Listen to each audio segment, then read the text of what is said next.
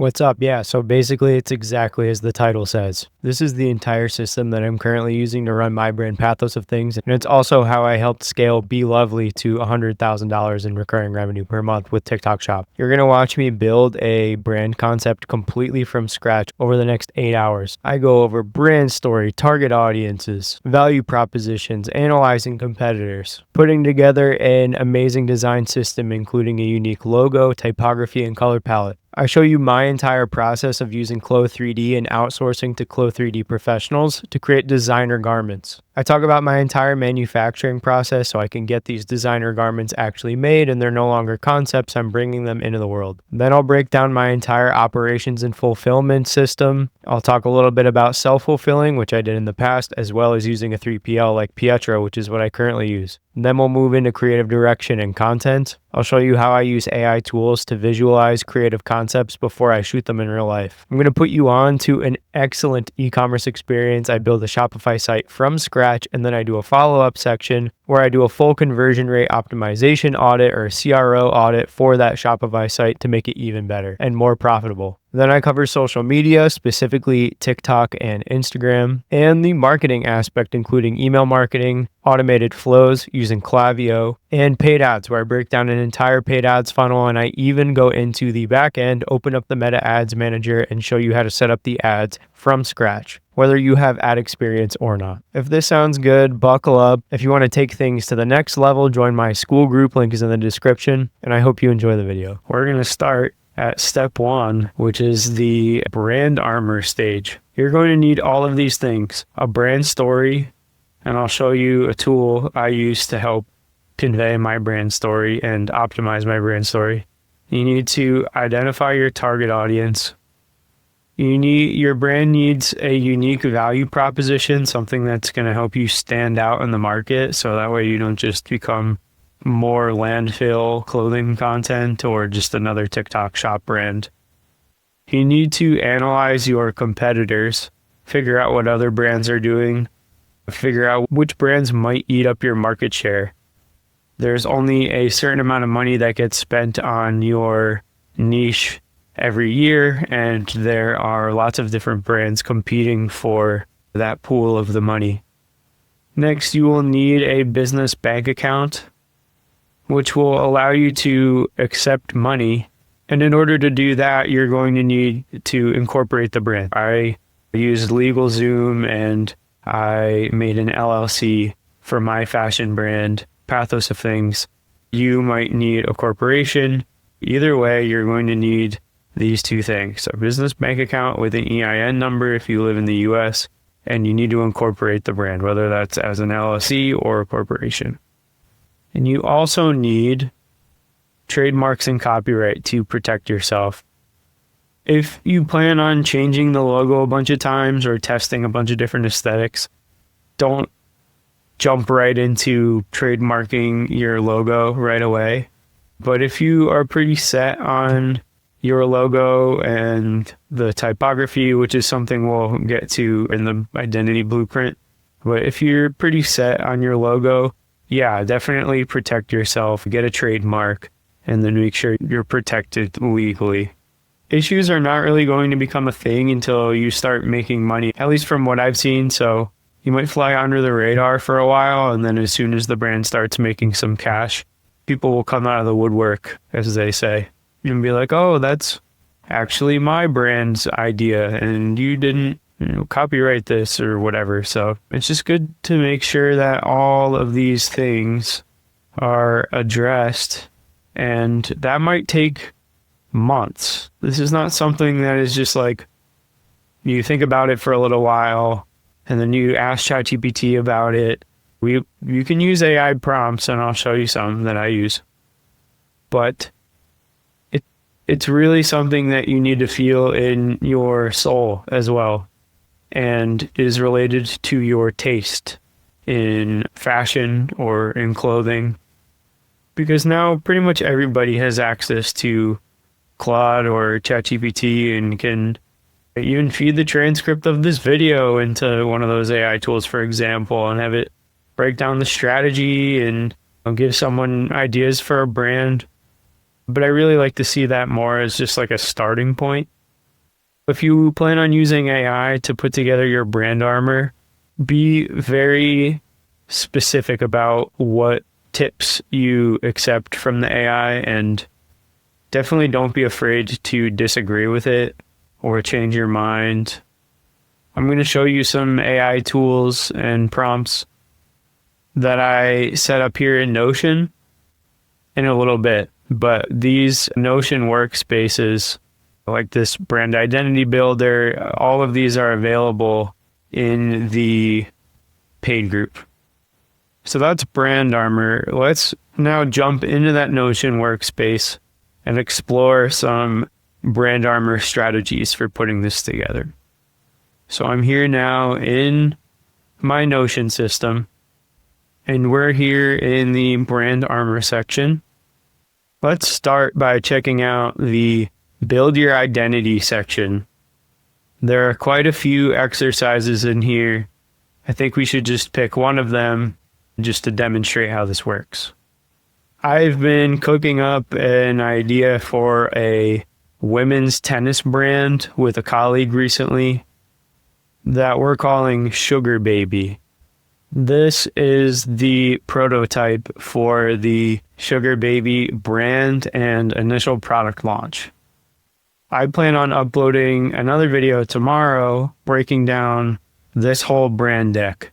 But for this video, I want to just demo the Notion template and work on some of the brand foundations for this made-up brand.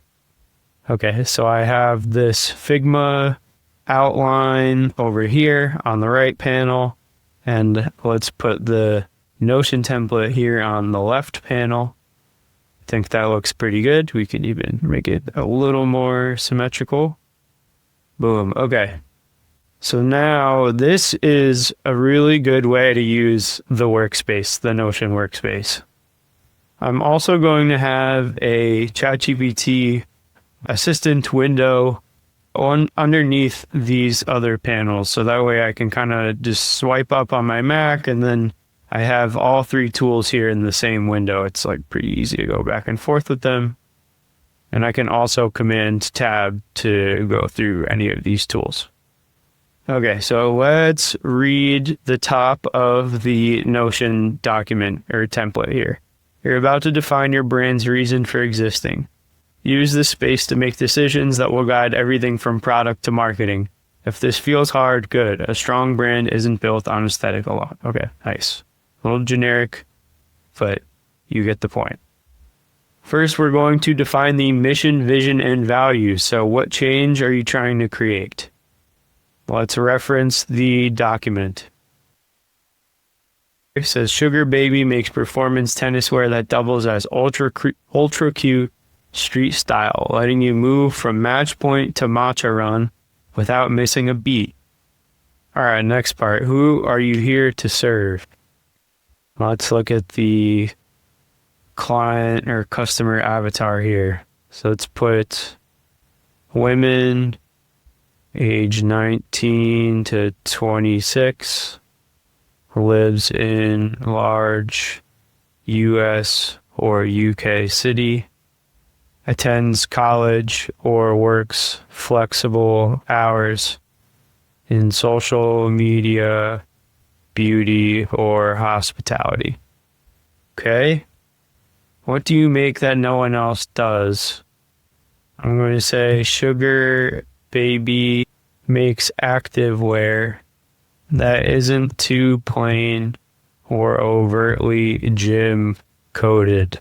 Every piece is engineered to pass the, say, bounce test, serve, lunge, sprint, and the camera test, flattering angles, pop color, stitch. Maybe let's elaborate on the activewear that isn't too plain or overtly gym coded. Competitors either look cute or athletic. Say we'll drop a micro collection of exactly 3, because we have 3 fits here. Exactly 3 mix and match pieces, and we'll drop every 6 weeks. Okay, that seems pretty good for now. Sugar Baby makes activewear that isn't too plain or overtly gym coated. Competitors either look cute or athletic. Micro collection of exactly 3 mix and match pieces. Drop every 6 weeks. Every piece is engineered to pass the bounce and camera tests. And let's maybe elaborate a little bit. Competitors either look cute or athletic. Sugar Baby is both. Play tennis match and then go to brunch in the same fit without looking sweaty. We can even elaborate on that and say the customer won't be sweaty because the fabric has moisture wicking technology. Boom. Let's say I like this one. Sees being cute as a competitive sport. Loves endorphin rushes. Workouts, social buzz, Instagram likes. Nostalgic for Tumblr era Y2K, but demands modern fit and tech fabrics. Nice, okay. All right, so that's the mission exercise. Let's do the vision exercise and the values exercise. And then we're going to feed all that information into the custom GPT and then just have a little chat about it. What does the world look like when your brand succeeds? First and foremost, more young women tennis players will have more cute tennis outfit choices on the market. More TikTok content about tennis gets created. Tennis back in the zeitgeist. Tennis becomes less stiff culturally. We're going to start seeing more culture eases up to cute and sultry vibes, which we'll say is less formal or maybe less traditional. Which then actually, wow, that ties into this next one. So what long-term cultural or emotional shift do you want to help shape? Tennis back in the zeitgeist. Tennis becomes less stiff culturally. Okay, so that's kind of plain. I'd say being sporty and healthy is the trend. Yeah, that's a good one. And now actually I'm going to put the TikTok one back in the first section. What does the world look like? That's something that is definitely going to happen. I think that's a byproduct, but I don't know if that's a long-term cultural or emotional shift. Like more TikTok content. I guess that's maybe a short-term cultural or emotional shift. But it remains to be seen if that would really stick. But I think if it does, then tennis is back in the zeitgeist. You start seeing a lot more Wimbledon content in your feed, even if you don't really like tennis. All right, I digress. Let's go down to the values exercise. Pick 3 to 5 values that matter most. Let's say cute, but also hot, but also sporty. That's going to be one value. Money-minded. Let's say allergic to hard work. Because even if they do work really hard, they don't want people to think they work really hard. They want to keep this perception that life is just really easy and just comes to them very easy, like the lucky girl syndrome. Let's say main character energy. Okay, then there's a positioning map. We'll skip that for now. If you want to play around with that, get the template yourself. Tone of voice selector. You could pick some tones just from this list And then, all right, for the sake of this video, I'm not going to write out all these Instagram captions, but I am going to show you how I would use the custom GPT to give me some feedback and analyze my ideas so far. Okay, the first thing I'm going to do, and that you should do if you're following along, is open up the custom GPT project that we set up together in the Pro group. There's also a custom GPT if you'd prefer to use that, but I'm going to keep this in one project because every time I make a video about it, I'll just reuse this project, and then that will give the AI more context about all the different things we've been building. So the instructions are already in here. Again, grab them in the Pro group that's available from day one. I'm going to start off the prompt with this section here straight out of the Notion template. So it starts like this: list the key values here. So I'm going to fill that out. Let's put that, and I'll erase the quotes. Let's put that down there. Let's copy and paste all of the key values from the Notion template that we put here together. Okay, so that's part 1 of the mission exercise. Here's part 2 of the mission exercise. Part 3 of the exercise. I'm going to use Markdown format. I'm going to call this the mission exercise. I'm going to make this 2 hashtags actually. And above that, I'm going to have one hashtag, and then I'm going to say new project. I need you to analyze the brand identity for a brand I've been planning named Sugar Baby. Now let's put in 2 hashtags, vision exercise, and then I'm going to copy and paste the section of the vision exercise. So that's part 1. Here's part 2. Okay, now 2 hashtags again, values exercise, key values. Cute, but also hot, but also sporty. Money minded, allergic to hard work, main character energy. What information can I provide to you in order for you to best help me gain clarity? So before I launch that off, I'm actually going to attach some screenshots from the brand. So I made these in Midjourney, and I'm going to make another video about how I prompt using Midjourney and create images like this. But if you want to just get that now, sign up for the Pro group. I have AI and prompting guides in there. So then let's actually add this one here with the graphic design on it as well. You can add a ton of images. Then we'll add this as like a big screenshot. And we'll add this. And then we'll add these. I'll just do like one big screenshot for that. And now it should have some good context. I want to make sure O3 is activated because currently, as of July 13th, that's the most advanced model so far. Make this big, and then I'll press send. Okay, O3 is thinking. Here we go.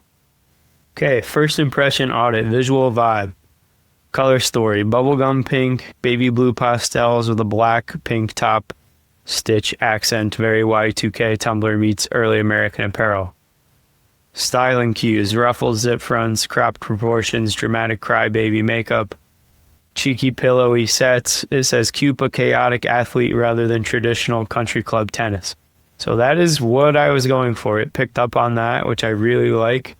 The crybaby makeup, but it's also like kind of bloody. Like this video I came up with, it's a little awkward because of the arms morphing together, but it really is kind of like her smashing a pillow with a tennis racket And then the ad is, my sugar daddy is dead. Everything is 30% off while I audition a new one, which actually ChatGPT mentions here. With my copy tone, it's meme tier irreverence, borderline not safe for work, zero politeness filter, which is exactly what I was going for with this. So that's cool. Overall, the aesthetic nails main character on center court, but the personality still vacillates between playful empowerment and shock humor. Let's tighten the intent so every touch point feels deliberate, not edgy for edge's sake. Okay, it's totally fair. I'm game. Where the current brand statement is strong. Mission, element. What's working, why matters. Okay, I like that. It split it into a little table for me. The mission element, from match point to matcha run, captures the on/off court utility in one line. Why it matters, built-in story for product benefits and lifestyle. Okay, nice. Customer snapshot, age, city, job types, Y2K nostalgia are specific enough to visualize. Helps versus decision on pricing and channel partnerships. Product guardrails, pass the bounds test, and the camera test is memorable and testable. Okay. This translates tech features into social proof. Look good, no wardrobe malfunctions. Drop cadence, 3-piece micro collections every 6 weeks. Keeps choice anxiety low. Supports scarcity and fresh content loops.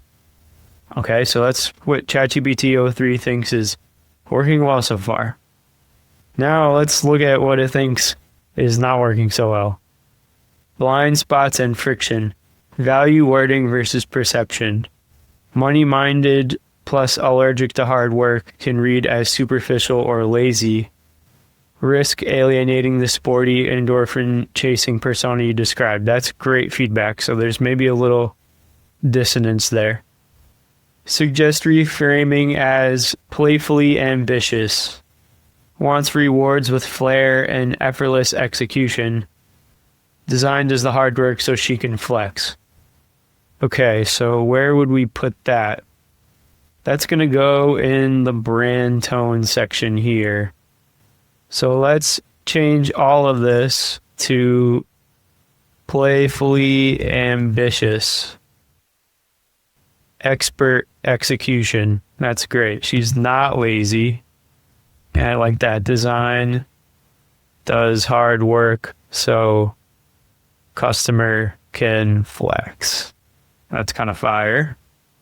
Shock copy ceiling. Sugar daddy jokes are punchy on IG stories, but will retailers, PR partners, or college team collabs repost it? Decide your red line early. Okay, we'll come back to that. Performance proof. You promise moisture wicking bounce proof fits. Great. What are the lab specs, fabric names, or athlete testimonials that validate performance? Price quality positioning. No mention of MSRP. Are we talking girlfriend collective or aloe tennis tier? Without it, it's hard to map competitors or margin strategy. Nice. Okay, next, long-term cultural shift. Vision speaks to tennis back in the zeitgeist, but YU versus Nike Court, Paloma Will Tennis, or Wilson's fashion collabs need the POV that only Sugar Baby can bring. To embody the values consistently, we need clarity on... Think of this as homework you can send back. Voice and language, list 4 to 6 brand voice adjectives. This will help to shape copy guides, product names, customer service scripts. We need product specs, so fabric composition, factory partners, tech claims, price range. To research the market and defend a premium pricing. If we decide that there's maybe a gap here, then we'll need to add more value to the offer, whether that's in the product itself, so we improve the fabrics, or we improve the customer experience, like the packaging or the shipping. Maybe we offer some kind of free shipping if we need to wait to increase the product quality. But usually I think improving the product quality is the first step here in defending premium pricing. Next is founding story. So that's more important than ever. I have my own brand founding story that I'll show you on the Pathos website really quick. So if we open this up and press the About page, we see here Pathos of Things is a brand by Chris Drago. That's me. I have my mission statement and I have some text here, which I spent a long time refining. So for Sugar Baby, I don't have a founding story like that because this is just a fake brand or a brand concept that I've been building and really have only been building for the last like 2 days. For the next video or in a future video, when I'm really breaking this down more, I think I will probably come up with a fake founder, and then that'll be a fun exercise. Like I'll do a founding story. But the reason why you highlight the founder is to add authenticity and media-ready narrative. Anyone can start a fashion brand or a clothing brand these days. Anyone can go on Alibaba and find a manufacturer. And that is flooding the market with cheap streetwear and women's fast fashion specifically. So having a founder story makes it cool or cooler, at least if it's like the founder is putting out fast fashion because they're still learning. That's like a cool part of their story, and it can be used later when the brand grows and they're doing cut and sew, they're doing designer. They can look back on it and be like, yeah, I was printing on blanks. Yeah, I was doing like crappy mock-ups. That's exactly what I'm doing. And now I'm doing full cut and sew, and I explain my mock-up and print on demand days on these YouTube videos and in the Skool group. There's no shame in starting there. But in order for that to be cool and for you to not just have another low quality brand, you got to be on camera more, make more content, do voiceovers, share more of your story with social media specifically. Next, we'll research the competitive set. So I'll need to name 3 brands that my customer or Sugar Baby's customer buys now and what that customer loves/hates about the brand, which will pinpoint the white space in design, price, or tone. White space meaning just like product market fit, just where our brand or Sugar Baby as a brand is going to fall into the market and not be stepping on anyone's toes and not really having to worry so much about competition and market share. Distribution plan, direct to consumer only, boutique pro shop placements, pop-up strategy. That's something great to think about. Boutique pro shop placements, that's super niche, that's super country club, but I think that's a great way to embed it in the culture of tennis. Like all the hip, young tennis pros that work at, I don't know, prestigious country clubs, like let's say like Westchester Country Club in New York, there's definitely a gap here where it's almost like irreverent meme lingerie meets sports brand. I kind of want to have it go more pro. Like a real pro is not going to want to walk out on the court like they're in tennis lingerie. This is a little more formal. I think I might iterate more on this idea where it's like a nylon sport polo. I think that's really cool. I think I'll probably iterate on that more and have the general direction be a little less Sugar Baby, Sugar Daddy joke. But I think because the nature of the name Sugar Baby, which could be changed, I think that's going to naturally attract like a pretty specific audience. So I'll have to flesh that out more as well. Visual identity rules, hex codes, typefaces, logo lockup. So I already made those. So I can just feed that in directly. Just take a screenshot of this board, feed it into ChatGPT. Community rituals, any content series, challenges, loyalty perks. It turns main character energy into shareable moments. Yeah, so I think this is funny and would go crazy on TikTok. Having this teaser campaign where it says, my sugar daddy is dead, everything's 30% off while I audition a new one. So on e-commerce or direct to consumer, the customer will get a discount code, something funny like down bad. We'll limit it to 48 hours. That just locks in the FOMO and the scarcity. And then post-sale, and this is also something we can blast out in social media ads, is we could have a funny challenge on TikTok called Sugar Redeemer, which is a referral program. If buyers bring a new daddy or a friend who purchases, they receive a limited charm that doubles as a key to unlock pre-orders. So we could shoot some content about that. We could even hire some actors, like a girl that would wear Sugar Baby coming in with her much older, rich, handsome sugar daddy. I think that would be really funny and go viral on TikTok. Then once I submit all that to ChatGPT, which I'll do separately or in a different video, is the custom GPT that I built will help put together a brand filter checklist, voice and copy Bible. Basically, this is just going to be the blueprint for the brand tone of voice and for any ad copy. that I write or have AI help me write.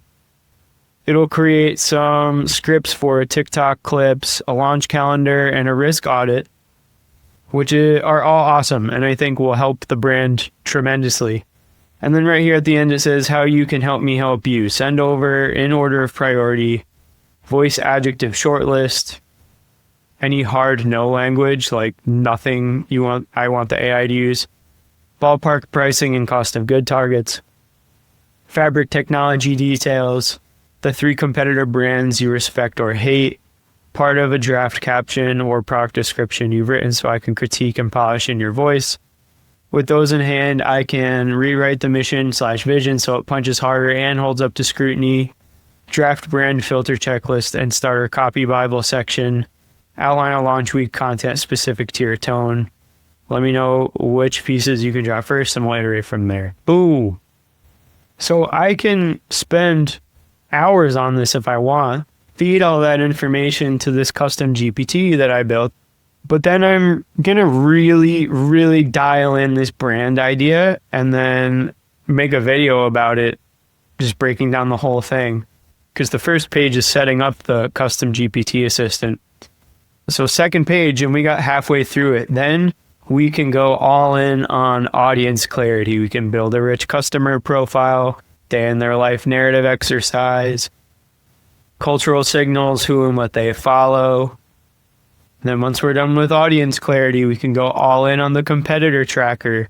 And these all build on top of each other, right? So every conversation that I have here with ChatGPT, because I'm using ChatGPT specifically, it's going to have memory of these conversations to regain context about what we've been working on.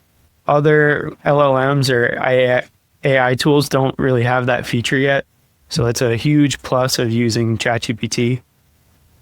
But also we can copy and paste these conversations into other sections of the Notion template and then just keep feeding it to the AI and building and building and building until this thing is fully fleshed out. We have the audience dialed in, we have how much we should price the garments, what they should be made of, have manufacturing figured out, shipping and fulfillment figured out, logos, typography, and color palettes all dialed in.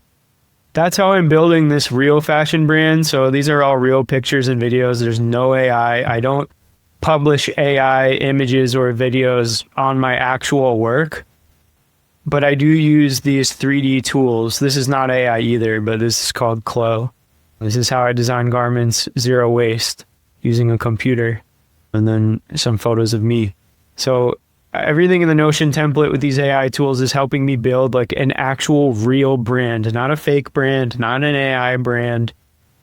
But I leverage AI in a way that really lets me dial in the real things and gain clarity on what actually matters. So I'm not wasting my time worrying about ads when I don't have my brand foundations dialed, things like that. It just helps me save a lot of future mistakes and it helps me save money long term. All right, so I think I'm going to end this video here. There's so much more to the Notion system that I could make this video 10 hours long. I'm going to tighten up some of the actual brand foundations for that fake brand Sugar Baby.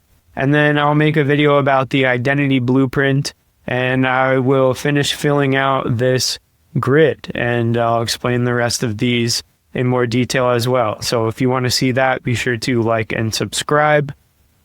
If you want access to this entire thing, I go way more in depth in the Skool group. I'm running a free trial right now, link in the description. Leave a comment if there's a topic you'd like me to make a video about in the future, and I will see you in the next one. What's up, everybody? Welcome back to another video. Today's video is building on yesterday's video, which was all about brand armor, or step 1 in the full fashion brand system or fashion brand vault system. And today we're going over step 2, which is the identity blueprint. This is, in my opinion, the most important module here. I think a lot of people skip this. They skip the brand armor too, but if you skip the identity blueprint and then go straight to making content or go straight to marketing and try running paid ads, which we'll get to in the next videos, so like and subscribe. But if you skip these and then try to go straight to the later steps, you end up wasting a lot of money and a lot of energy. And then that's when I see a lot of brands quit, or when they decide they need to do this crazy rebrand or pivot. If you can nail this, you will avoid problems at every other step of the way. If you want to get the entire Fashion Brand Vault system with all of the modules and all of the Notion templates and videos, you can get it at the link in the description. I look forward to seeing you in there and connecting with you. And if you're really just a beginner, you can get the free version of the Fashion Brand Vault. There's a starter kit in here with maybe 2.5 hours of video content, and then there's an upsell for you to join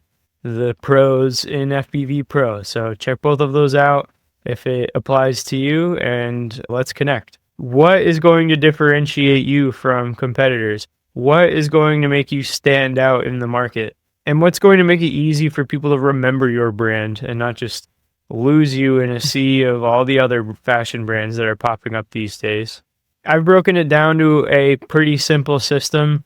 Unique brand identity equals logo, typography, and color palette, and then spread consistently across all channels: social media, press and editorial, the website, and the packaging. If you could do all these things, then it will create a unique brand identity. If you watched yesterday's video, you know all about this little fake brand that I've been building called Sugar Baby, with these pastel clothes and some AI generated images and videos. This is just like a test brand. I think that making mock-ups and test brands is a great way to practice being a brand owner and a creative director. So yesterday we filled out the brand tone, the audience and ideal customer avatar. So we really just started putting together how we wanted the brand to look, how we wanted the brand to feel, how we wanted the brand to sound, and then put together some mock-ups. I'll end up building the full email marketing and paid ads campaign in another whiteboard. I'm actually also thinking about doing a little like Shopify live build. So here is the example of the Sugar Baby logo, at least the logo that I'm rocking with for now. So that's the logo. I'll check off the logo box. Next, for typography, I picked Inter as the headline and Helvetica Neue as the body font. So that's typography.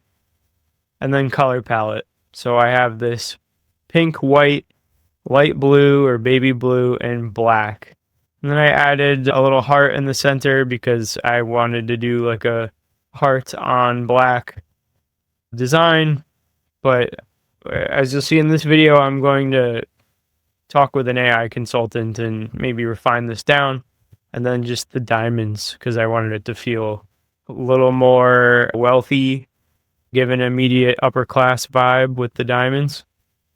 So that's the color palette. Determining the logo, typography, and color palette can be brainstormed with AI. However, when it comes to such visual topics, it's really good to trust your gut. I think I'm starting to see too many people get lost just following whatever ChatGPT suggests, especially if you aren't prompt engineering or adding like a custom XML prompt like I provide in the Skool group. Chances are the AI is not going to have enough context, and it'll probably lead you in the wrong direction. So trust your gut, trust your taste. Those things take time to develop and practice. But the more that you do this, the better you'll get at it. I am biased, but I personally like to use my Notion Vault for completing these different sections step by step, like the mood board and aesthetic direction, the color palette builder, the typography planner, brand touch point tracker. Basically, what each one of these little modules is a workspace that you can fill out, and it comes with a pre-built AI assistant.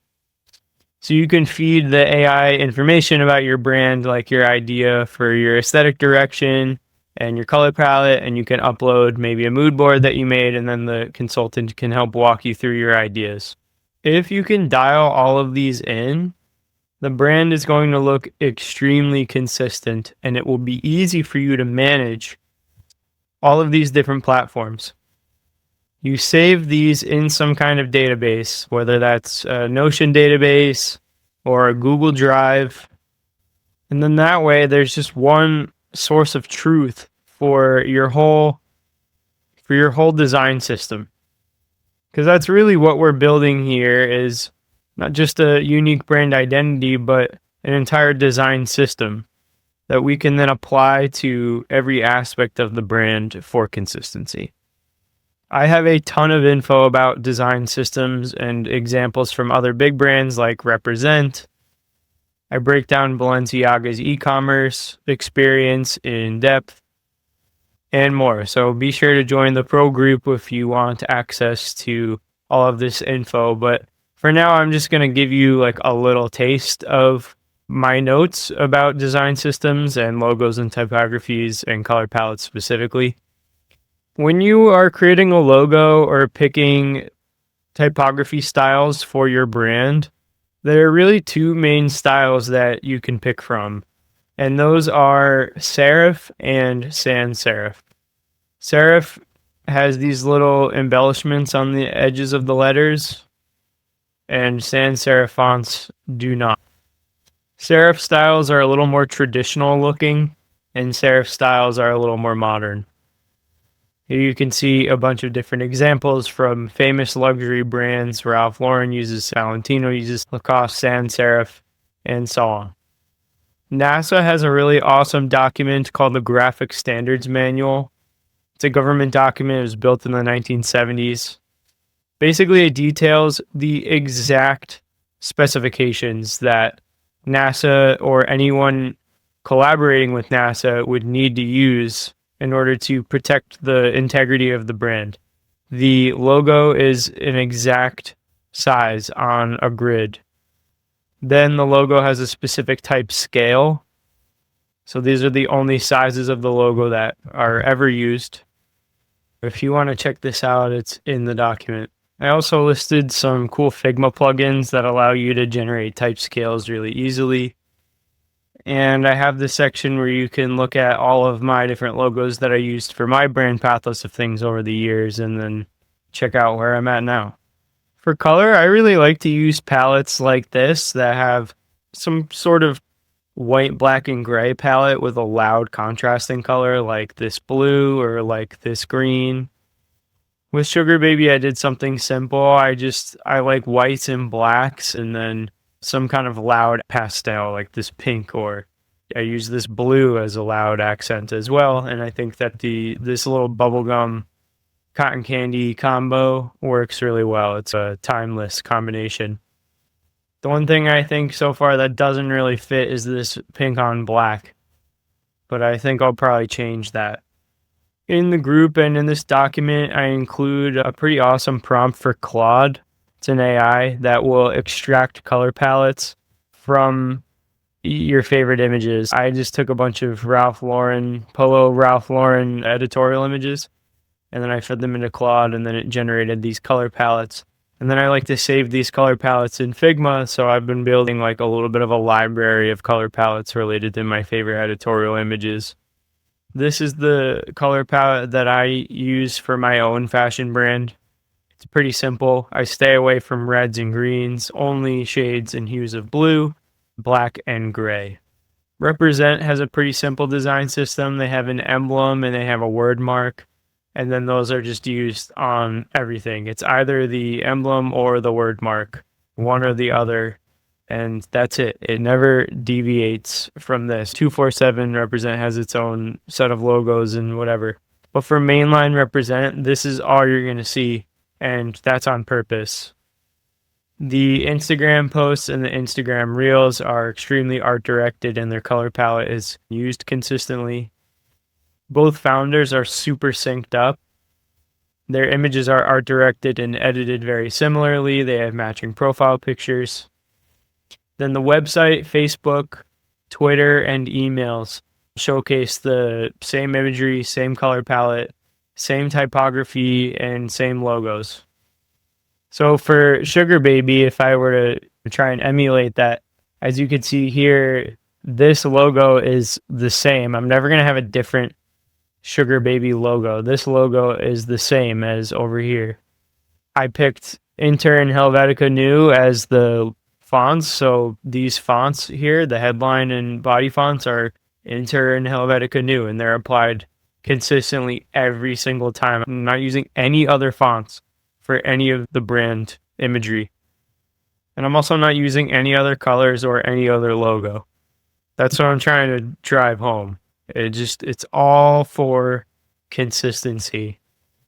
If your brand doesn't look consistent, it's going to look amateur. If your brand looks amateur, it's not going to make any money. So make sure that your identity blueprint, design system, whatever you want to call it, is dialed in. Follow these steps and use my Notion template. Speaking of Notion templates, here is one section called the Color Palette Builder.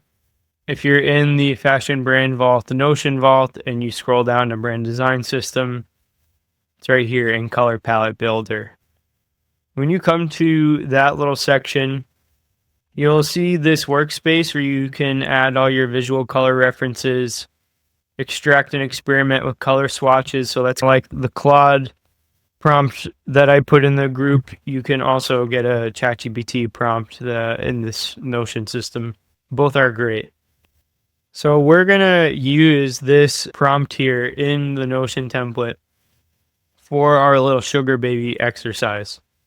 So it says, here's my brand palette so far with hex codes and rough rolls. And then I'm going to paste the tablet and swatch notes in the chat. And then I'm going to say, is this color palette cohesive and versatile? What tone does it communicate? What tweaks would you recommend to better match my brand values and aesthetic? Okay, so let's copy that directly from the template. Then I'm going to go over to this identity blueprint custom GPT project that we configured with the system prompt in the FBV Pro group. So if you want the instructions for this custom GPT yourself, you can sign up for FBV Pro and grab them. So let's paste that prompt in here. It says, here's my brand palette so far with hex codes and rough rolls. So I'm going to take a screenshot of this palette here and then drag it into the chat. I can grab the hex codes here in Figma. So this one is FC8, FC4. I'll paste that in there. Then we have white, which is just F a bunch of times. Then we have this baby blue color. Paste that here. And then this charcoal black color is the last one. I'll say I attached an image of the palette. Is this color palette cohesive and versatile? What tone does it communicate? And then let's ask something like that after we see what it says here in the initial conversation. Okay, now it's writing the analysis. Cohesiveness. Pink. Visual role. Hero accent / emotional hook. Sits in the red-violet range, so it bridges warm and cool palettes. Pairs cleanly with both the baby blue and charcoal. Nice. White gives the pastels room to breathe. Baby blue, secondary accent, a low saturation cyan that complements the pink without fighting it. Charcoal prevents the scheme from drifting into Instagram pastel mush. I never really thought about it that way. Diamonds for texture, not a color. Yeah, that's true. It's good that it picked that up. Adds literal sparkle, but it's a material, not a hue. Treat it like foil stamping or motion overlay, not an everyday brand color. That's a great point. Overall, the set hangs together because every shade is either very light or very dark, nothing mid-tone. So hierarchy is clear and contrast is strong. So that would explain why I like these types of palettes. Personally, I gravitate towards palettes that are either very light or very dark or a mixture. No midtones. That's a personal thing that I'm now actually just realizing about myself as a creative director. This is already a really good thing for me to practice myself, even though I built these Notion templates and I sell them. I still use them myself. It's not like I just made them for other people. First and foremost, I made them for myself so I can get better at creative directing other brands and my own brand. Next critique, versatility with positives and watch outs or negatives. Positives, digital UI, the charcoal on pink, blue, white hits AAA contrast easily. Text legibility won't suffer. Print and packaging, pastels can shift when printed CMYK, but your dark anchor prevents a washed out look. Okay, yeah, that makes sense. So basically, if the logo is black against a pink polymailer or a light blue polymailer, even if the shade of the pink or blue gets washed out or something just because of the nature of packaging and how it works, like it will still be easy to read because it's a black logo on a light color. Seasonal range, swapping in deeper tones of the same hues lets you create autumn winter variants without rebranding. Okay, cool. So it gave me some specific hex codes here. Let's load those into Figma and see. So here's a darker version of the pink. It's not much of a difference. What else we got? 6BB3F6. Okay, yeah, that's not much of a difference either. Really, we could go even darker with it. This blue can be maybe like this color, and then this pink can be like even this color, and then now that's a winter. So we could have like spring, summer, and then a fall, winter. Something to think about. Okay, now let's read some of the things to watch out for. Pastel on pastel, pink text on blue or vice versa, fails accessibility and can look juvenile. Okay, I had no intention of putting pink on blue. But yeah, let's actually test that and just see, just so like, that's easy to read. That's easy to read. Black on light pastel color, like that's easy. But let's say this was blue and now this one was pink. That's way harder to see and looks juvenile. I agree. This looks like a little kid brand. But the black on the light color, this is easy to read and it definitely looks a little bit more mature. Okay, then we see some tone and brand signals, playful optimism, approachable luxury, modern confidence.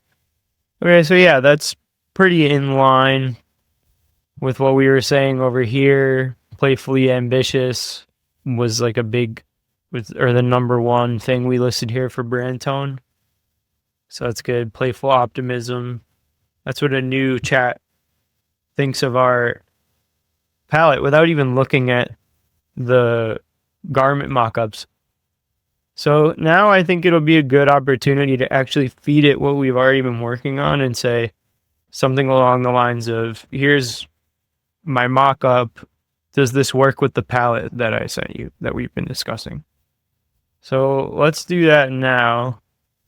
Let's just do, we'll add just the clothing mockups for now. And then we can do some of the on-model mockups. And then I'll do these too. Yeah, okay, so it's like that. Here are 2 garment mockups using that palette. What do you think? Is it cohesive? And I think I just used ChatGPT's image generation for these garment mockups. They looked like this originally, and then I removed the background and then spiced them up a little bit. But then the rest of the human model AI generated images were done with Midjourney. Okay, here we go. Color-wise, yes, but you're only using 60% of the palette. Design-wise, they sit in the same aesthetic family, but a few details are tugging them apart. Here's the granular look. Both garments rely on a single pastel field plus a tiny white or light accent, so your eye reads them as siblings. Neither introduces an outside hue, avoiding palette creep, but why cohesion can break down in a larger line. Without the charcoal anchor, a full rack of pastels can look like different brands sharing a rail. Okay. Diamond, the luxury signifier, is only applied through the zipper's shine. It's not yet a recognizable brand element. That's a good point. So I wanted to include this diamond here as part of the visual identity. But I agree, I haven't really incorporated anything that tackles this vibe necessarily. So how can we fix that? Thread charcoal into the trim language, standardize hardware plating. For future styles, explore a subtle diamond quilt stitch or a mini heat emboss of the stone facets. That's pretty cool. Silhouette and construction rhythm. The silhouettes are both athletic sundress, but texture talk is split. Sport Tech plus Y2K Club Energy, blue cottagecore trim on a clean rib, reads sweeter and softer. If the brand promise is playful luxury for social status, decide which direction is your hero dialect and bring the other piece 15% close. Examples: give the blue dress a charcoal contrast top stitch or a tiny metal logo rivet to echo the zipper hardware. Soften the pink sportiness by binding the armholes in white or adding a micro frill to nod back to the blue. Okay. The neckline and armholes are consistent for both dresses, which is good. For the waist treatment, the pink dress is paneled with a seam, and the blue dress, as you can see here, has a fully fashioned rib, so different shaping language. Maybe we could tie that together. Surface texture, perforated dots and smooth scuba. Blue dress, vertical rib. Competing stories. Feature detail, explosive, functional, sporty, frilled, binding, decorative, and girly. Divergent vibe. So now I'm starting to see the details just by reading this. I'm starting to see that even from first glance, these look like they fit really well together. But when I really dissect it, and I see here the silhouette and construction rhythm, I'm seeing how different they actually are. So I'll keep that in mind. Let's just keep reading for now.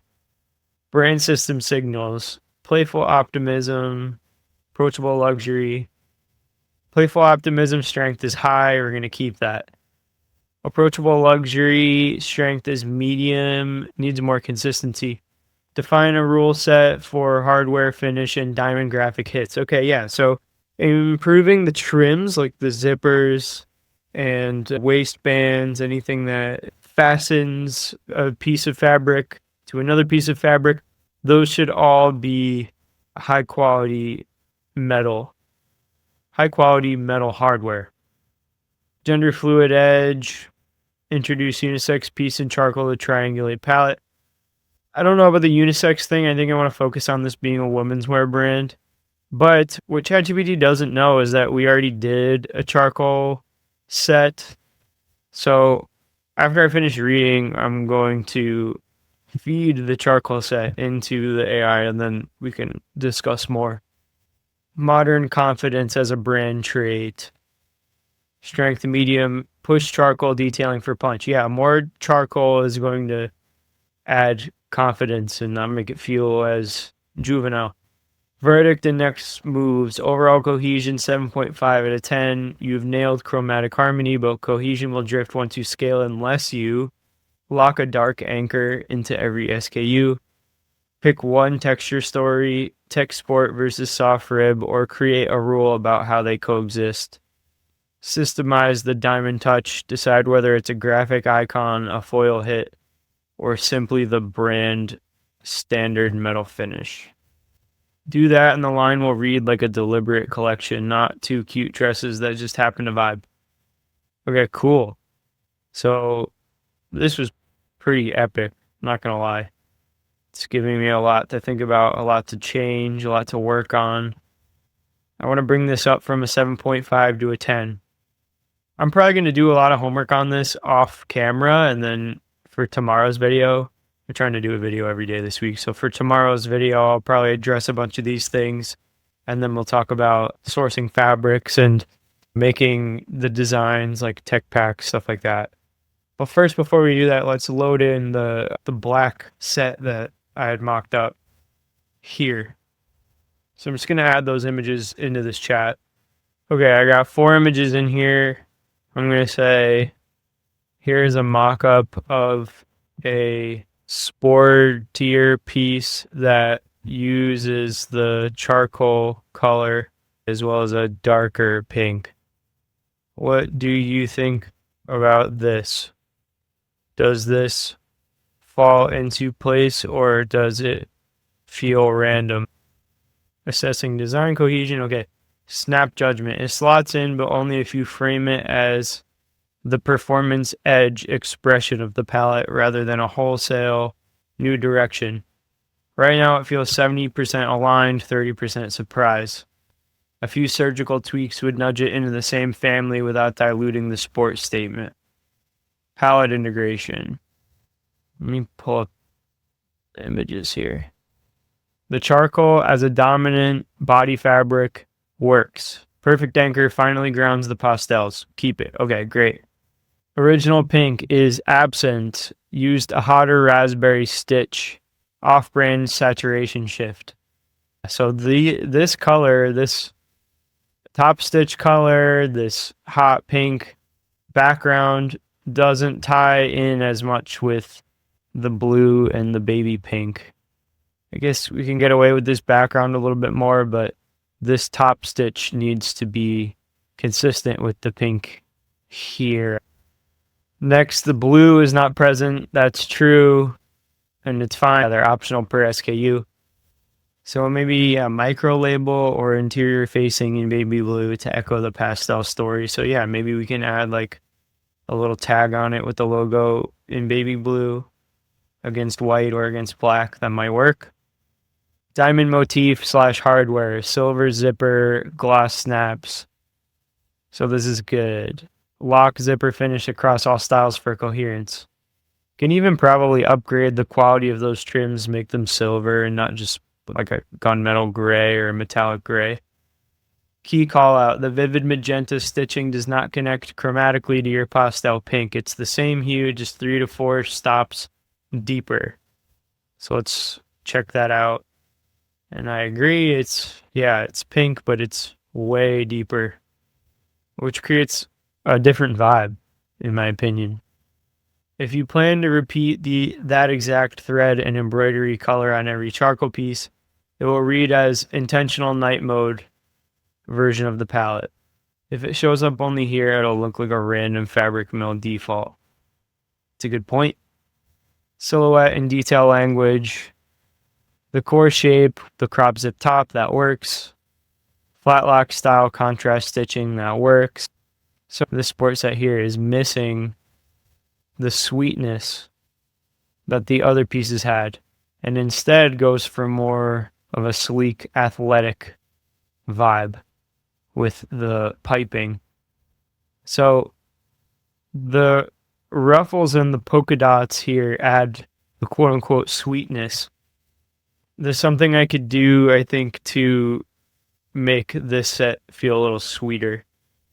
Maybe we'll definitely change the magenta like we've been discussing, but maybe also take out the lines and the piping and then either add back in some polka dots. Maybe we make that more of a theme, but I don't know. I'll have to think about it more. ChatGPT gave me a suggestion with a recurring curvy linear panel line across all styles. I can mock that up with the AI. Brand story continuity. Playful optimism could be more assertive. Need to keep the hardware polished and not matte to reinforce luxury. GPT keeps bringing up the unisex components, but I don't think that's really my vision for this hypothetical project. And modern confidence is very high in the sports set because it's pretty much all black. So here's a step-by-step action plan for tying the visual identity in together. The thread color for the pastel collection and the sport collection should be the same. So I can change this magenta-ish color to this pink pastel color here. And it can match this product. Add a baby blue bar tack on an interior pocket or size label so every piece carries at least one secondary. That's a great idea. I like how it considers this an Easter egg continuity device. Graphic consistency. Replace the heart with the same diamond facet icon you'll deploy elsewhere. Or lock the heart as the sport line mark and place the diamond on all core styles. I don't think I would do that considering Comme des Garçons Play uses the red heart. Currently, you've got both heart and diamond floating around as brand signifiers. Pick one per tier. So I'll probably just stick with the diamond. Lookbook sequencing. Shoot the charcoal cord sandwiched between the pink and blue dresses in a split backdrop to visually narrate the bridge. That's a good idea. So the final verdict is either codify this hotter magenta pink as a deliberate thing, like a one-off piece, but I don't want to do that. So instead, I'll probably replace it with the baby pink from the other piece. And this will feel random if it's the only piece with magenta stitching, so definitely going to change the magenta stitching. And it'll feel random if I start mixing hardware finishes on future dark pieces. So I'll just keep the trims the same.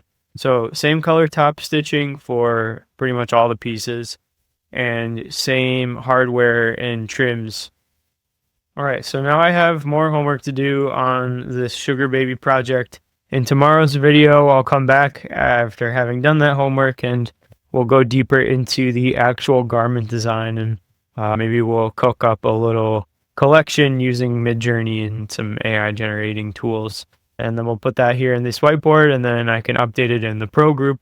So that's a perfect segue if you want access to all these whiteboards in my systems and more videos and access to Q&As and you want to DM me about your project and all that good stuff, join FBV Pro. What's up everybody? Welcome back to another video. Today's video is building on yesterday's video, which was all about brand armor or step 1 in the full fashion brand system or fashion brand vault system.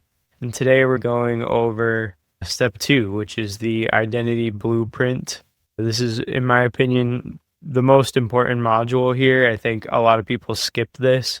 They skip the brand armor too, but if you skip the identity blueprint and then go straight to making content or go straight to marketing and try running paid ads, which we'll get to in the next videos, so like and subscribe. But if you skip these and then try to go straight to the later steps, you end up wasting a lot of money and a lot of energy, and then that's when I see a lot of brands quit or when they decide they need to do this crazy rebrand or pivot. If you can nail this, you will avoid problems at every other step of the way. If you want to get the entire fashion brand vault system with all of the modules and all of the Notion templates and videos, you can get it at the link in the description. I look forward to seeing you in there and connecting with you. And if you're really just a beginner, you can get the free version of the Fashion Brand Vault. There's a starter kit in here with maybe 2.5 hours of video content, and then there's an upsell for you to join the pros in FBV Pro. So check both of those out if it applies to you, and let's connect. What is going to differentiate you from competitors? What is going to make you stand out in the market? And what's going to make it easy for people to remember your brand and not just lose you in a sea of all the other fashion brands that are popping up these days? I've broken it down to a pretty simple system. Unique brand identity equals logo, typography, and color palette, and then spread consistently across all channels: social media, press and editorial, the website, and the packaging. If you could do all these things, then it will create a unique brand identity. If you watched yesterday's video, you know all about this little fake brand that I've been building called Sugar Baby, with these pastel clothes and some AI generated images and videos. This is just like a test brand.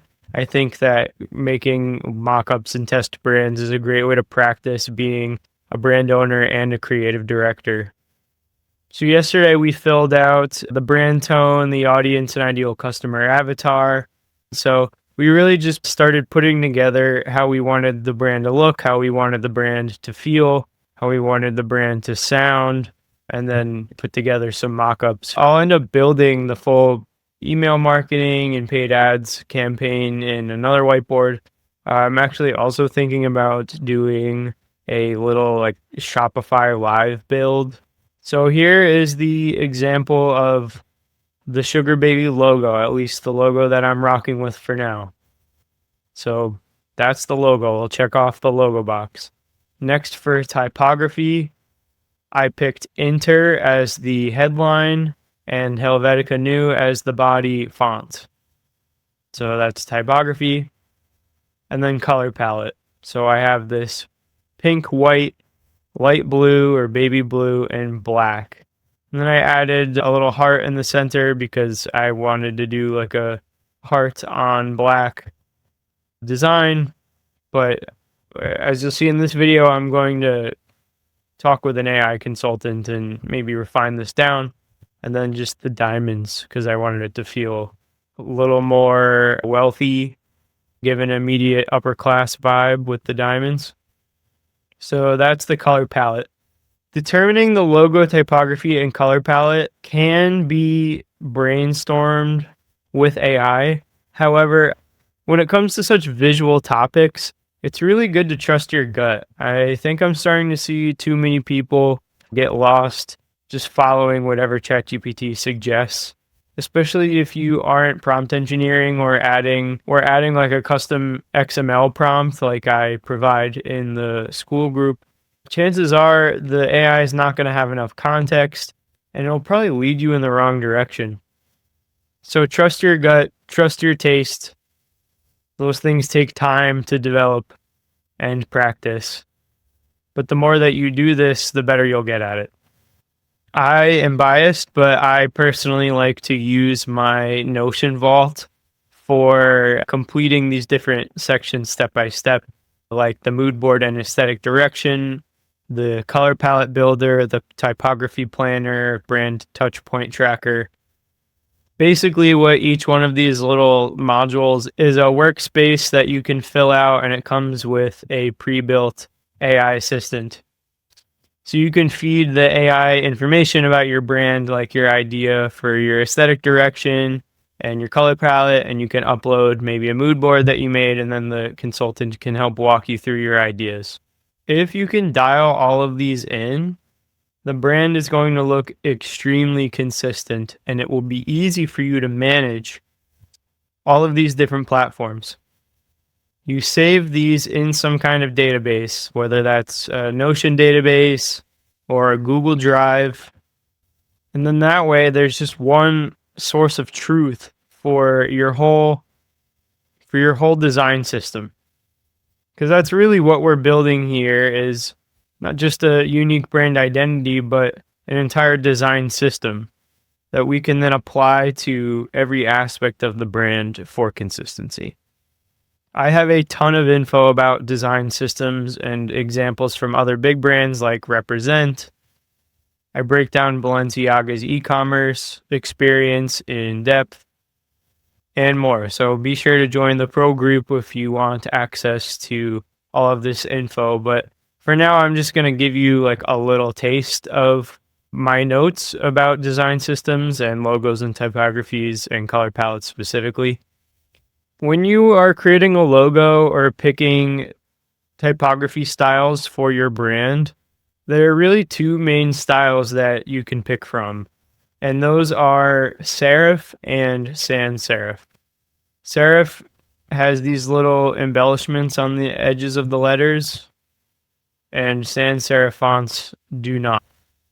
Serif styles are a little more traditional looking, and serif styles are a little more modern. Here you can see a bunch of different examples from famous luxury brands. Ralph Lauren uses, Valentino uses, Lacoste sans serif, and so on. NASA has a really awesome document called the Graphic Standards Manual. It's a government document. It was built in the 1970s. Basically, it details the exact specifications that NASA or anyone collaborating with NASA would need to use in order to protect the integrity of the brand. The logo is an exact size on a grid. Then the logo has a specific type scale. So these are the only sizes of the logo that are ever used. If you want to check this out, it's in the document. I also listed some cool Figma plugins that allow you to generate type scales really easily. And I have this section where you can look at all of my different logos that I used for my brand pathos of things over the years, and then check out where I'm at now. For color, I really like to use palettes like this that have some sort of white, black, and gray palette with a loud contrasting color like this blue or like this green. With Sugar Baby, I did something simple. I like whites and blacks and then some kind of loud pastel like this pink, or I use this blue as a loud accent as well. And I think that this little bubblegum cotton candy combo works really well. It's a timeless combination. The one thing I think so far that doesn't really fit is this pink on black, but I think I'll probably change that. In the group and in this document, I include a pretty awesome prompt for Claude. It's an AI that will extract color palettes from your favorite images. I just took a bunch of Polo Ralph Lauren editorial images, and then I fed them into Claude, and then it generated these color palettes. And then I like to save these color palettes in Figma, so I've been building like a little bit of a library of color palettes related to my favorite editorial images. This is the color palette that I use for my own fashion brand. It's pretty simple. I stay away from reds and greens, only shades and hues of blue, black, and gray. Represent has a pretty simple design system. They have an emblem and they have a word mark, and then those are just used on everything. It's either the emblem or the word mark, one or the other, and that's it. It never deviates from this. 247 Represent has its own set of logos and whatever. But for mainline Represent, this is all you're going to see, and that's on purpose. The Instagram posts and the Instagram reels are extremely art directed, and their color palette is used consistently. Both founders are super synced up. Their images are art directed and edited very similarly. They have matching profile pictures. Then the website, Facebook, Twitter, and emails showcase the same imagery, same color palette, same typography, and same logos. So for Sugar Baby, if I were to try and emulate that, as you can see here, this logo is the same. I'm never going to have a different Sugar Baby logo. This logo is the same as over here. I picked Inter and Helvetica New as the fonts. So these fonts here, the headline and body fonts, are Inter and Helvetica New, and they're applied consistently every single time. I'm not using any other fonts for any of the brand imagery. And I'm also not using any other colors or any other logo. That's what I'm trying to drive home. It's all for consistency. If your brand doesn't look consistent, it's going to look amateur. If your brand looks amateur, it's not going to make any money. So make sure that your identity blueprint, design system, whatever you want to call it, is dialed in. Follow these steps and use my Notion template. Speaking of Notion templates, here is one section called the Color Palette Builder. If you're in the Fashion Brand Vault, the Notion Vault, and you scroll down to Brand Design System, it's right here in Color Palette Builder. When you come to that little section, you'll see this workspace where you can add all your visual color references, extract and experiment with color swatches. So that's like the Claude prompt that I put in the group. You can also get a ChatGPT prompt in this Notion system. Both are great. So we're going to use this prompt here in the Notion template for our little Sugar Baby exercise. So it says, here's my brand palette so far with hex codes and rough rolls. And then I'm going to paste the tablet and swatch notes in the chat. And then I'm going to say, is this color palette cohesive and versatile? What tone does it communicate? What tweaks would you recommend to better match my brand values and aesthetic? Okay, so let's copy that directly from the template. Then I'm going to go over to this Identity Blueprint Custom GPT project that we configured with the system prompt in the FBV Pro group. So if you want the instructions for this custom GPT yourself, You can sign up for FPV Pro and grab them. So let's paste that prompt in here. It says, here's my brand palette so far with hex codes and rough rolls. So I'm going to take a screenshot of this palette here and then drag it into the chat. I can grab the hex codes here in Figma. So this one is FC8, FC4. I'll paste that in there. Then we have white, which is just F a bunch of times. Then we have this baby blue color. Paste that here. And then this charcoal black color is the last one. I'll say I attached an image of the palette. Is this color palette cohesive and versatile? What tone does it communicate? And then let's ask something like that after we see what it says here in the initial conversation. Okay, now it's writing the analysis. Cohesiveness. Pink. Visual role. Hero accent / emotional hook. Sits in the red-violet range, so it bridges warm and cool palettes. Pairs cleanly with both the baby blue and charcoal. Nice. White gives the pastels room to breathe. Baby blue, secondary accent, a low saturation cyan that complements the pink without fighting it. Charcoal prevents the scheme from drifting into Instagram pastel mush. I never really thought about it that way. Diamonds for texture, not a color. Yeah, that's true. It's good that it picked that up. Adds literal sparkle, but it's a material, not a hue. Treat it like foil stamping or motion overlay, not an everyday brand color. That's a great point.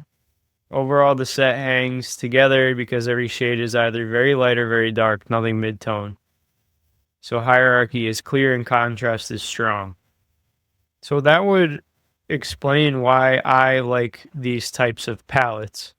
Personally, I gravitate towards palettes that are either very light or very dark or a mixture. No midtones. That's a personal thing that I'm now actually just realizing about myself as a creative director. This is already a really good thing for me to practice myself, even though I built these Notion templates and I sell them. I still use them myself. It's not like I just made them for other people. First and foremost, I made them for myself so I can get better at creative directing other brands and my own brand. Next critique, versatility with positives and watch outs or negatives. Positives, digital UI, the charcoal on pink, blue, white hits AAA contrast easily. Text legibility won't suffer. Print and packaging, pastels can shift when printed CMYK, but your dark anchor prevents a washed out look. Okay, yeah, that makes sense.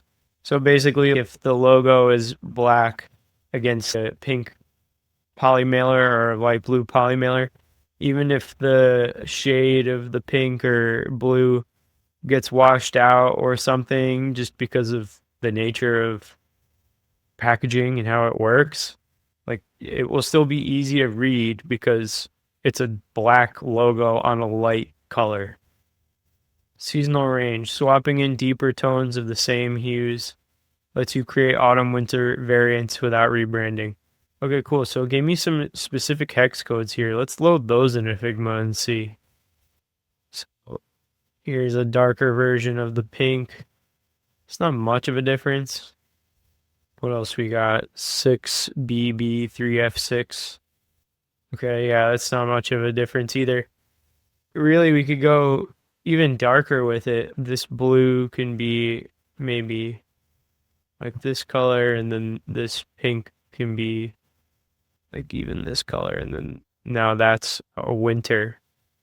So we could have like spring, summer, and then a fall, winter. Something to think about. Okay, now let's read some of the things to watch out for. Pastel on pastel, pink text on blue or vice versa, fails accessibility and can look juvenile. Okay, I had no intention of putting pink on blue. But yeah, let's actually test that and just see, just so like, that's easy to read. That's easy to read. Black on light pastel color, like that's easy. But let's say this was blue and now this one was pink. That's way harder to see and looks juvenile. I agree. This looks like a little kid brand. But the black on the light color, this is easy to read and it definitely looks a little bit more mature. Okay, then we see some tone and brand signals, playful optimism, approachable luxury, modern confidence. Okay, so yeah, that's pretty in line with what we were saying over here. Playfully ambitious was like a big, or the number one thing we listed here for brand tone. So that's good. Playful optimism. That's what a new chat thinks of our palette without even looking at the garment mockups. So now I think it'll be a good opportunity to actually feed it what we've already been working on and say something along the lines of, here's my mockup. Does this work with the palette that I sent you that we've been discussing? So let's do that now. Let's just we'll add just the clothing mockups for now. And then we can do some of the on-model mockups. And then I'll do these too. Yeah, okay, so it's like that. Here are 2 garment mockups using that palette. What do you think? Is it cohesive? And I think I just used ChatGPT's image generation for these garment mockups.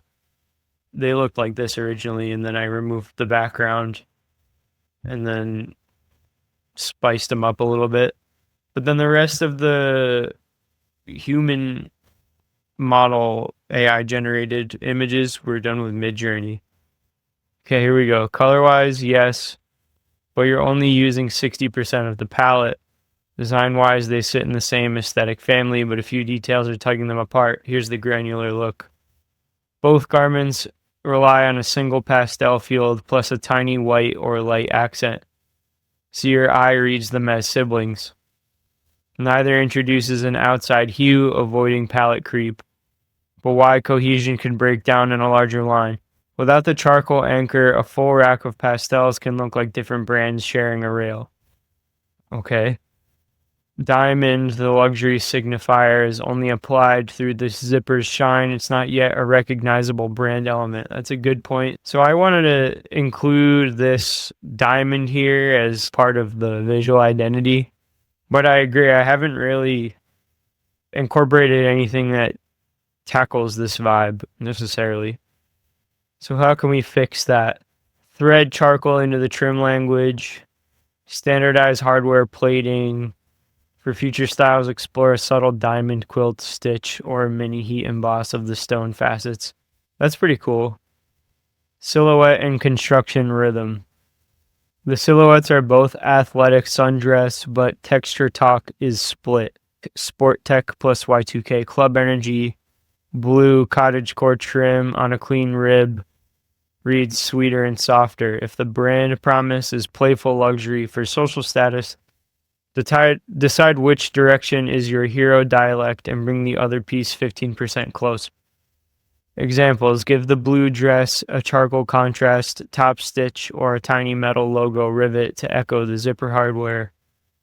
Soften the pink sportiness by binding the armholes in white or adding a micro frill to nod back to the blue.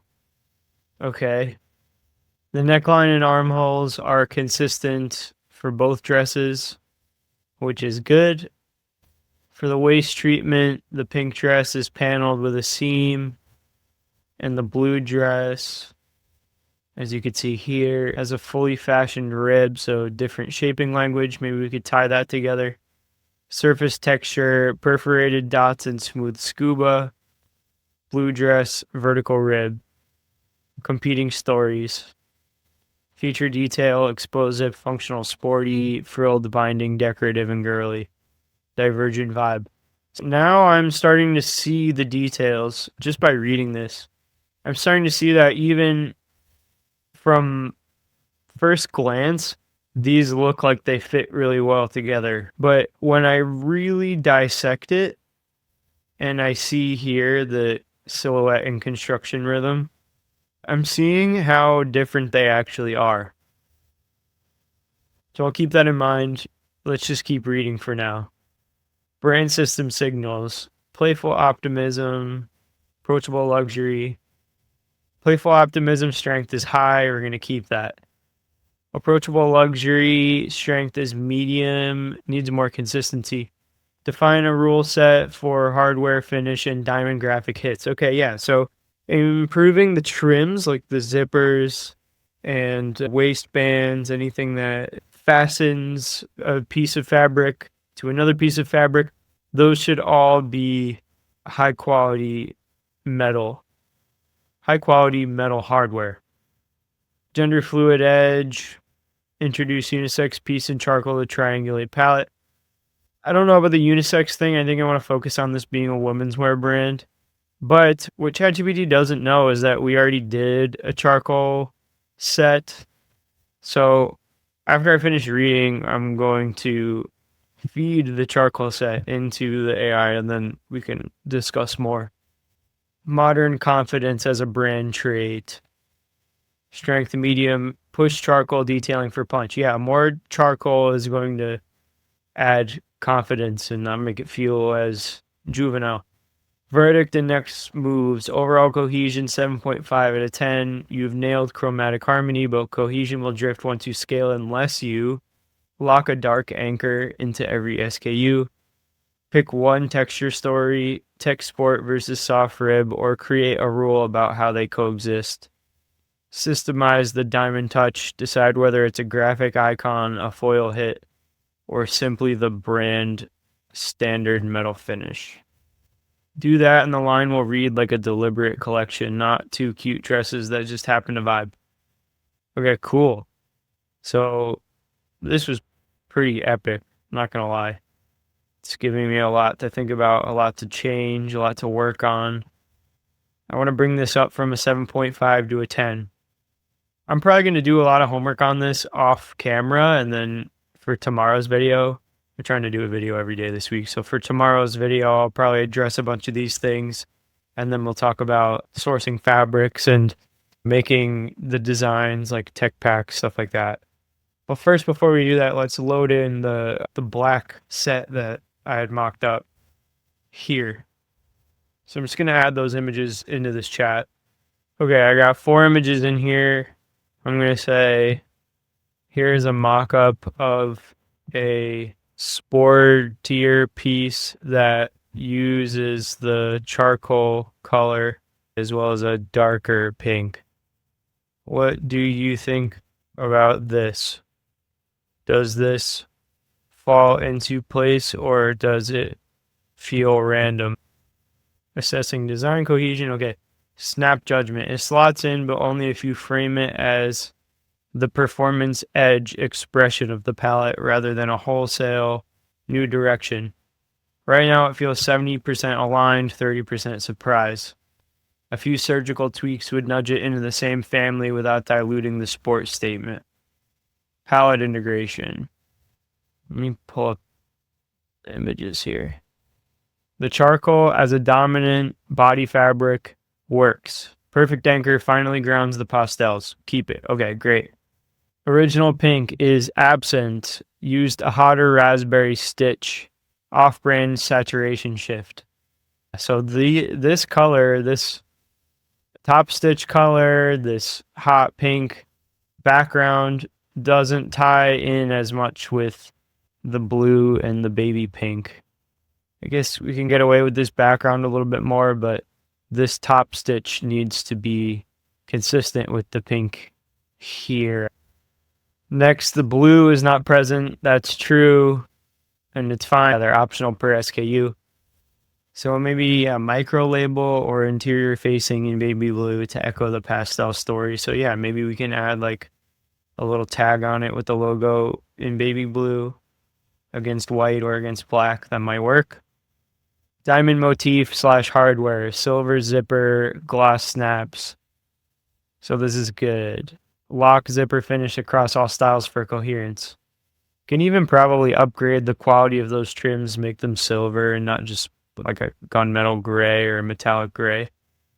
Key call out, the vivid magenta stitching does not connect chromatically to your pastel pink. It's the same hue, just 3 to 4 stops deeper.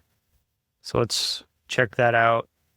And I agree, it's pink, but it's way deeper, which creates a different vibe, in my opinion.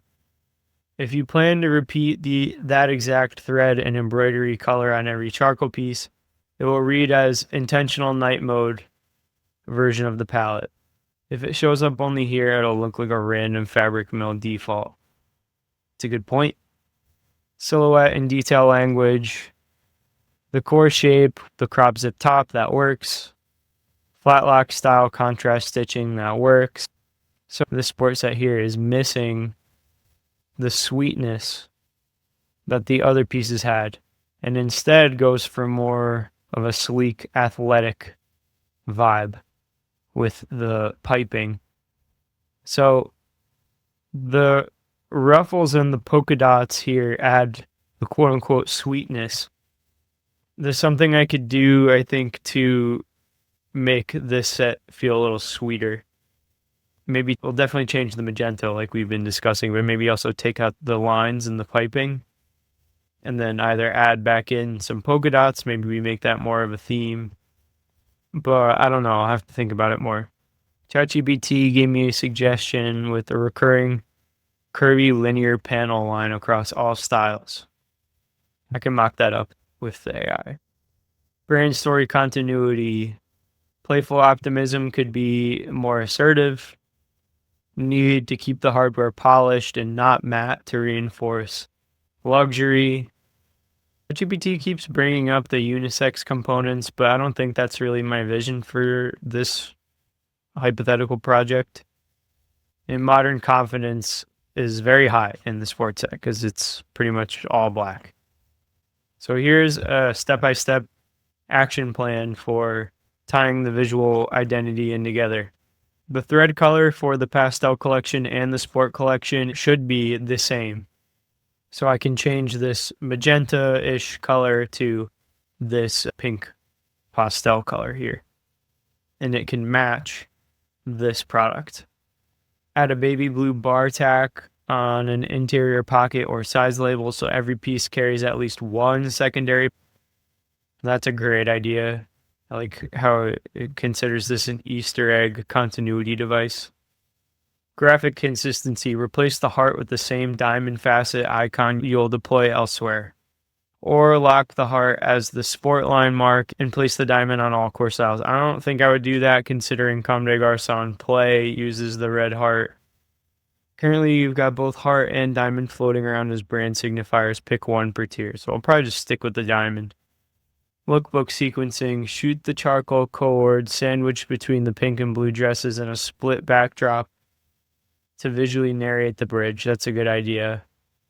So the final verdict is either codify this hotter magenta pink as a deliberate thing, like a one-off piece, but I don't want to do that. So instead, I'll probably replace it with the baby pink from the other piece.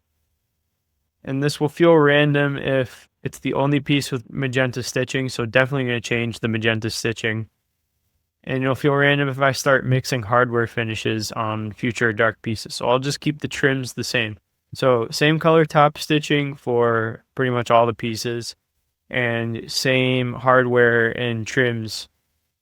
All right, so now I have more homework to do on this Sugar Baby project. In tomorrow's video, I'll come back after having done that homework and we'll go deeper into the actual garment design and maybe we'll cook up a little collection using Midjourney and some AI generating tools.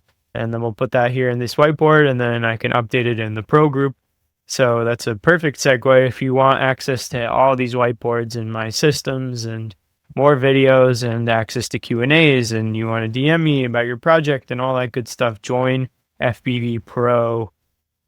Link in the description. If there's a topic you want me to cover in a future video, leave a comment and I'll see you in the next one. What's up, everybody? Welcome back to another video. Today's video is a follow-up to yesterday's video, building a brand completely from scratch.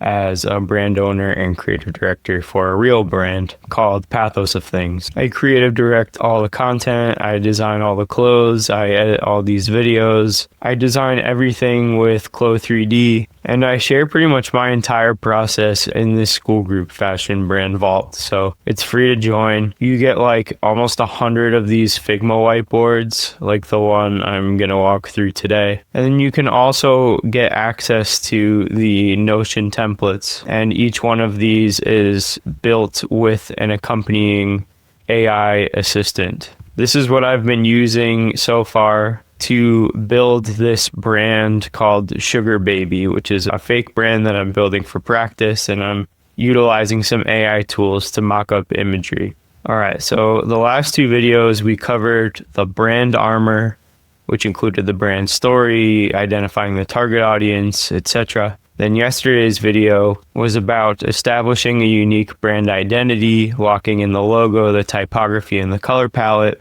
And now today we're going to go over actually designing clothes. So turning your brand into an actual designer fashion brand and not just a POD or print on demand brand, which is fine too. My brand started as a print on demand brand, and I have content about that, and we'll continue to make more content about that. But this video specifically is about starting or transitioning your current brand into a full cut and sew designer brand. And it's very simple to set up with the Notion templates and some strategic outsourcing. But the way that I have this systemized and just explained very simply is, in order to be considered a designer brand or consider yourself a fashion designer, you need to make custom designs, or your brand needs to launch and release custom designs.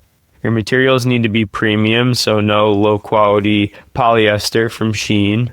And you need to leverage both trends and personal identity and uniqueness. You can't just hop on a trend that all the fast fashion brands are doing and expect you'll make any money. But you also can't start a brand full avant-garde fashion and expect that will make any money either. There's definitely a sweet spot between what's trending and then adding your unique flair. I think this works especially well for complete beginners that don't really have much fashion design experience, because your taste and your eye for what you like and what your style is, that's definitely going to take time to develop. So starting with trends is usually the easiest path of least resistance for most brand owners. Then taking one of those trends and then applying your unique idea to it is really the only way to get better. And at that point, you'll be able to say, like, yeah, I'm a fashion designer. You might not be a good fashion designer, right? People might still think your designs are not good, quite frankly. But that doesn't mean you're not a designer. Like, is a bad musician not a musician? You see what I'm saying? So today I'm going to set up all of the design specs for the cut and sew patterns of these Sugar Baby products that we've been building on the last two episodes. Before I go hard on setting up tech packs and design specs, I want to just go over with you what I've changed so far to this flowchart. So this was V1. This is what we did the last 2 days. And I did my homework from the end of the last episode, where ChatGPT actually gave me a list of things that I could tighten up and improve. And that's exactly what I did. So I did my homework, and I changed up the visual identity, and I changed up the mission. So now it's not a tennis wear brand anymore. I think that was a little too niche. Now it is a sporty, cute staple brand. And that appeals to a little bit of a wider audience. It's still kind of niche, but it's a little wider than just people that play tennis or women that play tennis specifically. So now it's for girls that serve on the court. So sporty girls, and on the court could really be anything. In this case, we're using some tennis imagery, but that could be any sport. They turn heads on the street. So pretty girls that are active and go out and like to shop and don't spend too much time at home, and steal the spotlight at every pop-up plan. So pop-up plan is a little bit of a play on words. It might mean literal pop-ups. I've been seeing that is huge in LA. Like Hapa Kristen does colored contact pop-ups. Gentle Monster does sunglasses pop-ups or eyeglasses pop-ups. And I have friends that will put on their, cutest outfit or whatever and go to these pop-ups and just take a ton of photos. But pop-up plan could also mean like a last-minute coffee date, last-minute lunch, last-minute hike, last-minute drinks date with whoever. It kind of implies versatility while still speaking to the core audience. Didn't change much to the ideal customer avatar from last time. I removed the idea of having a sport line, and now it's just sporty cute. And that's kind of like the aesthetic. I don't want to go branch off into having like different lines, right? Like a low line and a premium line. Like that's definitely something for down the line, but not at the beginning or in the planning stages. So what else did I remove? Removed garment diamond or heart embroidery. So I had these like logo embroideries here on the chest, and I had these like woven label embroidery on the front. I just removed all of that. It's made it a little more simple. I updated this product so it's not as sporty and kind of meets in the middle.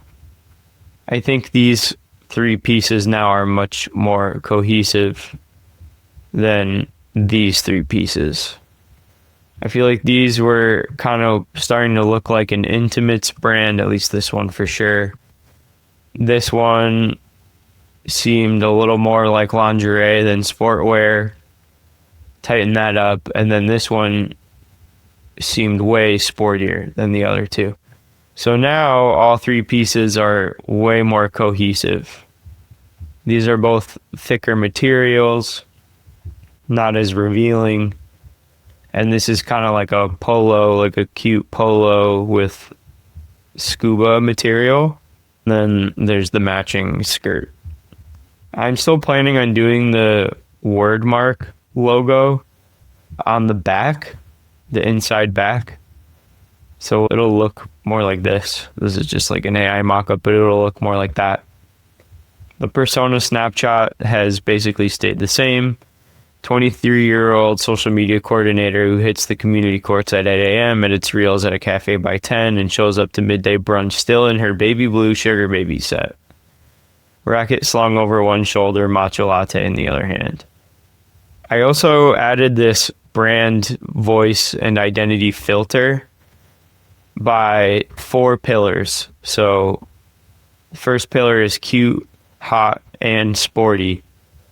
Anytime I make a piece for this brand from now on, whether that's a garment or even a piece of content like a social media post or an editorial post, it needs to go through this filter.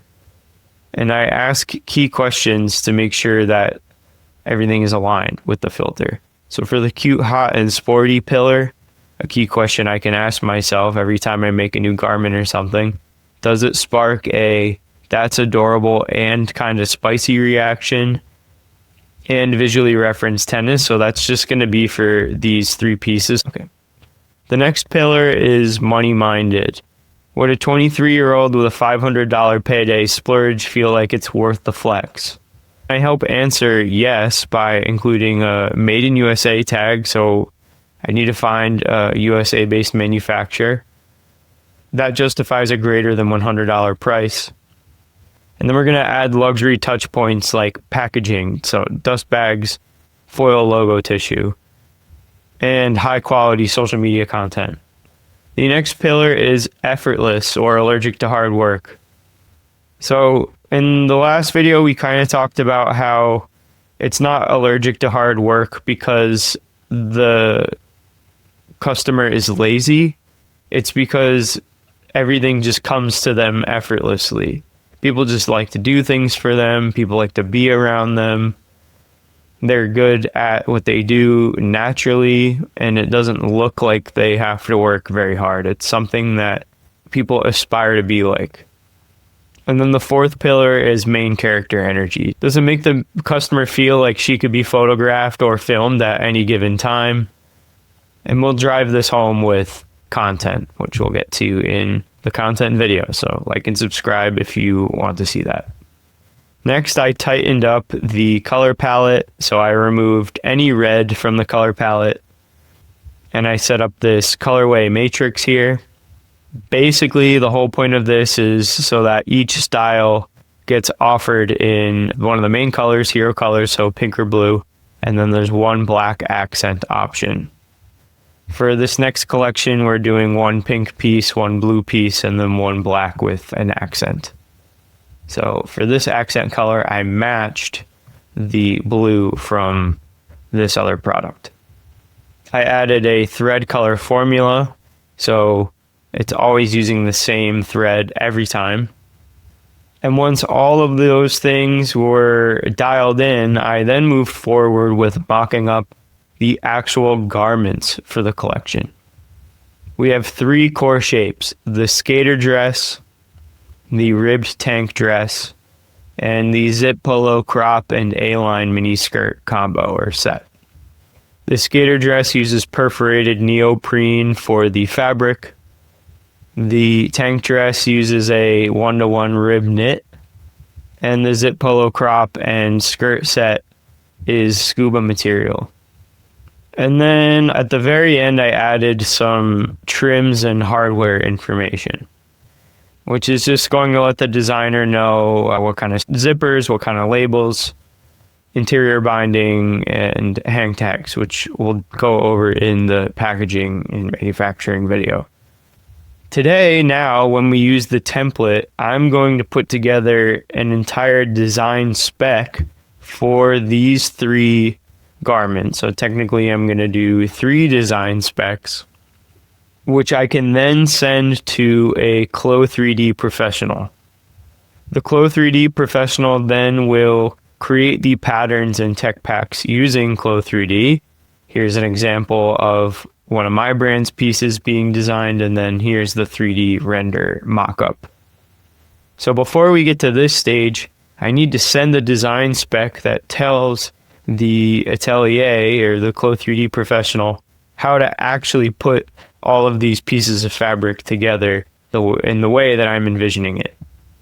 So I fed all the information that I had in this whiteboard so far from my notes and from iterating over the last couple days into ChatGPT using the custom GPT assistant that comes included in the Notion template that we used from the last video. I then had the custom GPT give me a document breaking down all of the key things that we had determined are relevant to building Sugar Baby, based on the brand armor and the identity blueprint. So now I can feed this document into the Modern Fashion Designer custom GPT assistant. If you want all of the custom instructions and system prompts for all of these different custom GPTs that come with the Notion system, you can get them by purchasing the Notion Vault, or you can sign up for FBV Pro. We have 7 slots left in this group. It comes with all of my Notion templates and all of my AI tools and Q&A and group coaching. I'm beta testing this offer, so that's why I'm capping it at 20. Again, 7 left. If you're looking for this type of thing, then definitely join and connect with me, and I look forward to seeing you in there. Okay, so I have the Modern Fashion Designer Custom Assistant up. We have O3 selected as our model. O3 is currently the most powerful ChatGPT model available. Now I'm going to add the PDF that I showed you here. I'm going to go back to the FBV Notion Vault, and I'm going to click Design Spec Template Generator. That will then bring me to this workspace where I'm going to fill out this information, and then the AI consultant will help me with my ideas, and it will help me create the design spec document that I will give to the Clo3D professional. As you can see right here at the top, the point of this is to turn a sketch into a production-ready outline without needing fashion school vocabulary. So you don't need to know any fashion school stuff. You didn't need to go to fashion school. You can use my tools instead. I have pretty much all of this filled out already. The design description, the detail sections. I'm going to add the reference images, and then I'm going to ask the ChatGPT assistant to help me build the design spec. So for the sake of time, I'm not going to do the whole Notion template over again.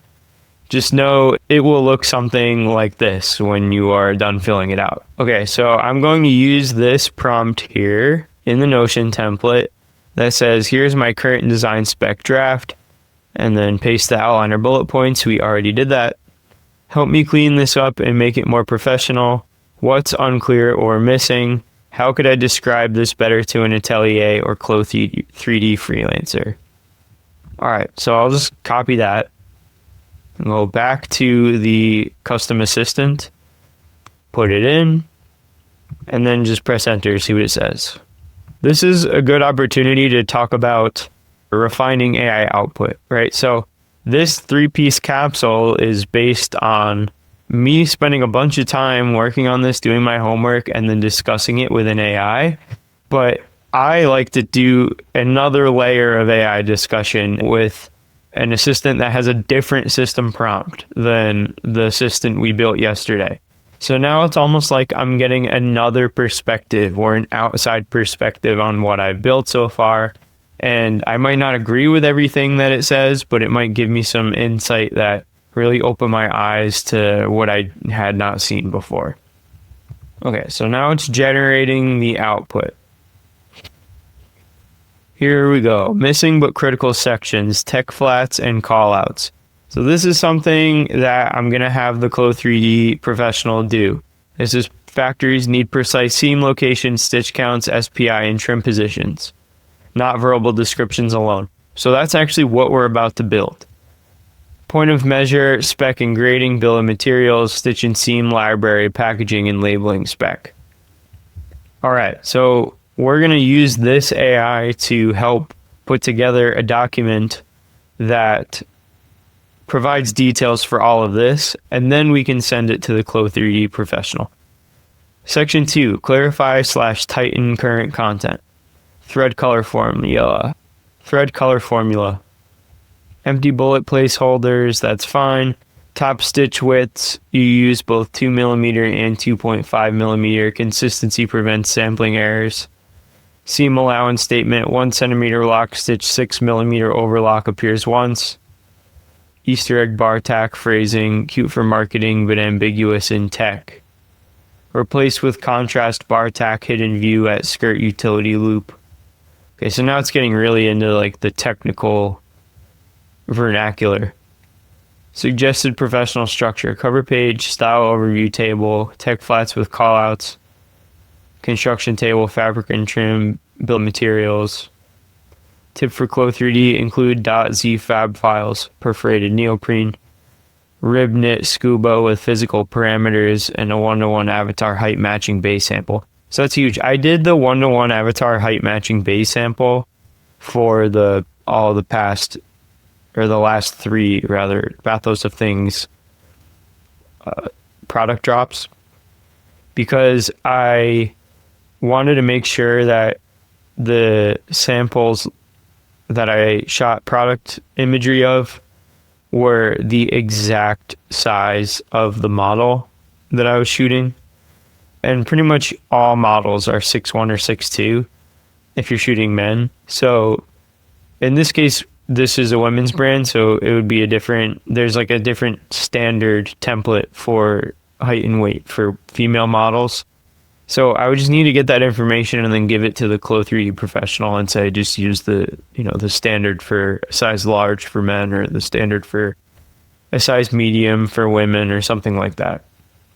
So I'm going to say the Clo 3D operator is also the pattern maker, and ultimately that will solve our missing / critical sections, tech flats and callouts, POM spec, bill of materials, and stitch and seam library.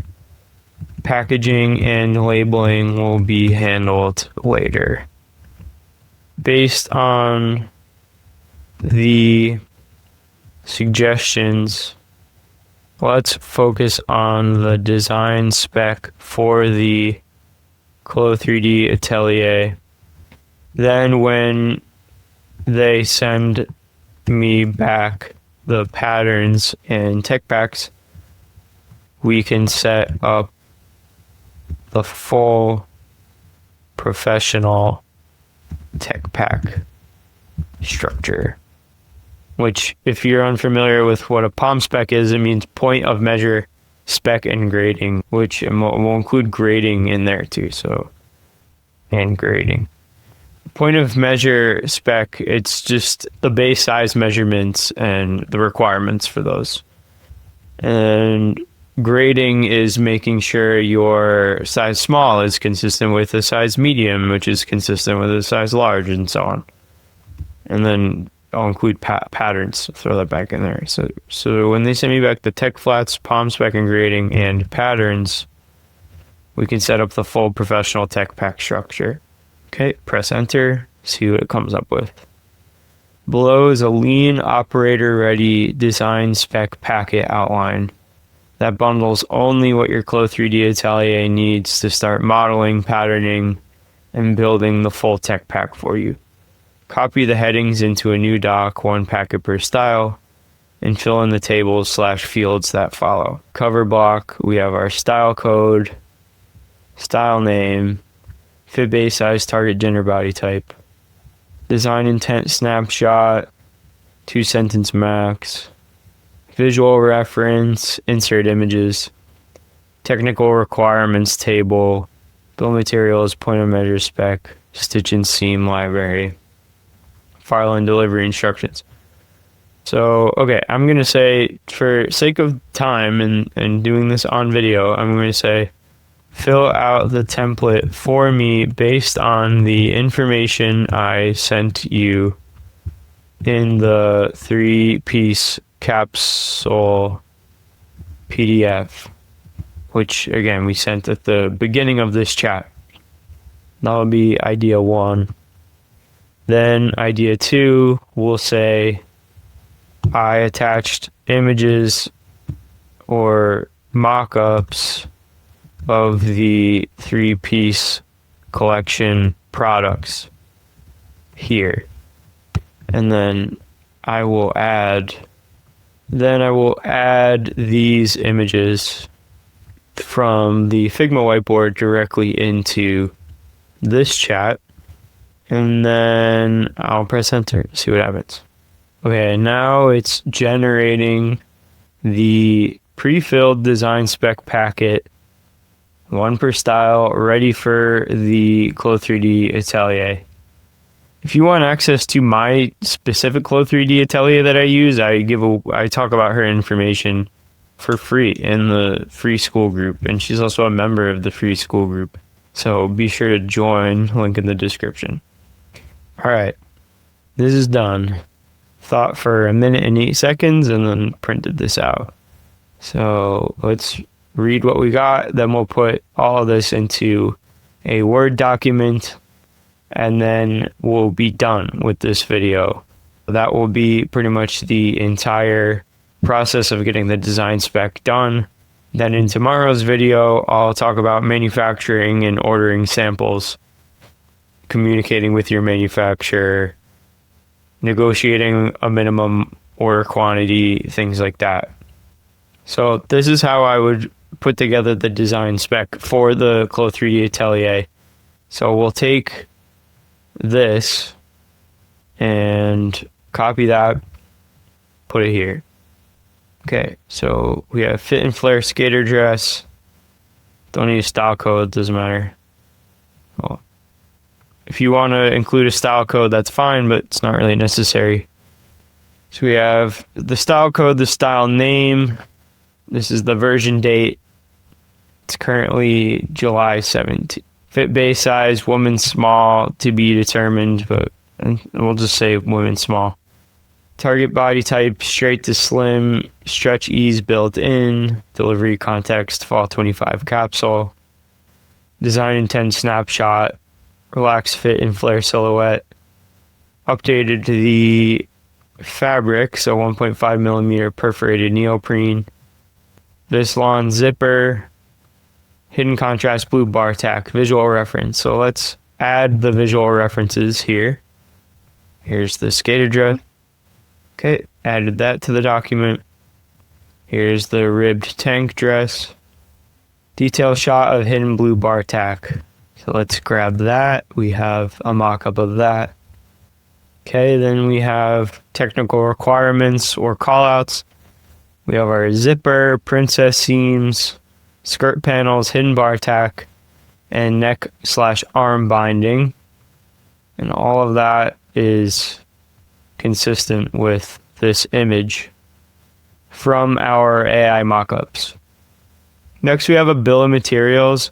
This I'm actually going to take out for now because I don't need the Clo 3D Atelier to fill out the bill of materials. That's something that my manufacturer is going to handle. But I do need this, the palm spec. I do need this stitch and seam library. And I do need this file delivery. Okay, so we're just going to call this document the fit and flare skater dress. And then we'll open up a new document for the blue dress, ribbed tank dress. So let's grab all of this. We'll put it in here. Remember, we're going to delete the bill of materials for now. Change this to 5. Change this to 6. Change to 7. So here's the ribbed tank dress. Same cover block information as the other product. We have our design intent snapshot, visual reference. So let's add the visual references here now. We have the main shot, and we have the detail shot. Here we have the technical requirements. I took out the bill of materials. Then we have the palm spec, and the steam and stitch library, same codes as dress above, omit zipper seam. Actually take that out because that's referencing the other document, so we don't need that. Or actually what we should do is we should grab the seam and stitch library from the pink product and then add it here into our blue product document. The rib tank dress design spec document is now done. Now we just need to grab the info for the zip polo crop and A-line mini skirt. Zip polo crop and A-line mini skirt. Okay, I'll grab all of this. Take out the bill of materials. We'll go back in and add our visual references. Okay, there we go. We have our technical requirements, palm spec stitch and seam library. All right, and now we're done with this. We have zip polo crop plus A-line mini skirt cord, the rib tank dress, and the fit and flare skater dress. So let's put all these in the Figma document now. The next step is just to send these design spec documents to a Clo 3D Atelier. Discuss with them a little bit more about your references and what you envision for the project. Then they will give you the tech pack, bill of materials, process videos, 3D renders, patterns, and more, which I then send to a manufacturer which I'll go over when we get to the manufacturing video, and then we'll go over content. Let me know if there's a topic you want me to cover in a future video, and I will see you in the next one. Welcome back to another video. Today's video is all about getting products and designs manufactured. This is a follow-up video to the video from yesterday, where I continued working on this fake brand that I've just been plotting from scratch called Sugar Baby. We are now on V2 of the Sugar Baby brand concept. We put together our brand armor, we put together our visual identity, we mocked up the 3 initial core products for the brand, defined the trims and hardware, and we put all of our design notes into 3 different Google Docs.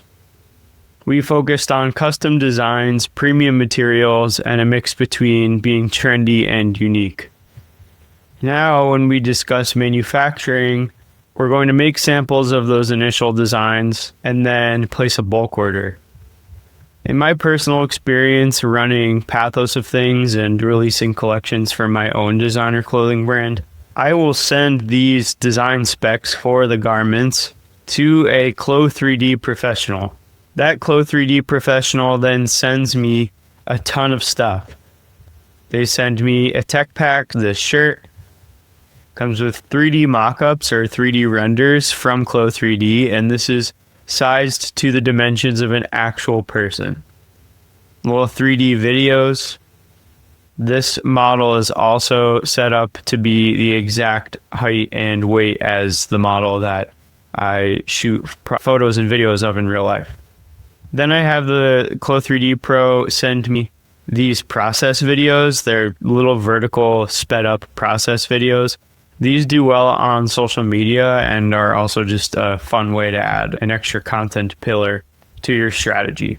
I wouldn't be surprised if we start seeing way more of this on social media. I'm already seeing brands start to implement this style of content because a lot of brands are moving into the 3D fashion design lane. Here's a full horizontal process video that I actually also have on the homepage of my website, which I can show you. Let me pull that up. Okay, here is the website for my own designer fashion brand. Here is that shirt that I just showed you the 3D renders of. And as I scroll down the page, here is the process video, the horizontal process video. So this works really well on my website and it works really well on my social media content.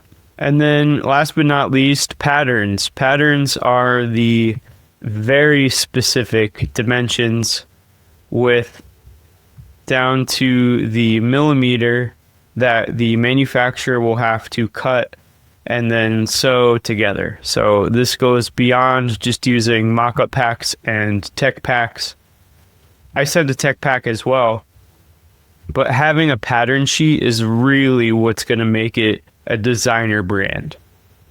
The manufacturer is officially working on your cut and sew fabric designs, not just using a blank or stealing a silhouette from another brand, which I see brands do all the time. Once you have all those documents, it's important to just put them in one zip file or folder, and then you're ready to send those to an actual manufacturer. When it comes to picking a manufacturer, there are really 2 options. You have local manufacturers, so those are people in your country, and international manufacturers, just manufacturers outside of your country. I am from the US, I live in California, so this is based on what I'm about to tell you is based on my specific experience.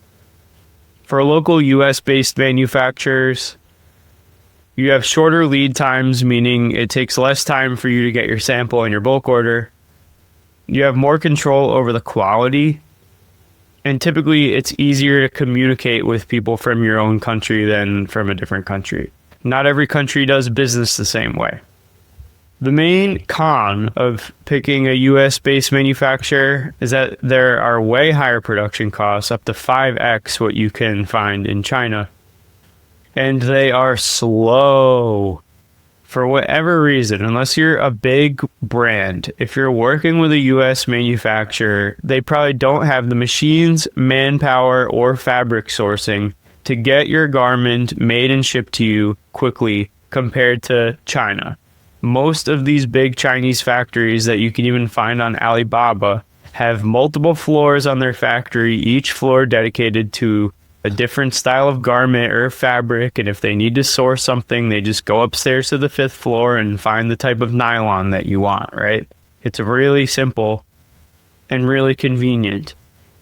Then once they find the fabric that you want, they likely have a machine or the manpower to make your garment really fast. In the US with LA-based manufacturers, I used one LA-based manufacturer. It took them almost 2 months to make one of my samples, and it wasn't even finished. But I will say the quality of the samples that I did make in the US were really high, like way higher than most of the Chinese manufacturers that I've tried. But you are going to pay like 5 times the price. For international manufacturers, and I'm mostly talking about Chinese manufacturers. I've also tried Pakistani manufacturers, but I don't currently work with any Pakistani manufacturers. Only Chinese international. Pros: often lower costs, especially for your bulk order. Access to a wider range of materials and expertise. So like I was saying, they'll likely be able to find the fabric that you want.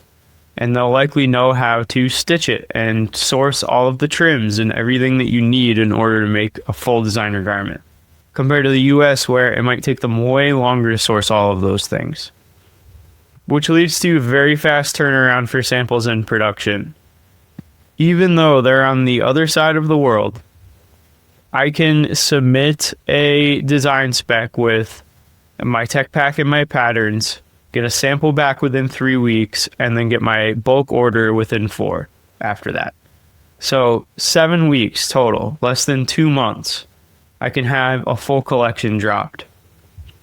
However, it's not all sweet and gold. There are longer lead times if you choose freight shipping. So freight shipping is a great way to save money on your bulk order compared to air shipping.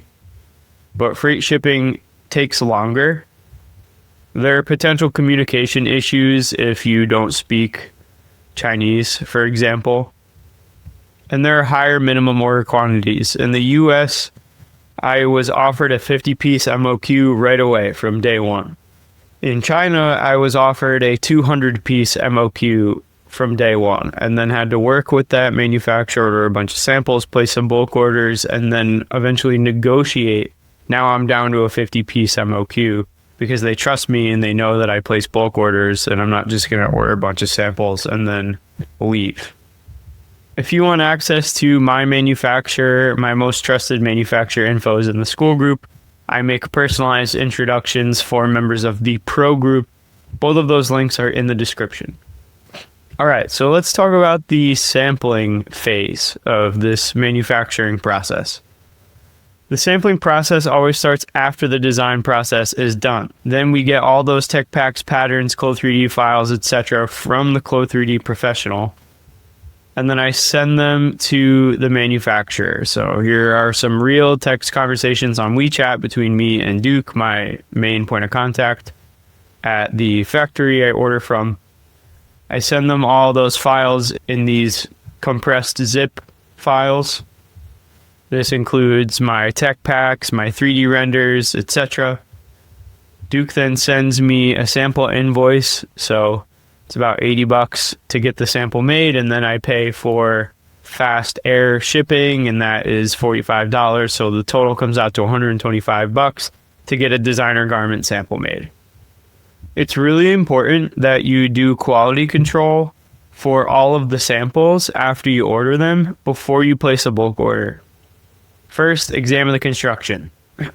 Stitching looks good, seams look good, overall construction looks good. Look for any inconsistencies like loose threads or areas where the garment might break over time. Verify the measurements and fit. Make sure the sample matches your original design specs. Review the design elements, so ensure that the logos, the tags, embroidery, or any design-specific elements are properly applied. And it's important that the samples match your vision and everything is in line with your vision and how you explain to the manufacturer that you wanted the sample to look. If you notice that things are super off, then maybe the manufacturer wasn't paying attention, and that's something you could have a discussion with them about. Or on the flip side, maybe you need to improve your tech packs or improve your design specs. Next, we have material testing. This is where you check the fabric weight, texture, and durability. When I ordered 280 GSM samples of t-shirts, I actually was not expecting the fabric weight to be so heavy.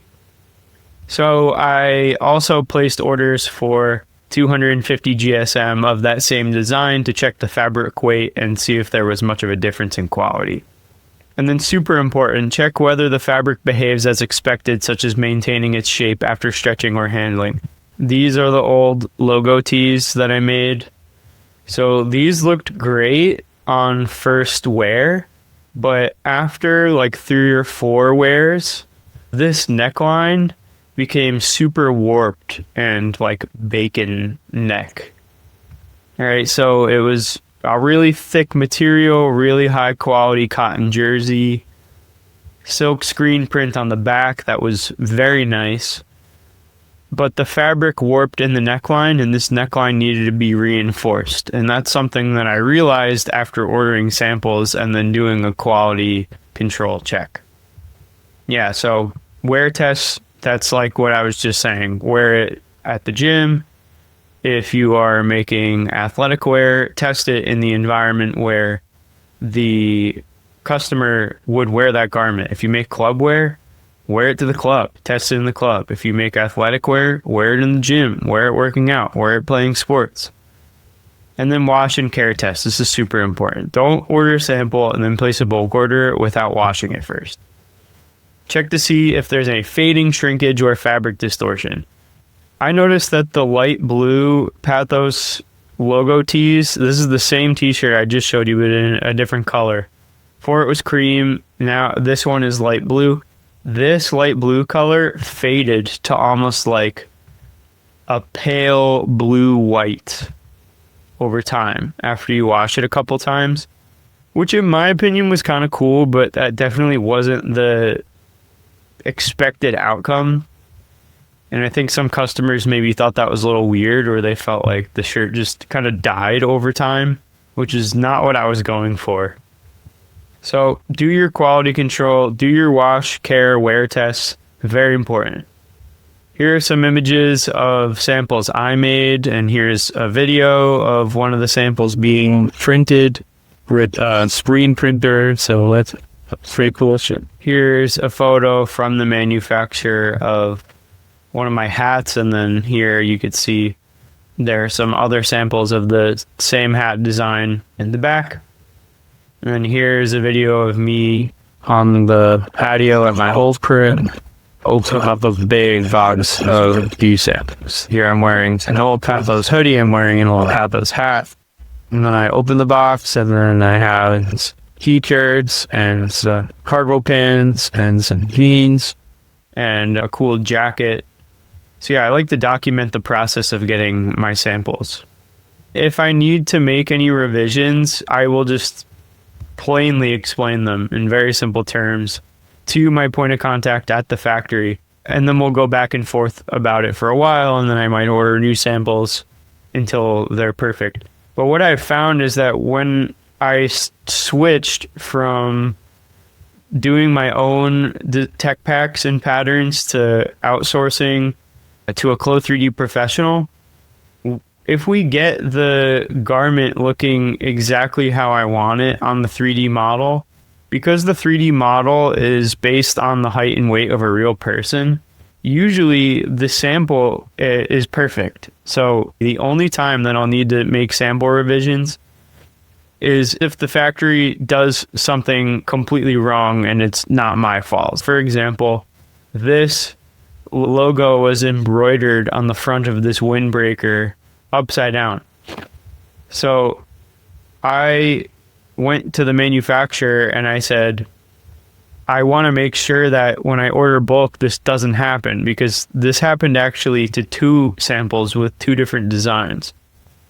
And shit happens, you know, like that's fine. But it's really important to communicate with the manufacturer like, hey, this is wrong. You didn't follow my tech pack. It's right side up on my tech pack. It's not upside down. And I've actually once gone as far as saying, I need confirmation that you're going to get this right before I place a bulk order. I had them make a new sample and then expedite it to me so I could check, which just holds the manufacturer accountable. And then they will take it seriously and ship the fixed sample to me quickly. At least that's what happened when I did this, because they knew that I was like right on the line for placing a bulk order. And placing bulk orders is how these manufacturers make the majority of their money. They're not trying to make money off of a ton of brands ordering samples. They're trying to make money from a couple of those brands that order samples, eventually placing bigger bulk orders. So I just kind of laid the law. I was like, look, man, I'm serious about this. And I need to know that you're taking it serious and you're paying attention to all the details in my tech pack. So I need you to make this sample again for me. And then if I get the sample and it's perfect and there are no issues and we've confirmed the details, I will place a bulk order. And everything went smooth after that. All right, so once your samples are done, you've done your quality control, it's time to place a bulk order, which just means ordering more than one of design. There's one major thing that you need to understand before placing a bulk order, and that is the concept of an MOQ, or a minimum order quantity. Minimum order quantities are the smallest number of units a supplier is willing to sell you at a time. In other words, you need to order a certain number of pieces in order for them to even begin production. So let's say you get a t-shirt design perfect, or you get a hoodie sample perfect, and you're like, I'm ready to go. I want to order 10 hoodies. They're going to be like, sorry, but you can't just order 10 hoodies. If you want to place a bulk order with us, you're going to need to make 200 hoodies, because that's our MOQ, or our minimum order quantity. Real life example with that guy Duke, who's my point of contact at my current manufacturer factory. When I first started working with Duke back in 2022, I said, hey, what is your MOQ and price per piece for the items that we made samples for? Duke said, usually our MOQ is 200 pieces, each design, each color. What that means is if I want to do a hoodie in black, that I'm going to have to order 200 black hoodies in order to place a bulk order. If I also want to do that hoodie in white or cream or blue or whatever, it's going to be an additional 200 pieces per color. For 99.999% of brands, placing a bulk order of 600 hoodies for your first drop is just not feasible. So I said, can you check to see if it's possible for me to reduce that MOQ to 100 pieces and you raise the price per piece? Because I knew that I didn't have the space in my apartment to hold more than 100 pieces. Duke said he could apply to his boss to reduce the MOQ to 100 pieces, and he said that's all he could do. So I placed a bulk order for 100 pieces. Once production was finished, I had Duke send me photos of the production run, and then he packed and shipped everything to me. Here's a common breakdown for the sizes you should order. So let's say you're ordering 100 shirts. Do 10 small, 40 medium, 40 large, 10 extra large. That's just the most common distribution based on data for other brands. This is a great place to start. Then once you have data from what your customers typically order, you can adjust this breakdown. So you might have data showing that the majority of your customers are a size 34 pants or a size extra large hoodie, then for the next collection you might order more extra large than the last time because those will just sell more or they're more in demand with your specific audience. I told him that I wanted to order more colors, but I didn't have space to hold inventory for hundreds of pieces. So I asked if it was possible to order 50 pieces per color for 2 colors and adjust the price. Duke applied to his boss, and then his boss agreed to make 50 pieces of each color for me. The price per piece went up a little bit, but it wasn't enough to steer me away. When members join FBV Pro and they need a manufacturer, I do personalized introductions with Duke, my manufacturer in China, and members of the Pro group. Not only that, but Duke extends the 50-piece MOQ offer to anyone that I connect him with. So if you want to skip months of negotiating MOQs and placing expensive bulk orders at 100 or 200 pieces MOQ, if you connect with me and I connect you with Duke directly, you'll get to start your brand with a 50-piece minimum order quantity. If we do some quick math, this shirt is the shirt I showed you the 3D mock-ups for. And then here are a couple pages from my tech pack for that shirt. And here's that shirt on my website. So just goes to show I'm actually utilizing these strategies that I show you in all my videos, and I'm actually building a real brand. This shirt costs $22.50 per piece. $22.50 times 50 pieces is $1,125. Cost me $100 to make the sample. It cost me about $200 to get all of the design files from the Clo 3D Professional.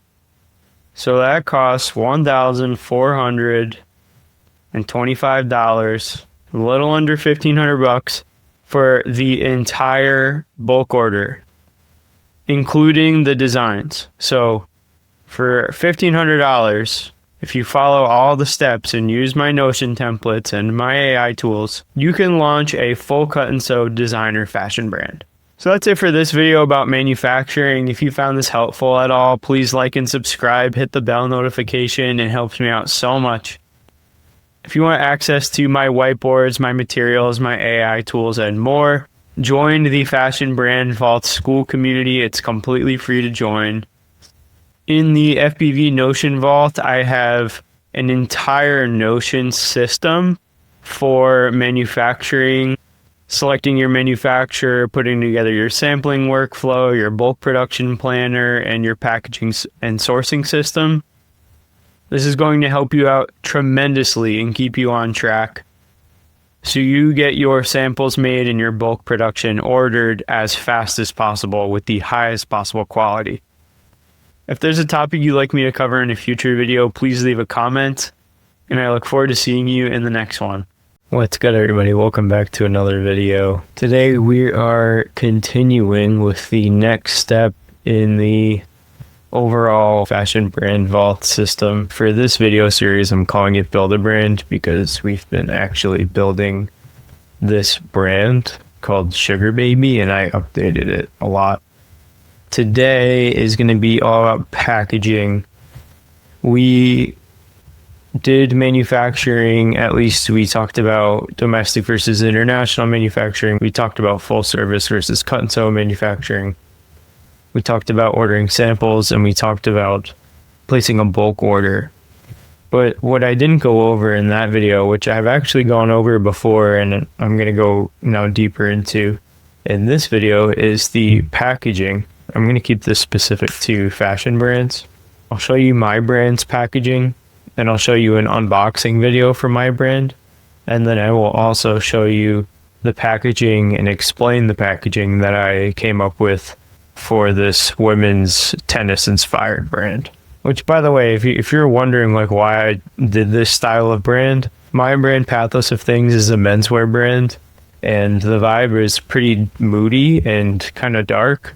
So I wanted to do something that was still kind of in my style and the way that I run the system for my own brand. But for a women's wear brand instead of a menswear brand, I think that's been good practice for me. And also I wanted to do something with like bright pink and bright blue instead of mostly black and white. If you want to learn more about my entire process, I share so much here in the Fashion Brand Vault. It's a free Skool group. We're at 625 members now, so it's growing like crazy. Come introduce yourself in the welcome thread, read some of these comments from other brand members, and join the party. Okay, so if you are new to running a brand, you don't want to go too crazy with the packaging. You don't want to just like order everything that looks cool and try to make this like the best possible experience. There's a sweet spot and there's nuance to this. Adding more packaging doesn't necessarily mean it's better packaging.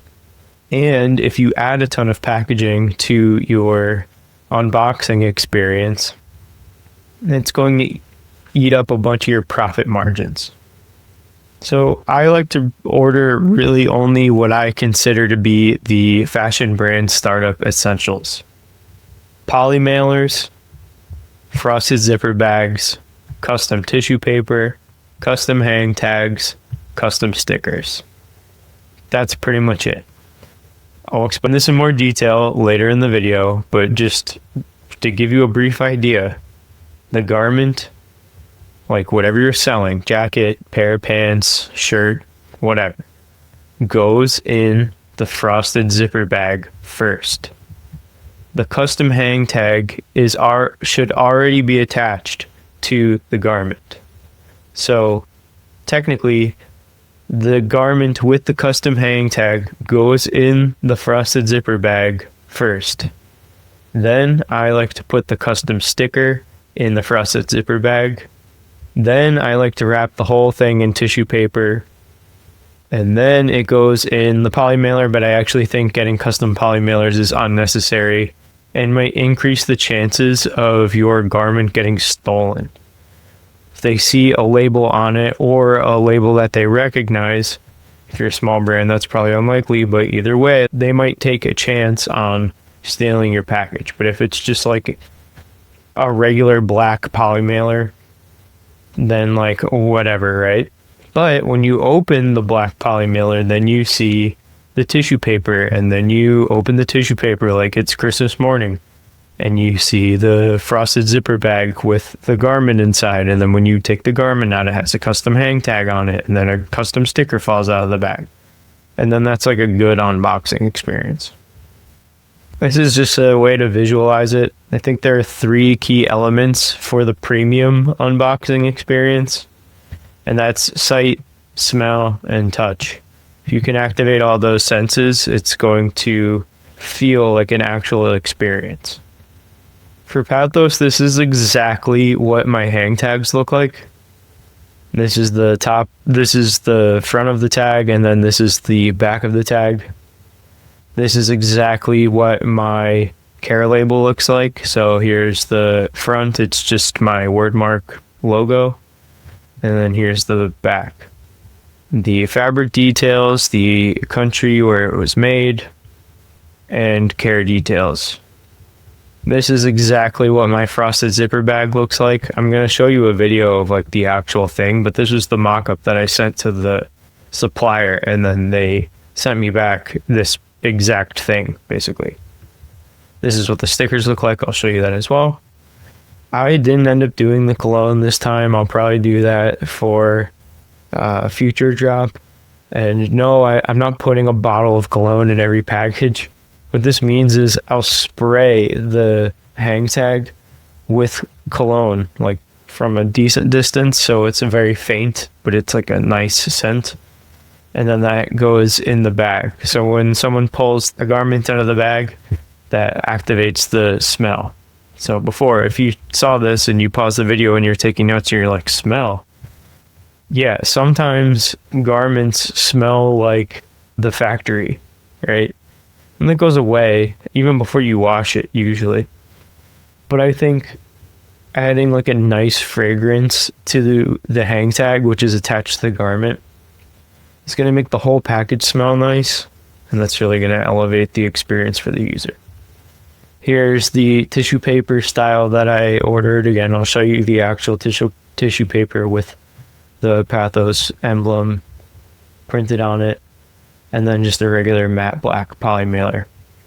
Before I go into the total cost, I want to show you the video of my brand's unboxing. This is something I shot the other day just for practice. I think I'm actually going to redo it, use maybe a better camera and some better lighting.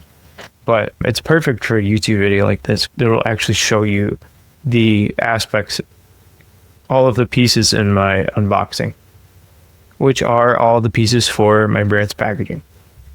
Okay. Here is my draft of an unboxing, and I'll just pause it and we could go section by section. Here's me pulling out the black poly mailer. So this is just like a regular black poly mailer. Nobody knows what's in there. And then when I open it, the first thing that I see is the custom Pathos tissue paper. So this is what I was talking about. This is the style of tissue paper that I requested from my supplier, and then I sent them an SVG file. Then they printed the emblem onto the tissue paper directly. Here's a closer look. So that's the exact Pathos emblem embroidered on the tissue paper, and there's 2 sheets of tissue paper wrapped over each other. So you can kind of see like it's almost like doubled. But that's the other side of the tissue paper sheet. So here I'm just now taking the garment out of the tissue paper. This is the frosted zipper bag. So let me run that back actually really quick. Here's another shot of the tissue paper. Then I take the frosted zipper bag out of the tissue paper, and it looks like this. So here's the Pathos of Things silk screen print on the zipper bag. And then on the inside, this is the hang tag, the exact hang tag like I was showing here. So you could see it here on the right, that's in the video, and then here on the left, that's the mock-up that I sent the manufacturer, and they made it exactly how I asked them to make it. Let's keep it rolling. So here's another shot of the logo across the frosted zipper bag. I think it looks really nice. Now in this next part, I take the jacket that I designed, the framework denim jacket specifically, out of the frosted zipper bag, and then I lay it out. And then I will show you the hang tag up close. So here's another shot of the jacket, and then I zoom in on the hang tag. So that's the hang tag exactly like I mocked up for the manufacturer. And then when I flip it over, let's see, it's exactly like right here. See that? It's exactly like this. And then cool little embroidery in the front, word mark tag stitched in.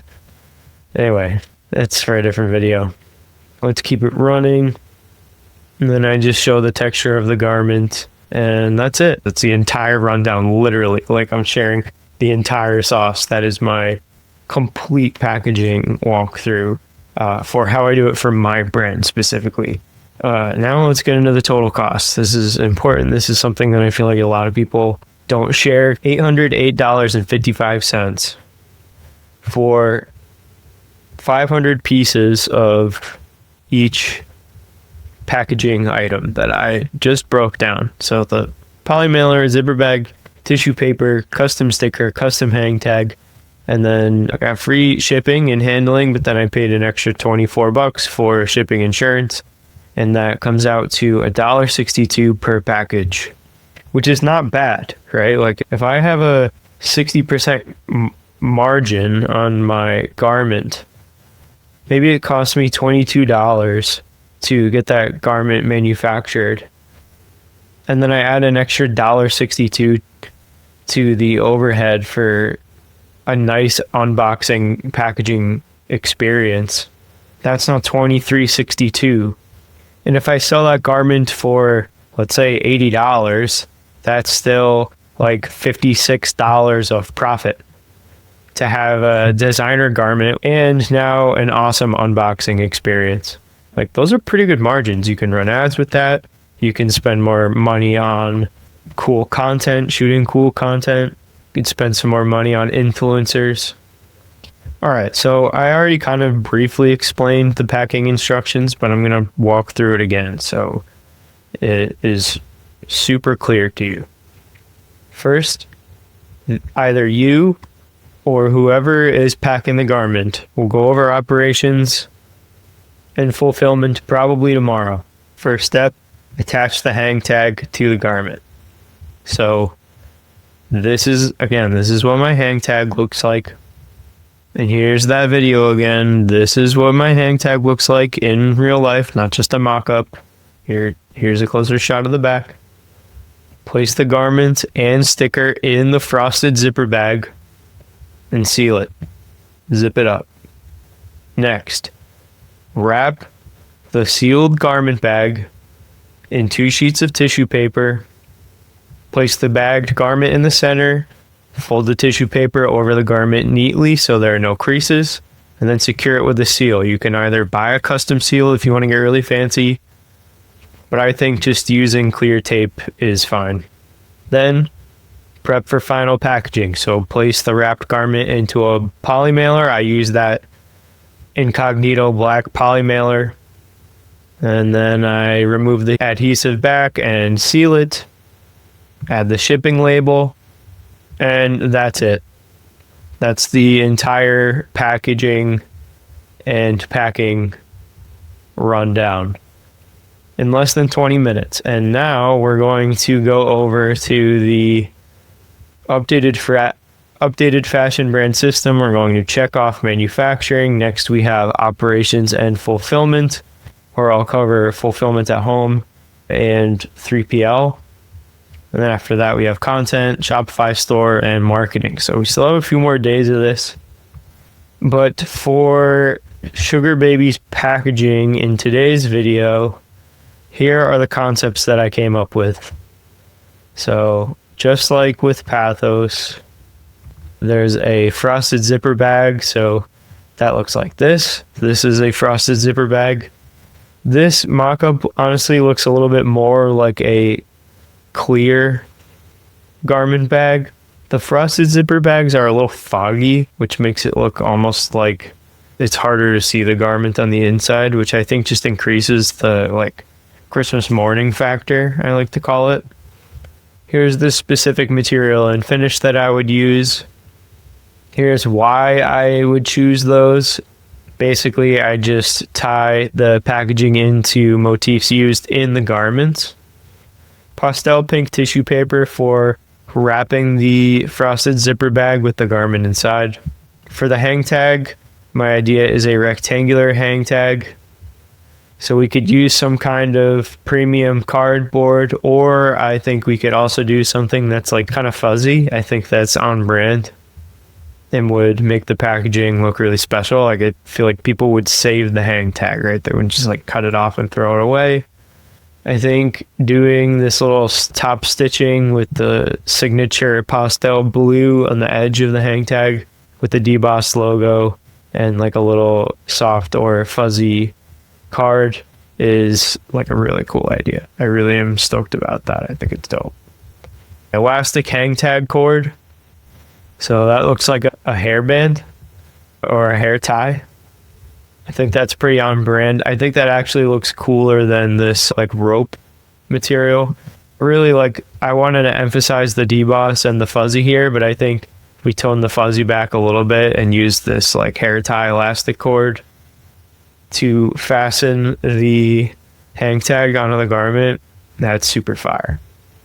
And then shipping mailer. So I figured we just use a regular black poly mailer like I was saying I used for Pathos, or some kind of box.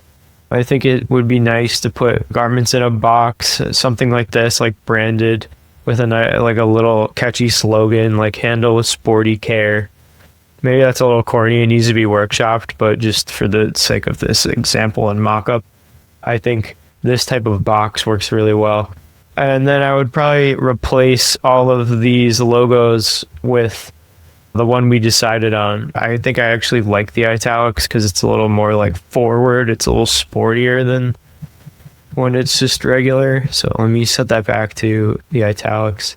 And then I would put that logo here on everything just to make it extremely consistent. Because that's what we talked about in the identity blueprint video, where I really made it clear that it's important to have consistency across all channels. Like, these are just mock-ups in the Sugar Baby map, and all of these are AI generated, and it's not super consistent yet.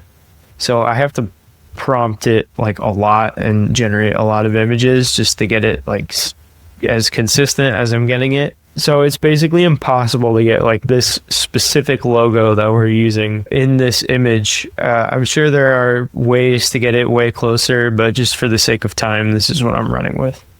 Doesn't need to be perfect. That's another thing that's important. If you guys are watching this and you've made it through all of these videos so far, if anything is holding you back and you're spending a lot of time perfecting like your AI generated mockups, that's not the point of AI generated mockups. These are not for your social media. These are not for your official website or e-commerce store. They're not for your official editorial. You'd never want to submit an AI generated image for like a magazine feature. At least not yet. It's like not really accepted in the culture and society right now. I think a way more efficient and 100x leverage way to use AI is to just come up with these mock-ups and catch a vibe. So this is like vibe marketing or vibe designing. I know people talk a lot about vibe coding these days, like using tools like Cursor or Claude Code to build software apps. And if you watch my content for the AI stuff, you definitely know what I'm talking about.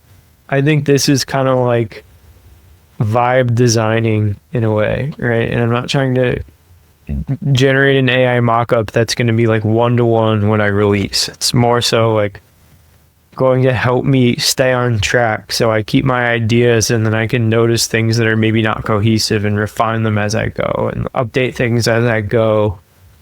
Anyway, if you want the specifics, feel free to just pause the video and take notes, or you can grab this map in the FBV Pro group. I'm putting all of my new whiteboards in there. Feel free to join the free group as well. There's a bunch of free whiteboards like this. There's a free ChatGPT course for complete beginners in there. If there's a topic you'd like to see in another video, leave a comment on YouTube, and I look forward to seeing you in the next one.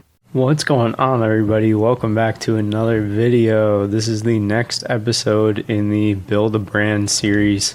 Today I am going to cover fulfillment and operations. This includes everything about how to store your products and fulfill your products, or in other words, ship your products to customers. There are really two main ways to do this that we'll talk about today. That's self-fulfillment and using a 3PL. In yesterday's video, we finished the entire manufacturing overview when we put together the packaging for our garments that gets included in the bulk order.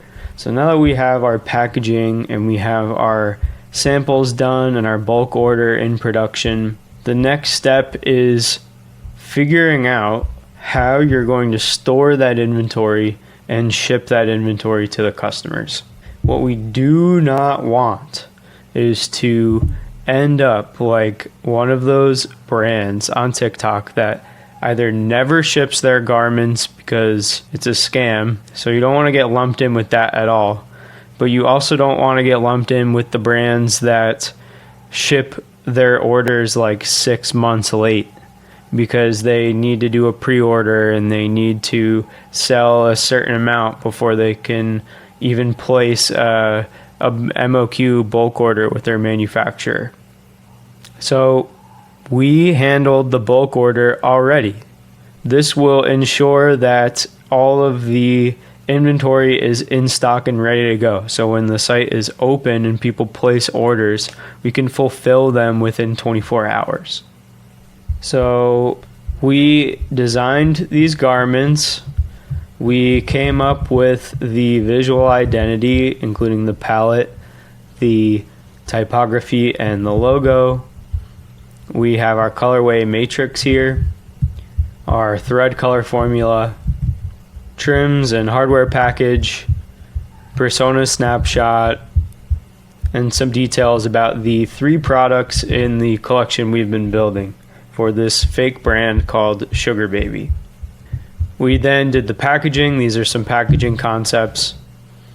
Let's just pretend the team, the Sugar Baby team, liked this and this and this, and then that's what they decided to run with.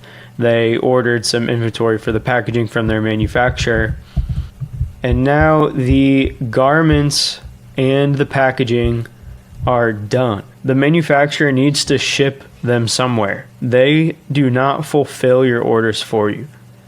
In other words, they won't just keep your inventory on hand and then ship it whenever you make an order. It's not print on demand. It's not shipping on demand either. And they won't just hold your inventory at all. So they're going to say, where are we shipping this? And then you need to have already decided whether you're going to give them your home address and you fulfill at home, or you give them the address of a third-party logistics company like Pietra or ShipBob. I have done both of these strategies. So here I'm in the big document we've been building in a lot of these videos. And I have this new section here, operations, fulfillment, and shipping. I'm going to build this whiteboard out live on this video. Okay, so we're going to put this little flow chart up here for reference. And now let's start breaking it down. Starting with fulfill at home. The first thing you need to consider when you're deciding if you should fulfill your orders at home is there enough space for me to keep the inventory at my house or my apartment? Because you need a minimum of 10 by 12 feet. And this is a dedicated space, right? This is not your kitchen table. It's not on the couch in your living room. This is a dedicated room or corner of a room that gets all of these zones. You have your receiving zone, your storage zone, your packing zone, and your shipping zone. Okay, that's space requirements. Next, you need equipment. You'll need a digital scale. I recommend getting something like this. You just put the package, the garment in the packaging on the scale, and then it's just very easy to weigh the package that way.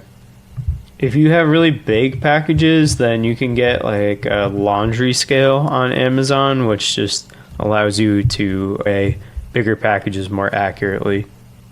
At home, we're going to need a thermal printer. If we use Shopify, we can just use something like Pirate Ship to print shipping labels. And then you could just feed it directly into the thermal printer. That's what I did when I was fulfilling at home for the first couple years of running my brand. After the print on demand stage, which is like stage 0, I call it stage 0, but like right after that, when I started printing on blanks and doing like actual photo shoots for the brand, I fulfilled at home. I used my digital scale to weigh the garment. I printed the label with the thermal printer just connected to my MacBook. I packed the garment into a zipper bag and then a poly mailer. And I stored all of the individual garments by size and color in tubs. And that just was in my room, in my closet. The total cost was less than $500. Very manageable. If you're unfamiliar with what a thermal printer is, it looks like this. Just took a screenshot directly from Amazon. This is not the exact one that I used, but this one looks pretty good. It has same day shipping. $200, you get this tomorrow, you're ready to start printing labels. Here is a great workbench that can be used as a packing table. I don't use this anymore because I have been using a 3PL recently, but Pirate Ship is great for printing labels and getting the lowest possible rate. And then you just links with your Shopify store. You just connect your thermal printer to your computer, and then you just print the shipping labels that way. You can pay for them on your computer in advance, then you just slap the label onto the package and take it to the post office. You can also check out the Pirate Ship website. Here are all of the rates just displayed very clearly for you, so you can pick whether you want to do UPS ground. They'll give you all of the information for how much that will cost. You could get a quote. UPS standard, USPS, priority mail. If you don't know the difference, it will explain the difference to you. And then there are these tables that explain the pricing based on the distance the package needs to travel and the weight. If you create an account, you can get a quote for free. I'm not an affiliate, by the way, and I'm not even logged into an account because I haven't done this type of fulfillment in a while. But I know that's what a lot of beginner brands will do. So to recap, Pirate Ship plus Shopify for the cheapest shipping labels, and then you print the shipping label with the thermal printer. And that's pretty much it. So we just covered fulfill at home. And now we're going to move on to 3PL. Is 3PL right for everybody? No, it's not. So when do you make the decision to use a 3PL or a third-party logistics company? If you're unfamiliar with what a 3PL is, it's basically a company that handles your warehousing. They'll store your products. They'll connect to your Shopify store. They'll pack your orders with the specific packaging that we covered in the last video. They'll store those orders in their bins, and then they'll pull the order from the bin, put the labels on, and ship it to your customer. It's completely hands off. So for me, for the last drop I did, I was moving and I was doing a pretty small drop. So I decided to test a 3PL for the first time. I specifically used Pietro, which I'll talk a little bit more about later in this video. But it was great for me because I was able to do my drop on schedule that I had planned for like over a year. And I was also still able to move and focus on the other aspects of my brand, like making content and designing new pieces. I didn't have the space available or the time and energy to do the self-fulfillment method. If you are spending more than 70% of your time on fulfillment instead of growing the business or improving your craft, upgrade to a 3PL. If storage is going to take up your entire living space, go with a 3PL. If you're already running a brand and your return rates are high, let's say they're like 15% or higher, go with a 3PL. Doing that many returns manually is really annoying. In my opinion, the returns aspect of running a brand is solved by using a 3PL. It doesn't happen at every brand. If you're selling hats and those are one size fits all, you're not going to hit that roadblock of returns a lot. But if you have several products and multiple sizes, like extra small to double XL or triple XL, that just creates more opportunity for a customer to get their size wrong and leads to more returns. Next, if you are selling more than 50 orders a month, that's a good time to start evaluating using a 3PL. If you're at 200 plus orders per month, 3PL becomes obvious choice. Now, here's another thing to consider. A lot of 3PLs don't want to work with brands that are doing less than 50 or even 100 orders a month, which makes it really hard to start a brand if you live in a small apartment, maybe you have a family and you don't really have that much space, or maybe you work a 9 to 5 and you don't really have a lot of time or energy to be fulfilling orders, but your brand is just starting, so you need to start with a 3PL anyway. That is when I think you should use something like Pietra.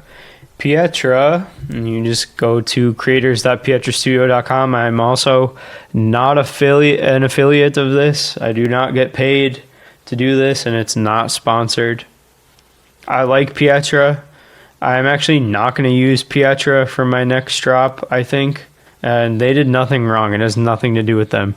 I think I actually want to do the self-fulfillment method in my new setup at the new spot, and then just shoot a lot of content about it. And I think that's going to be helpful for a lot of people that are, especially the beginner people. But Pietra is great because I think they're the lowest cost and they work with small brands. Like, they kind of champion smaller brands and allow you to do very small orders, like hold 50 pieces in a bin, instead of needing you to prove that you can do 100 orders a month. Pietra also can connect you with a manufacturer and a packaging supplier. So I did not use Pietra to find my manufacturer, but I did find the packaging manufacturer that did all the packaging for my most recent drop. They're called Yoko, and I found them through Pietra. That was awesome. So shout out Pietra for that. They have a network of suppliers that you could just instantly tap in with. The one thing about using Pietra for 3PL though, and why their business model works for them and for small brands, is because they charge you a small order fee. So if you are only doing a few orders a month or even an order a day, they're going to hit you with a small order fee. And that could be anywhere from $7 to $8. So the price actually is lower if you are shipping more orders. For brands that are doing an even higher volume, right? Maybe they're in like the 1,000, 2,000 orders per month range.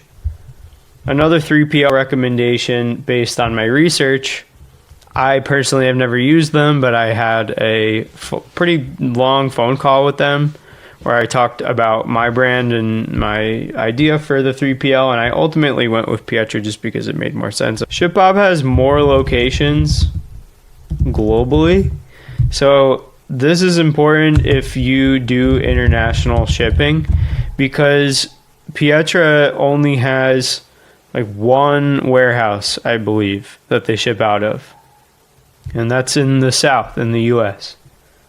So shipping from the Pietra warehouse to northern Washington state costs more money than shipping from the Pietra warehouse to Atlanta, Georgia. And international shipping gets extremely expensive, where ShipBob can hook you up with a warehouse, let's say in Europe, close to where your customers are if you're selling there.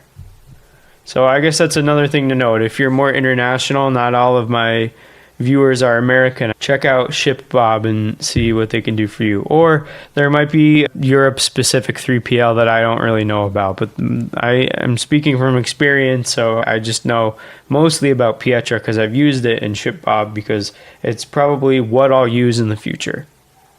So if you go with a 3PL, you're going to lock in a reliable partner, and I use the word partner specifically because usually you'll have to sign a contract or something. Unless you use Pietra, and then it's just like a membership and you just pay monthly. It'll make sure your unboxing experience is extremely enjoyable every time. I've had a couple hiccups with Pietra. They've sent the wrong size to customers before, which was a huge bummer. One time a couple of my orders got like stuck in their system or something, so the customer got the order like 2 weeks late. But Outside of those a couple little issues, which at the end of the day weren't the biggest deal, the rest of the orders were shipped on time and everything went really smooth. And the people that pack and ship the products from the bins and with my packaging and the tissue paper and everything, it's always a really smooth experience, and every customer so far has enjoyed the unboxing. They like the quality of my packaging. There are no wrinkles. The garment comes with no damage or anything like that, so it's just very clean. And you can offer fast or expedited shipping with 3PL. If you're using Pietra specifically, the expedited shipping costs are pretty expensive compared to the standard rate. So if you're doing like small order shipping and you're getting hit with fees for having low inventory and low orders, it might not be best to offer the 1 day or 2 day expedited shipping, and it's probably better to do standard shipping, and the customer will get their product in a week or less. Just helps margins and saves a little bit of overhead. And then that will unlock this inventory strategy where you can set up easy returns. You just put a link on your website, which I can actually show you guys. Pietra will let you add this link that just says make a return. You could put it in your navigation bar on your website. When I click that, it takes me to this page, and I just click here to make a return. I list all the delivery time info, return processing info, and international order info here on this page. And then if I click make a return, it takes me to Pietra.store and then my brand's link within the Pietra system. You can start a return very easy. You just add your order number and your shipping zip code. The only times I've had people place returns with my brand happened when the customer ordered an XL and they actually needed a double XL, or they ordered a medium and they actually needed a large. The way that I fixed that is I audited my size chart, and I really measured all of these things. I made sure that the size chart was perfect. I added the size and fit tab, which recommends a size based on height. And then below that, I have all the product details. So right here, the customer gets the size chart. This is super accurate now. And I confirmed this with my manufacturer. I had them check it and give me a size chart as well. And then I cross-referenced mine with theirs, and it was, it's perfect now. And then right below that size and fit, they can see a snapshot of what will work for them based on their height. So that way they don't have to go and actually measure the front rise or the length of their leg. Most people are too lazy to do this, but it's important to have there anyway. And then right under that, the product details. On the left panel, we have the high quality product imagery, and that is how you reduce the amount of returns. Returns suck when you do it self-fulfilled or fulfilled at home. Returns are super easy and actually completely brainless for you if you use a 3PL like Pietra. Also makes storing your bulk order really easy. You need space to do fulfillment at home. And if you don't have space, then you really shouldn't be ordering a bulk order to your apartment or to your house. It's maybe better to start with print on demand if that's your situation. But using a 3PL makes it easy to do a bulk order no matter what.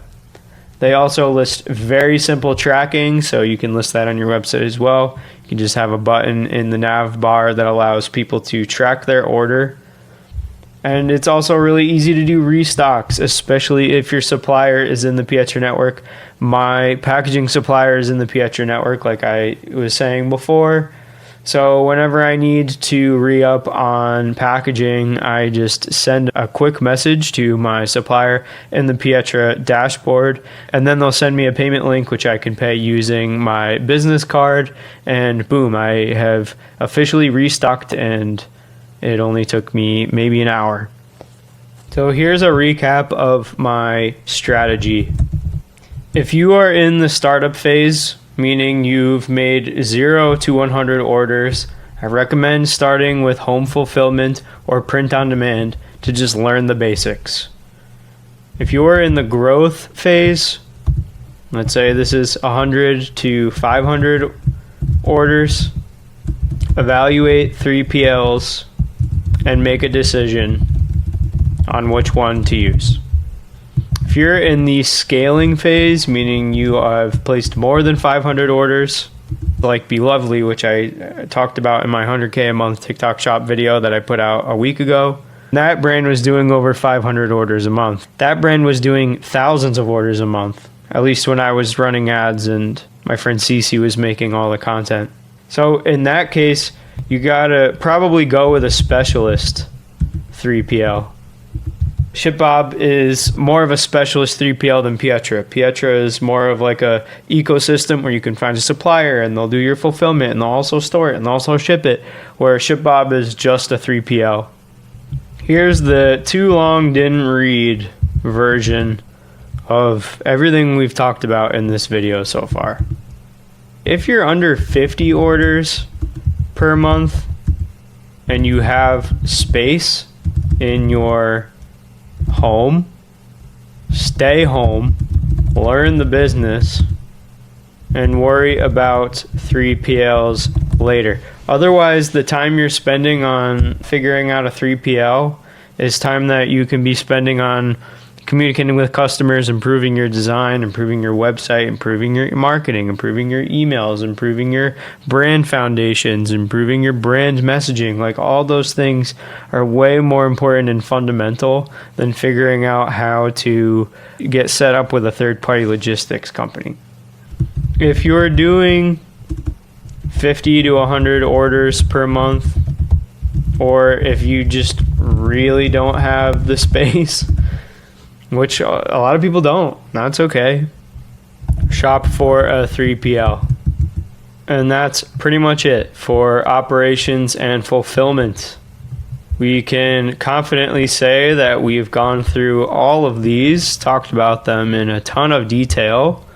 We'll check all of them off for Fulfill at Home and 3PL. Tomorrow we will go over creative direction and content. I actually already went ahead and did a bunch of work for tomorrow's video. I'm going to finish it up tonight, but I got shot lists, I got AI tools for making visual mock-ups that you can show to an art director or show to a photographer. Step by step, I'll show you pretty much everything you'll need to do in order to get e-commerce photography, editorial style and lifestyle photography, user-generated content, and more. Please like and subscribe on YouTube and hit that bell notification. If there's a topic you'd like me to cover in a future video, leave a comment and I'll see you in the next one. What's good, everybody? Welcome back to episode 7 in season 1 of the Build a Brand series. Today is going to cover creative direction and content. And we're going to continue with the fake brand we've been building from scratch called Sugar Baby. We covered the brand armor, then after that we went to the brand identity. Those are here in the Sugar Baby map. Here's the brand armor, and here's the visual identity. We established the garments and we put together design specs for these 3 core pieces. We defined our trims. We sent our tech packs and patterns to the manufacturer, hypothetically. We got samples back, cleared those samples in the manufacturing stage, and we also defined our packaging and mocked up some concepts with AI. Yesterday, we went over operations and fulfillment, which covers everything about shipping orders to customers. And now today, we are at creative direction and content. I did a lot of work on the Sugar Baby concept over the last couple of days, just in my own time, in preparation for this video. This big block that I'm going to go over today is split into 2 sections. So here I have the creative direction, which includes the core direction and the lighting. And then the rest of the board is content, or rather a bunch of mock-ups for the content. And I have shot lists per garment, art-directed lifestyle and direct-to-consumer content, This works great for social media and for the e-commerce website. And user-generated content style, or UGC style. I used my Notion Vault, which is available for purchase in the free Skool community, and it's available for all members of FBV Pro. If you scroll all the way down to creative direction and content, this is the step-by-step plan that I use to very quickly put together creative direction concepts. Step 1 includes the AI prompt, so you can build your custom trained AI assistant that acts as an elite creative director. And then if you go into step 2, define your creative direction, this will help you build a complete brand deck, and it includes a template in the Skool group. There's a section for planning your shoot, so everything goes super smooth, and more, including what to do on the actual shoot day, how to organize and deploy your content, aka social media, how to post on social media. I don't want to spend a lot of time going through working with this Notion template in the AI today for the sake of time. If that's something you like watching, like so far I've done that a couple times in these videos where I've gone step by step with the AI, just like live on camera. It's definitely slower, but it gives a much clearer idea of my thought process when I go about building things like creative direction concepts. So I'll let me know, viewer. Please let me know in the comments what you prefer. Do you prefer when I kind of just rip through it and it's like an overview? Or do you prefer when it's much more slow paced and I actually am sitting here using the template in the video? What I do want to go over in this video, though, before I break down the rest of the Sugar Baby board, is I want to kind of paint the picture of what a set looks like when you're doing a shoot for a fashion brand. And this is just based on my experience. Not every shoot needs all of these people. I want to make that clear. If you already had a concept planned or a release planned and you watch this video and you're like, oh man, I didn't do a shoot with a stylist and a makeup artist and an art director, like, that's okay. This is something that I definitely worked up to and didn't really become aware of until a couple years into running my business.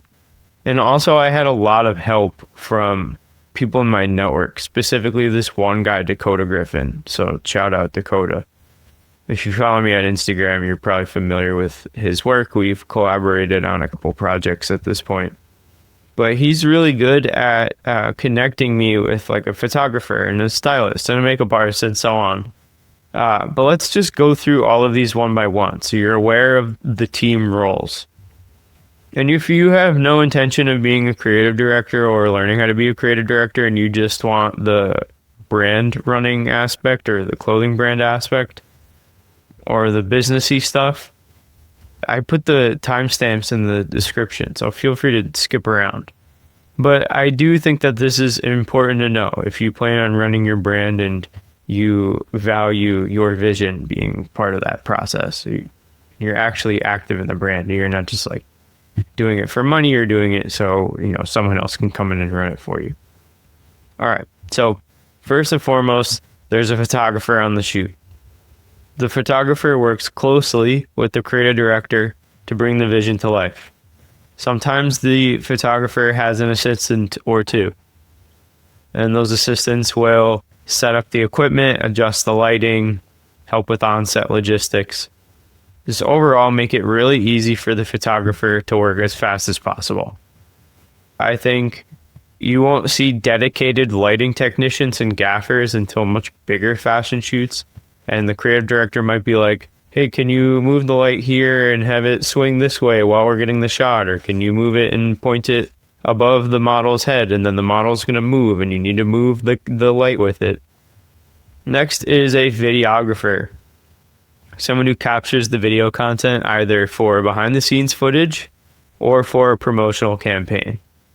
For the last Pathos of Things shoots, We hired one person to walk around with their iPhone and just capture BTS of everything. People just love seeing these little behind the scenes clips so much. And we have so many of them. This type of content can easily be spliced together, chopped up, sped up, slowed down. I like to lay the high-res images from the photo shoot like these. These are the like official photos that are on the website as well. I like to put these over I overlay them on the BTS footage. So that's a great example of shooting BTS footage, and it can be done just with an iPhone. And again, BTS means behind the scenes. I also have some editorial style video for my brand. I hired my friend Austin to do this really, really awesome editorial style video, which is just, it's all shots from the ecom photo shoot day, but then color graded and spliced together and edited in a really cool style, and it just looks super moody, but it's in theme with my vision for the project, right? So if I was acting as creative director on the project, I gave him a bunch of mood boards and references, and then he helped me bring this to life and turn it into a really, really awesome editorial style. What I mean by that is something that could be like featured on a blog or for like, Hypebeast or magazine, or I got a GQ feature once, so images or stills from this video can work for advertisements in editorial publishing. Next is the social media coordinator. So what I was explaining to you about the behind the scenes footage, that's a great example of using a social media coordinator as a BTS videographer. In my case, Mango, who shot all the BTS videos, he was not posting live on the Instagram or anything, but I was posting live on the Instagram page all day and filming everything on my iPhone as well. It might be easier for you if you're not going to hire a full-on videographer. Editorial style videos with pro videographers cost thousands of dollars. If you're not ready for that, stick with the iPhone style, but get someone to handle all of the BTS content and social media posting for you. So that way, like, you can also do founder content, or someone can be filming you and you could be going around doing whatever it is you're doing in the content, talking about the brand or whatever. Next is a stylist. I've hired stylists before for shoots, and I've also done shoots without a stylist. I think hiring a stylist is one of those things that's lower on my list of importance because I personally like to be a part of the styling process. So for like all the most recent Pathos of Things images, these outfits were styled by me and Dakota, and we didn't hire a dedicated stylist because we just figured we would fill that role together. These sunglasses that appear here in almost all of the editorial style imagery are my Balenciaga sunglasses. I bought them at Wasteland in LA. So I figured I can just style the images. I can just style the outfits. This is like how I wear the clothes that I design anyway, so it's not going to get more authentic than that. And then for accessories and stuff like that, I have cool accessories that I will bring, or I will source them myself. I can rent them or I'll buy them. In this case, I knew I wanted to use this style of sunglasses for the shoot, so I actually bought them specifically for the shoot, but now I just wear them all the time. But if you are not as into the personal fashion, then hiring a stylist to help you fill in those gaps, accessorize, maybe find the right pair of shoes, either find the right pair of pants to complement your shirt or hoodie or jacket or whatever you're making, that's when it's super worth it. Next is a hairstylist. And then I'll lump this together with makeup artist because sometimes you'll see HMUA, which stands for hair makeup artist, in the credits of fashion photo shoots. At this point, I bet everyone watching knows what a hairstylist and a makeup artist is or what they are at this point. But just they make sure the models look good. They do their hair and they do makeup.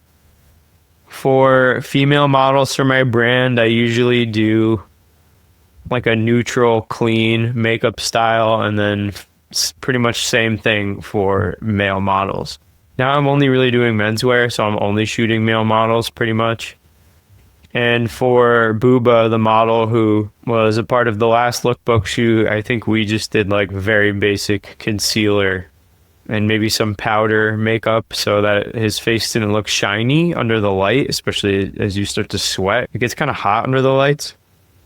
And Bree, the hair and makeup artist, will just come and make sure his hair looks good, even if he sweats. If he is sweating, she'll dab it up and reapply some of the powder makeup and just do general touch-ups and adjustments during the shoot. You might be thinking, oh, that doesn't seem like super worth it. Like my models can just go without makeup or like whatever. Like, yeah, if that's your vibe, if it's really just like super grungy and natural, then yeah, sure. But I guarantee that your images are going to look more consistent and then overall professional, even just subconsciously to the customer. It's going to help stand out against other brands. Even if the makeup look is to have it appear that the model isn't wearing makeup. Next is the wardrobe assistant or dresser. Assist the stylist in prepping and managing outfits on the set. For the last shoot that we did, the art director was also the dresser, and he had one assistant that would do things like fixing the lights and helping dress the model, and they steamed clothes as well. That was the biggest thing, really, that took up the most time for the assistant, was steaming the clothes. Next, super important, models, face of the campaign. They wear the garments and express the mood of the shoot. You are probably going to work very closely with the models to direct them how you would like them to pose, what emotions to convey with their face, and just the overall vibe of the shoot. So I've now been a part of a couple shoots as the creative director, but the last shoot that I did for my own brand, I was the creative director and I modeled some of the clothes. I wasn't the main model, but I did model like official editorial photos that I've used for the brand and are on the social media. So that gave me some really, really cool perspective, because Dakota, who's producing and helped make the set, all of that, which I get to in a second, I don't want to jump the gun, but Dakota would direct me and be like, your eyes are a little intense, less intense. Move your hands a foot to the left. Lean a little bit more on your right hip while you put your hand in your left pocket. Things like that, like really directing me. And that gave me a pretty serious newfound perspective. Here's me modeling the pants, the Umbra trousers that were a part of my last shoot. Here I am modeling the pants and the framework denim jacket. There's Dakota, he's the producer and art director. This is Max, he was the photographer. Here you can see Dakota is moving the light to follow my face as I change poses and the stances. It's kind of like what a lighting technician or gaffer would do. Here you can see I'm taking direction from Dakota. He's telling me which way to face. He's telling me where to look in terms of the light. Here, Max and Dakota are helping me figure out the right place to stand and how to position the light so it's flattering on my skin. Which brings me to set designer and art director, which oftentimes are the same person, at least in my experience. The set designer and or art director will design and manage the set or location to fit the shoot's theme. And they'll ensure the set aligns with the creative concept, including props. So that's something that is really important to discuss with the set designer beforehand. If you have any props that will enhance the narrative of the shoot. Backdrops, which we'll get to in a second when we talk about the Sugar Baby map. I have a couple examples of different backdrops to use. And overall mood. Super, super important. Having a set designer / art director on set has changed the game for me. It took all of my content from looking kind of amateur, actually, to looking pro in comparison to a lot of my peers' brands and other small designer brands in my sphere of competition and influence. Next is the production manager / producer. So this is another thing that Dakota kind of lumped in to what he does. I'm telling you, this kid is the GOAT. So what the production manager and producer will do is manage the schedule, the budget, and they'll coordinate all the team members. As the producer, he found and hired the photographer. He found the videographer / social media coordinator. He found and hired the hairstylist and makeup artist. He found and hired the model. He acted as set designer / art director. He brought a production assistant / runner with him and also ordered food for lunch for everybody. So I did all of the front end heavy lifting, like designing the garments, designing the concept, coming up with the deck, all of the mood boards, making sure everything there is cohesive, going through the entire manufacturing process, sampling process, getting the packaging, doing the 3PL, doing the fulfillment myself for a few years. Like all of that needed to be done. And then I said to this producer, hey, here's what I have. Help me make like my full lookbook and all of my content. And then in just one day, we did one day. It was about 6 hours with a super small team. And we got all of the Pathos content done for an entire collection. If you want access to this whiteboard with team roles and some creative director overview, you can access it in the Fashion Brand Vault Skool group, link in the description.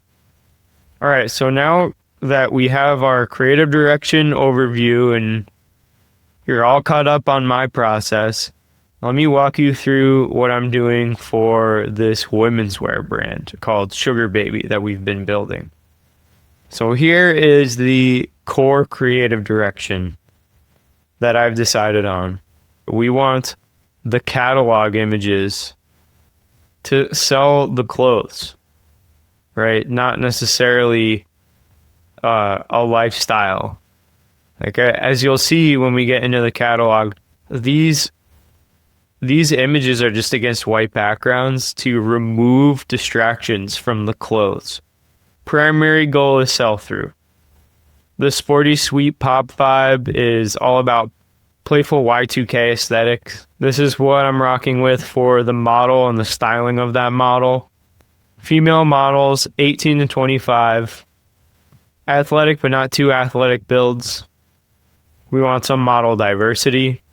5'8" to 5'10". And then I defined the specific hair and makeup styles, the accessories, and how I envision them posing. Feel free to pause and read. Next, I defined the lighting and the camera. I have a video about lighting for creative directors that are non-photographers. I'm planning on making another video actually about that again, where I'll break down lighting concepts in much more detail.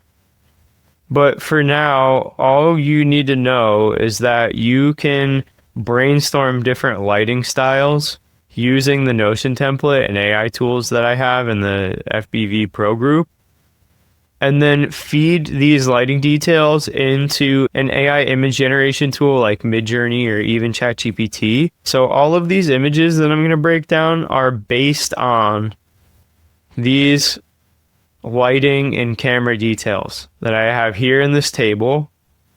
And then the way the model looks in all of these images is based on the model and styling details that I have here. Okay, let's break down the catalog set. So this photo set is for e-commerce product pages, social media, and pitching to retail locations. Retail locations like department stores or boutique stores want to see a catalog when you're pitching your brand. Here's a super easy formula for shooting a high quality catalog. First shot, full front, arms relaxed, like these. You just tell the model, keep your arms relaxed at your hips, look right at the camera. 3/4 front, this is full, right? And then this can be considered 3/4. This is from head to toe, and this is just from head to the middle of the leg, above the knee. Side profile, that looks like this. Back view, walking step movement. So this is kind of like a walking step movement and a side profile. This is kind of like a standing side profile. Seated on acrylic cube. You don't need to do it on an acrylic cube. You can have the model sit on pretty much anything as long as it looks like it belongs in the scene. Macro 1. So we have the signature perforated fabric here for Sugar Baby. Macro 2 showcases the hem and stitch quality, as well as the little bar tack Easter egg here. Hero portrait crop. Consider these to be hero portrait crops, about thigh high, looking directly at the camera. Then an alternate backdrop color accent, so pretty much getting the same exact shot but with a different background. This is something you can probably do in post-production, like in Photoshop as well, if you're trying to do it on a budget and you don't want to like set up a different color background or change the cyclorama color paper. You can usually also achieve this with lights, using the right gels or using the right colored lights. So if we apply that to all three looks, we have the blue dress here following the same guidelines for the shot list. We have our hero images sitting on the cube, walking, side profile, back view, texture details, macro shots, and top-down product shot. And then same for the polo top and skirt set. So as you can see, it's really consistent. If you follow the same shot list and same lighting setup, no matter which model you are shooting or which product you're shooting, it's gonna look glued together and super consistent. The next category of content that I mocked up is for the lifestyle lookbook or direct-to-consumer content. The catalog's main goal was to sell garments. The lifestyle lookbook sells moments, and garments happen to just be a part of those moments. So I have some hero shots of models wearing the clothes. Here are 3 models wearing all 3 pieces in the set, so it's important to show how all 3 pieces work together and are cohesive. Some art-directed shots of the models in this cool outdoor tennis court with some funky colors going on, but all of the colors are cohesive and within the original palette. We have pastel pinks, we have pastel blues, and we have black. I figured this type of shoot would probably go for about 6 hours. It would start in the morning and then it would end maybe as the sun is going down.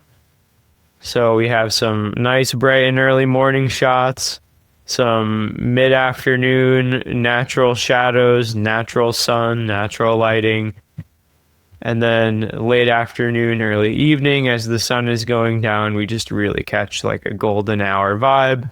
And that's pretty much it. I think this whole shoot can be achieved in one day, 3 models tops. I think it would be kind of cute or catchy to get the 3 models here playing tennis with one of these wide macro shots, and then also get some pictures of them hanging out and really showcase how the products in the drop are really connected and cohesive.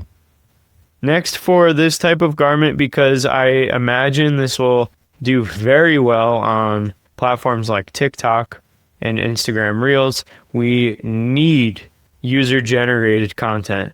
So this is either shot in-house and you get someone on the team, or outsource it to someone that will make content like this, where it's very candid, very natural, mirror style, TikTok style, selfie style, trendy vernacular, like fit check. And they make this content and it gets posted to the main Sugar Baby or brand social media accounts.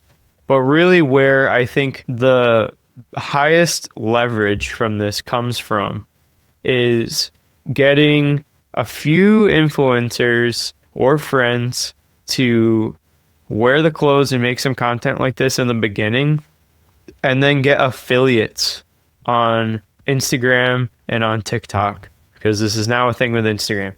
I don't think the ecosystem is as robust on Instagram with the creator marketplace as it is with TikTok, at least not yet, and I have yet to really test it. But I'm super familiar with how TikTok affiliates work, because I helped scale an e-commerce business called Be Lovely to $100,000 revenue a month. And a big part of that chunk, a big chunk of that revenue is coming from TikTok affiliates who would just post videos on their regular feed wearing the products, and then they would tag the brand. And then if they make sales, they get a commission. But what was really, really powerful is we ran ads to those affiliate posts as well, because affiliate ads convert really well, especially on platforms like TikTok, where people buy from people. They don't necessarily buy from brands, right? So someone on TikTok is way more likely to come up to Alexandra's page and buy the Sugar Baby dress, rather than going to the Sugar Baby page and then buying the dress directly from there. I think mirror selfie style is going to translate with the target audience really well. And then unboxing videos are going to be so huge from the brand account and from affiliate accounts. You want to show the customer that the packaging was well thought out and it feels like Christmas morning when you open up the package. When you have that type of experience, not sharing it with the world and not making videos about it, it's kind of a missed opportunity. So that's pretty much all the content that we're going to need for the first Sugar Baby drop. Again, it's all hypothetical. These are AI generated images based on my creative direction ideas, of course, but I'm not launching this as a real brand. I am going to make a Shopify page for this brand concept. I'm going to fill out all of the social media sections here. This is a new thing that I'm adding to the system, is the social media section. So I'll talk about Reels, I'll talk about TikTok, we'll dive into trial Reels. We could even talk about platforms like Pinterest. And then after that is marketing, where we'll set up the full email marketing suite, paid ads. We'll look at some affiliate influencers, and I'll just continue to break everything down step by step. So now we're done with creative direction and content for Sugar Baby. If you're looking forward to seeing the rest of the videos in this series, like the next one on building a Shopify store, like and subscribe, hit the bell notification. If there's a topic you'd like me to cover in a future video, leave a comment. Join the FBV group, or the Fashion Brand Vault group, if you want to see the rest of my process, get some of my free whiteboards, access my Notion Vault, connect with over 600 new members. It's a great time. Come join the party, and I'll see you in the next one. I think that's really clean. This is looking way better. When you hover over these images on desktop, it looks really good. You see the model hero shots with the simple color backgrounds, natural soft lighting. And then when we go to the mobile view, very clean. Let's now click into the tank dress product page. The product imagery should be all fixed now. If I scroll through it, so far so good. Remember, all of these images were added to the media bucket in the back end of Shopify, which is here. It's not in the website customizer or template builder. When you're setting the media for your products, you do that in the products tab on the Shopify backend. What's good, everybody? Welcome back to another video. In today's video, I'm going to build an entire Shopify storefront for this fake brand we've been building over the last several episodes called Sugar Baby. I'm going to use the brand armor and visual identity together as my North Star for designing the aesthetic of the site. And then I'm going to load all of this content onto the site. I'll be using my own website as a template just because I have a custom theme that I use and I think it looks really good. So I'm going to start here. I actually already imported my custom theme as a template and I changed the logo to Sugar Baby. And now we need to import the products, which will then show up here on the website. And then we can kind of do the products and the product info at the same time as building the homepage and then the product pages, checkout page, and so on. I'm also going to use this custom ChatGPT project with a very specific XML system prompt, which is available for all pro members. You don't need to use this system prompt, but it's prompt engineered to be extremely helpful, specifically with writing copy or the text that goes on the e-commerce website. The first product that we're going to add to the website is the skater dress. I can go directly to the custom GPT that I set up and then import this PDF that we made in an earlier video. So now the PDF is ingested into the chat.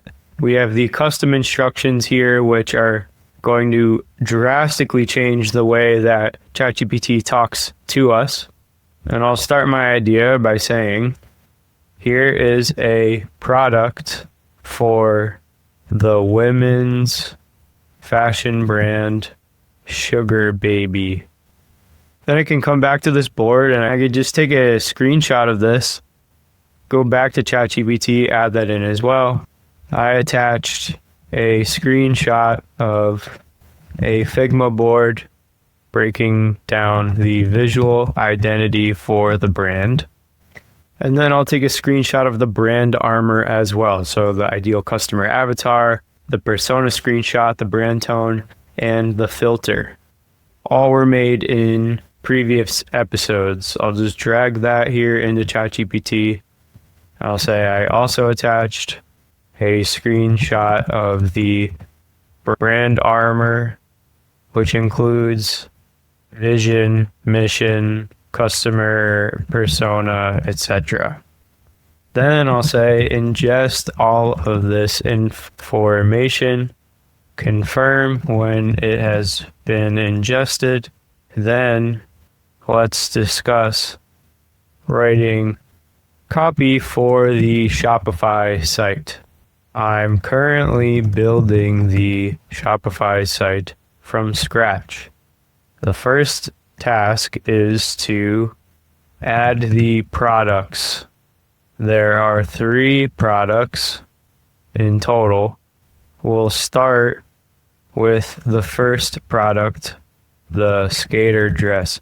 I think we might have called it the fun and fit skater dress, something kind of corny. I like the idea of just calling it the skater dress. I think it's cleaner. So let's put all this into one idea. And then we'll put all of this into another idea.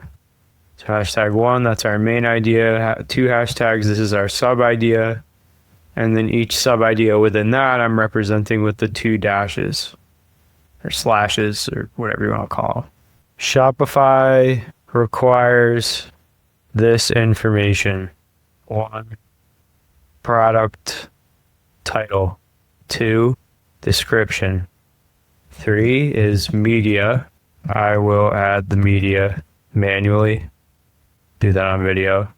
Then is price. We might need to discuss price strategy. And we can start there. When we get to the point where we're optimizing the product pages, we're going to add things like fit overview, size charts, additional product details. So this is just what we're going to start with and then feed this into the back end of Shopify right now. So I'll send this off. It's a pretty well-structured prompt, and we have the context here from the PDF and the screenshots. And this has a custom system prompt, which is going to make it act like an expert copywriter for e-commerce stores. So this is a really powerful way to use AI. I think some people would consider this to be like vibe marketing. I keep seeing that term, which is kind of a play on vibe coding. If you're unfamiliar with what vibe coding is, it's when you just use AI to code a software or a website, but you don't actually really know how to code. So it's just using plain English to try and explain to an AI what you want, and then the AI makes the code, and then you have to debug it by just explaining in plain English. That's vibe coding. Then vibe marketing is when you have the AI do your marketing for you, and you're just trying to explain in plain English what it is you need. I find that doing this, like adding a custom system prompt in XML or JSON format, adding context like PDFs and screenshots of notes, and then structuring prompts like with markdown format, like you see here. Like we have the 1 hashtag for one main idea, 2 hashtags for our sub idea, very clear formatting. Like that's the best way to do vibe marketing, in my opinion. Like if you're really gonna utilize the AI and have it help you build things that are like business oriented, like things that have real implications if you change them, you want to make sure that the AI is really aligned with you and you're not just using like the general tools. You don't want to just use like the free version of any of these AI tools and just have it on like the most normie settings. Anyway, rant over. Let's continue here. O3 says all visuals, brand armor details in the skater dress tech packet are fully ingested. Before we draft the Shopify listing, could you confirm 2 things? Launch price or price band you're targeting. Colorways for the first drop, pink, blue, and 1 black accent option as noted, or any adjustments. So now this is actually a good time. I was going to make a separate video about this, but I guess I might as well just include it in this because a lot of people watching this that are following along are going to get to this point and then they're going to go, oh my God, I don't know how to price my products. So this is a perfect time to vibe market that live on camera for this video. So you could see how I would approach pricing a product. So in this chat, I'm going to activate deep research and web search. And I'm going to say, I need you to research similar brands with similar target audiences and compile data about how these brands price their products. I'm aiming for an average order value of $150. Then give me an idea of where Sugar Baby sits in the market. Is there a price point that makes perfect sense? And we can fire that off with the research on.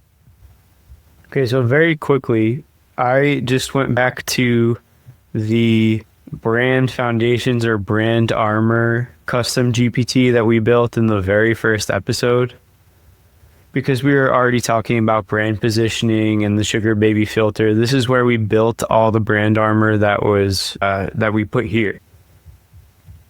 But I am now realizing, for the sake of time, I didn't do the full competitor analysis, and I didn't realize I was actually going to turn this into like a thing where I really build out this whole brand. I just went through and I used O3 with deep research to do the full competitor analysis and back it up with sources and then give me a breakdown.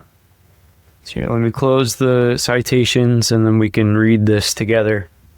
Below is a tight short list of 8 tennis core labels that tick all 4 boxes. Same demographic, Gen Z/young millennial women. Playful, pretty aesthetic, sweet, friendly fabrics, and $90 to $200 pricing. So I could already come back here and just say $90 to $200 and just fill these basic questions out. But I want to keep reading this because I think this will be supplemental to the brand foundations, and anyone who's made it this far or watched all these videos will definitely benefit, I think, from this section right here. And a few members have also mentioned they like when I take it kind of slow and read through the AI responses because not everybody gets the same AI responses and not everybody uses the custom system prompts that I use. So I will read through this and then I can just copy and paste this entire table and then feed it to the copywriter assistant. The chat with the custom system prompt that makes it really good at writing all the text for the Shopify site. So this is a good example of having the AI prompt the other AI.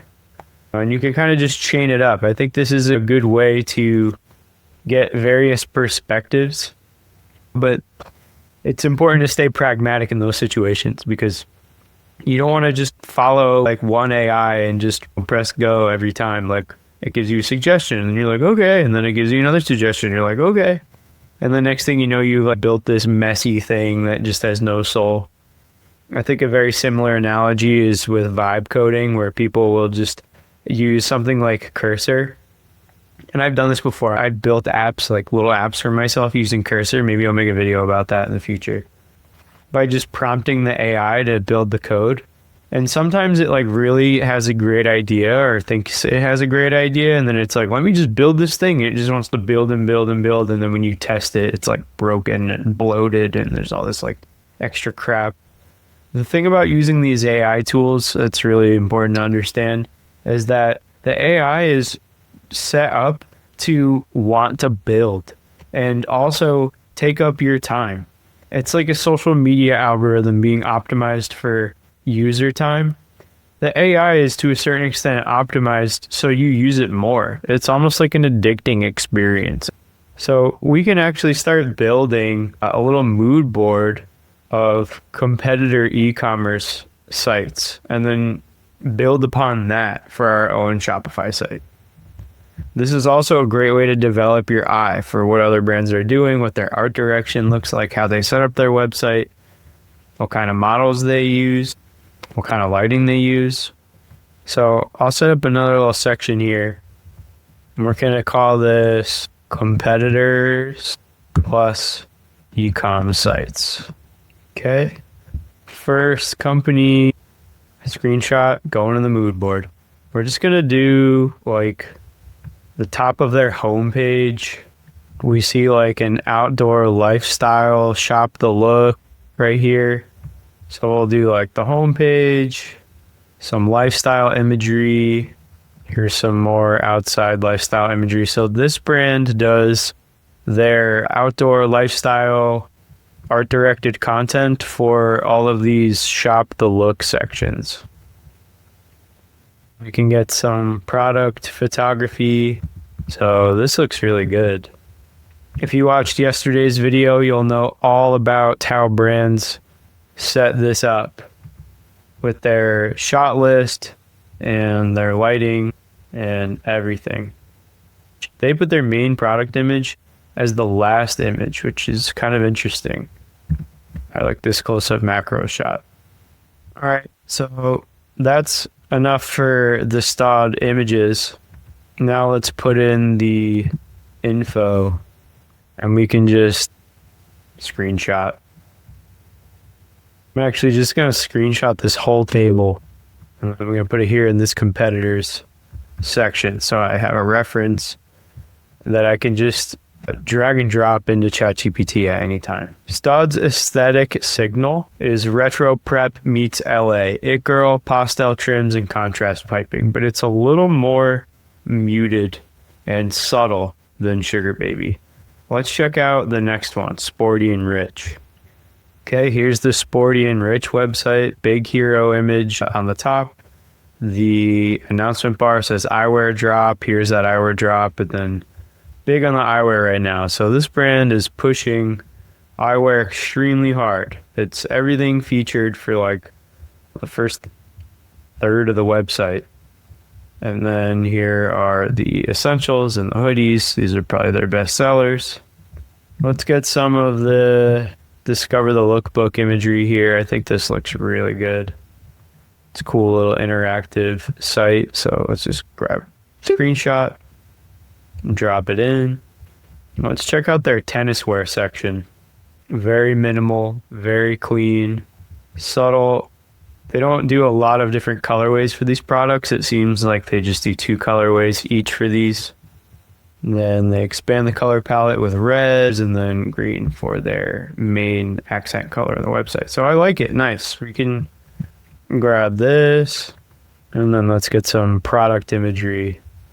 Okay, that's cool. So they do like a lifestyle product image here as the hero shot on the main product page of the website. That's a cool way to do it. Really, I'm looking for these. These are great product shots. Pretty even lighting, soft lighting, white cyclorama background, super clean. This model looks like Sydney Sweeney a little bit. I bet that was on purpose because Sydney Sweeney is super relevant right now in pop culture. Okay, and let's grab like one more image. That's a cool little embroidery on the product. Let's just grab this back image. And then next we have recreational habits. Here we go. This is the e-commerce site for recreational habits. Wimbledon whites and Masters green, very on brand with tennis and golf culture.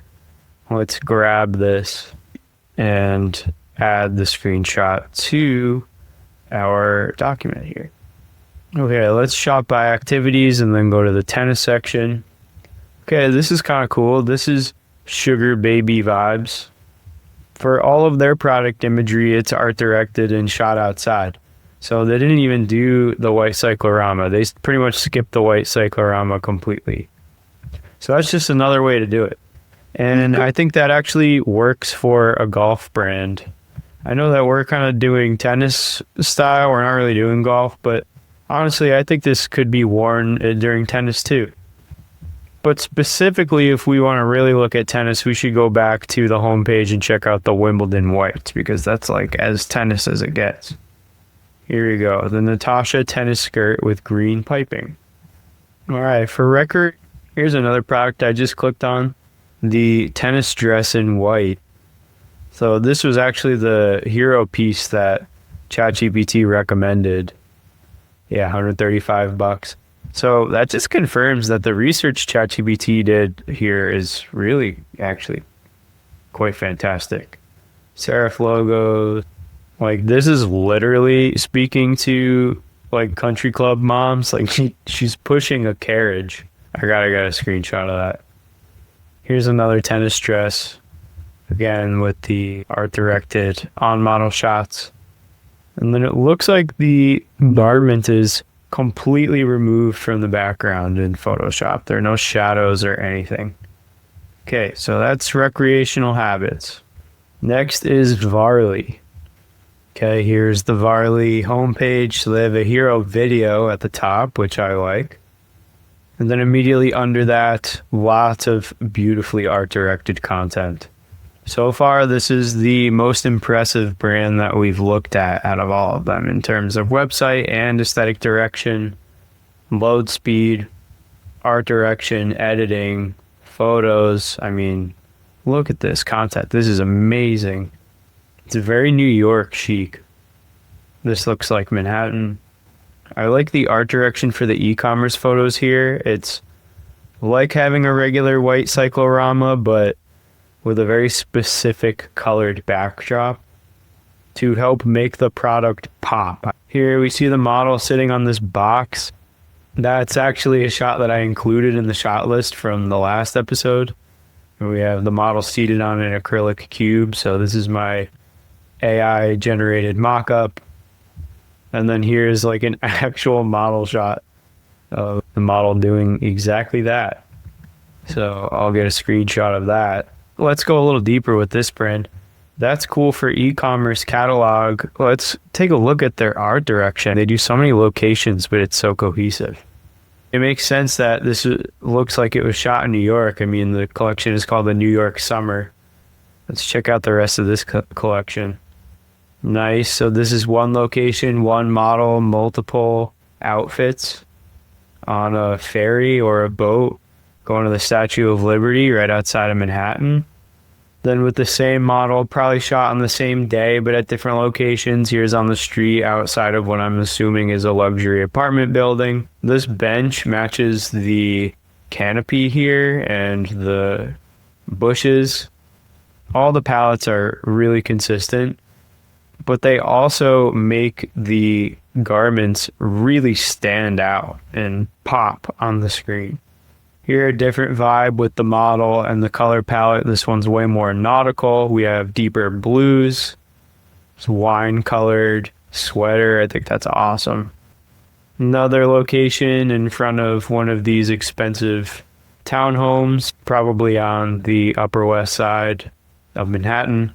So I'm seeing two shoots here. I'm seeing the New York City chic woman in her 30s, and then more nautical, so country club, Westchester County, suburbs outside of New York, American Yacht Club, Westchester Country Club, like that kind of vibe. And that's probably, if I were to guess, because the majority of their demographic is rich mid-30s New York City wives, and then maybe a little bit of an older demographic that is, settled down in Westchester and going to the yacht club for lunch and drinks on Friday evening. This to me is speaking to like actual New York City rich people. Sporty and rich, with the sporty and rich embroidery, this to me looks like something that actual rich elite people would see and be like, I would never wear that. But someone that aspires to be a sporty rich person would wear this, if that makes sense. If we compare it to Varley, I really think it's just two completely different demographics. But the price points are pretty much the same. I mean, this is $155. This is $148. This seems way higher quality to me. Here we have an about section, content about the founders. They did an interview here. You can watch the full interview. Just feels like they've done a lot more world building. Okay, what was next? Outdoor Voices is the next brand. ChatGPT says this brand is a viral TikTok staple with solid colors and a functional cut. Let's check it out. Okay, I like super basic websites. The art direction is nice. I like the movement of the model. Exercise dress. Nice macro shot. Speaking to a more tech-savvy audience by, I'm assuming, purposely putting AirPods in the shot. And these look like the AirPod Pros, so those are the expensive ones. Yeah, I like it. This looks great. $100. And then they have 4 interest-free payments. Pretty standard these days, I'd say. To grab this screenshot. SKORT. It's like a skirt short. Outdoor Voices has the indoor e-commerce against the cyclorama style photos directly next to the lifestyle content. The only thing about that is this, it just looks like two completely different brands. This is very specific natural lighting outside at the beach. Very different model. So like the first image to the second image to the third image to the fourth image to the fifth image, it just all kind of feels a little disconnected. And like the ones on this left panel all belong together, and then the ones on this right panel should all work together, but then like this is edited pretty differently than this. These were obviously shot on 2 different days in 2 different locations, color graded and edited differently. So there are like 3 aesthetics here. There's like this one here and this one at the bottom are the same day, same editing. This one here is kind of like in its own space with its own model and editing, and then these 3 on the left have the same model and the same lighting and art direction. So it's a little inconsistent. Let's do one more and then we can start building the Shopify site. Free People Movement. Free People Movement has an entire tennis and pickleball section of their website, which I think is pretty cool because that's actually getting pretty deep into the culture of it. Multiple models, gear, tennis whites, bunch of different models, bunch of different locations, bunch of different lighting here. But it all still kind of looks cohesive. It doesn't look like three different brands necessarily. Like this, there's some vertical video, nice TikTok and reel style vertical video. All right, cool. Let's just grab some photos and then keep on going. Cool. So they put their lifestyle outdoor hero images at the top with video at the top. They probably have some data showing that their audience is mostly Gen Z. They scroll on TikTok a lot, so it's important to have vertical video at the top of the page. So we take a screenshot of that. And then let's reference their catalog imagery. So very soft lighting in the white cyclorama studio. Pretty standard. Looks great though. Okay, I think that's good. Now we have a pretty comprehensive mood board of the competitors in the space. We broke down how they do their product images, and I provided some insight on art direction and creative direction for e-commerce. Now we need to start really pulling it all together and tying it all in for Sugar Baby. So let's go back to our custom GPT assistant that is specifically for writing the product descriptions and website copy. Copy that entire table over from the other GPT assistant that we also took a screenshot of here. Here, I'll take a screenshot, drag it into the chat, and then I'll say, here is a table with a full pricing analysis based on competitors. And then I'll send that through and see what it says. Thanks for sharing the competitive pricing breakdown. This gives a sharp read on your lane. I'll now pull fresh data on price ranges, hero SKUs, and positioning for similar fashion fitness brands, targeting the customer avatar. Okay, so now the copywriting assistant is going to generate its own report.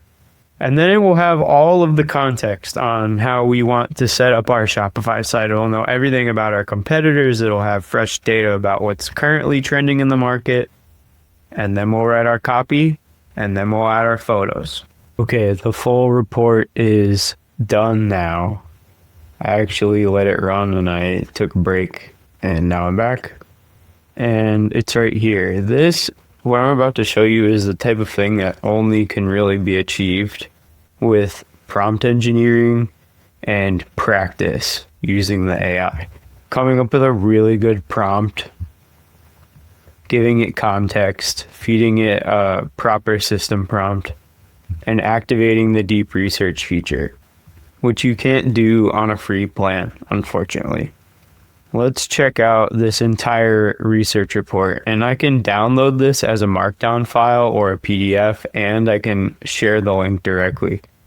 So I think I'll put this link in the description of this video. So here are all of those brands that we made the mood boards for that I had in that table. I'm not going to read through all of this on the video, but like I said, I'll provide that link so you can scroll through and read it for yourself. But this just provides some more info, and it goes really deep on the pricing analysis for each of the competitor brands. The thing that I love about the deep research feature is that it really supplies good resources and links. Like, it can just look something up and then cite the source like right here on the spot, and this link works and takes me to a dress from a competitor brand. Here's Varley. That was my favorite brand out of all the ones we made mood boards for. Transatlantic, London to Los Angeles. And surprisingly, they are underpriced for what I would have thought. Here's what's really important. This is kind of why we ran this in the first place, at least for the sake of this video. The summary of the price bands. I'll read this. Across these comparable brands, most tennis-inspired dresses and sets cluster between roughly $90 and $220. The lower end, around $90 to $120, is populated by mainstream activewear lines and influencer brands, FP Movement, Outdoor Voices, and Popflex, for example. Offering trendy looks at accessible prices. The mid to upper end, $150 to $220, includes more fashion-driven or prestige labels. which leverage higher quality materials, limited editions, or designer branding to command premium prices. In short, the sweet spot for a stylish court dress or matching set is often around the low 100s. But consumers do pay 150 plus when the brand story and quality warrant it. So I think because our idea was to have Sugar Baby be a made in America brand, I see no reason why we can't justify 150 plus. But let's read why a 150 plus price range is working for these brands. According to the research report, Sporty and Rich successfully sells items at 200 plus based on brand allure and nostalgia. So here is Sporty and Rich. I took some screenshots. This is from the mood board. Very clean.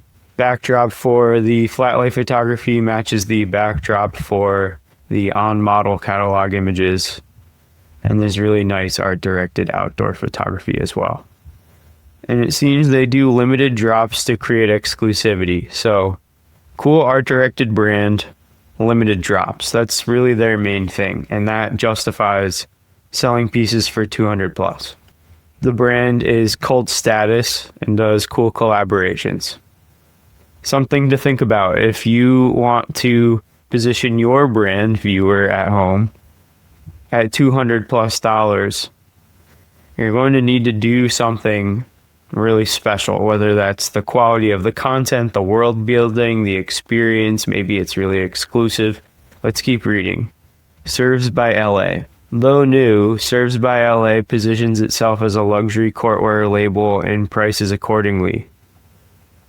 Like this dress at $220. Let's check it out. The Kennedy dress. Confirmed Shopify. They use ShopPay. 5 reviews. Okay, a bunch of verified buyers. That's good. Boom. There we go. That's why this is the biggest reason why it's more than $200. Handcrafted with love in the USA. If you get your garments made in the US, it justifies a high price point. If you have really awesome art directed brand content and your pieces are made in the USA, yeah, you can go crazy with the pricing. But that's not always feasible for small brands or startups, or if this is your first fashion brand. Like, I still get the majority of my pieces made. I still get really all my pieces made in China. I've only been in the sampling phase with US manufacturers. So my brand never charges anything in this price point. Except one time I did a jewelry drop, and that was different. Because that was moissanite, and that's a cool moissanite bracelet is worth a couple $100. But for like a jacket or garment, oh, and I did one suede jacket that I sold for $400, but that was a one-of-one piece. Okay, let's keep reading. Recreational habits. So we made a mood board for them, and that's here. Wimbledon whites, tennis mom, kind of sultry, a young model. ChatGPT says most recreational habits pieces are mid-range. Their higher end dresses in the 165 to 175 price point are justified by unique design and lifestyle branding. For instance, a $175 tennis dress might come with built-in green undershorts or a novel halter neck terry design. And then it provided a link. Let's check that out. So we are already on this page, but it's talking about this Sloan Racer tennis dress in white with green undershort. We had that in the mood board as well here. Key patterns amongst all the brands in the 150 price point. They tend to offer either technical enhancements like built-in support or specialty fabrics, strong design narratives like heritage. If you don't come from a rich background and you don't want to cosplay as coming from a rich background, do not do the heritage thing. It only works for certain brands. But nostalgia is something that's fun and easy to art direct. You can reference something that was cool maybe in the 60s or 70s. Or exclusivity. That's something that a lot of brands will do. You know, they'll lock their website. I do that sometimes. My website's sort of locked. It's like half locked right now. Some people just do in person at first. Like, there are so many ways to build exclusivity. Maybe I'll make a full dedicated video about that. ChatGPT says you can incorporate quote unquote premium branding. I guess that's maybe a little general. What it says here, that elevates the product beyond a basic workout piece. Often it's a combination of these factors. For example, an upscaled tennis dress might use a compressive high-performance fabric and include retro-inspired tailoring, sold by a brand known for style leadership. Buyers in this segment are paying for both functionality and fashion credibility. This context is important for Sugar Baby in determining how to price and position its own offerings. Let's keep going. Sugar Baby's unique positioning versus the market. Sugar Baby's design story centers on features that are distinctive in this landscape. Made in the USA production, coordinated trims, a cheeky brand tone, and nostalgic silhouettes. That's what I was saying. It's easy to reference something that people get nostalgic for. Each of these elements can be an asset when competing to the above market. Well, starting with Made in USA. This is relatively rare in activewear and signals quality and ethical manufacturing. Keyword here, signals, right? Like, personally, I work with a Chinese manufacturer and I think that the quality is great, and I know for a fact that their manufacturing is ethical.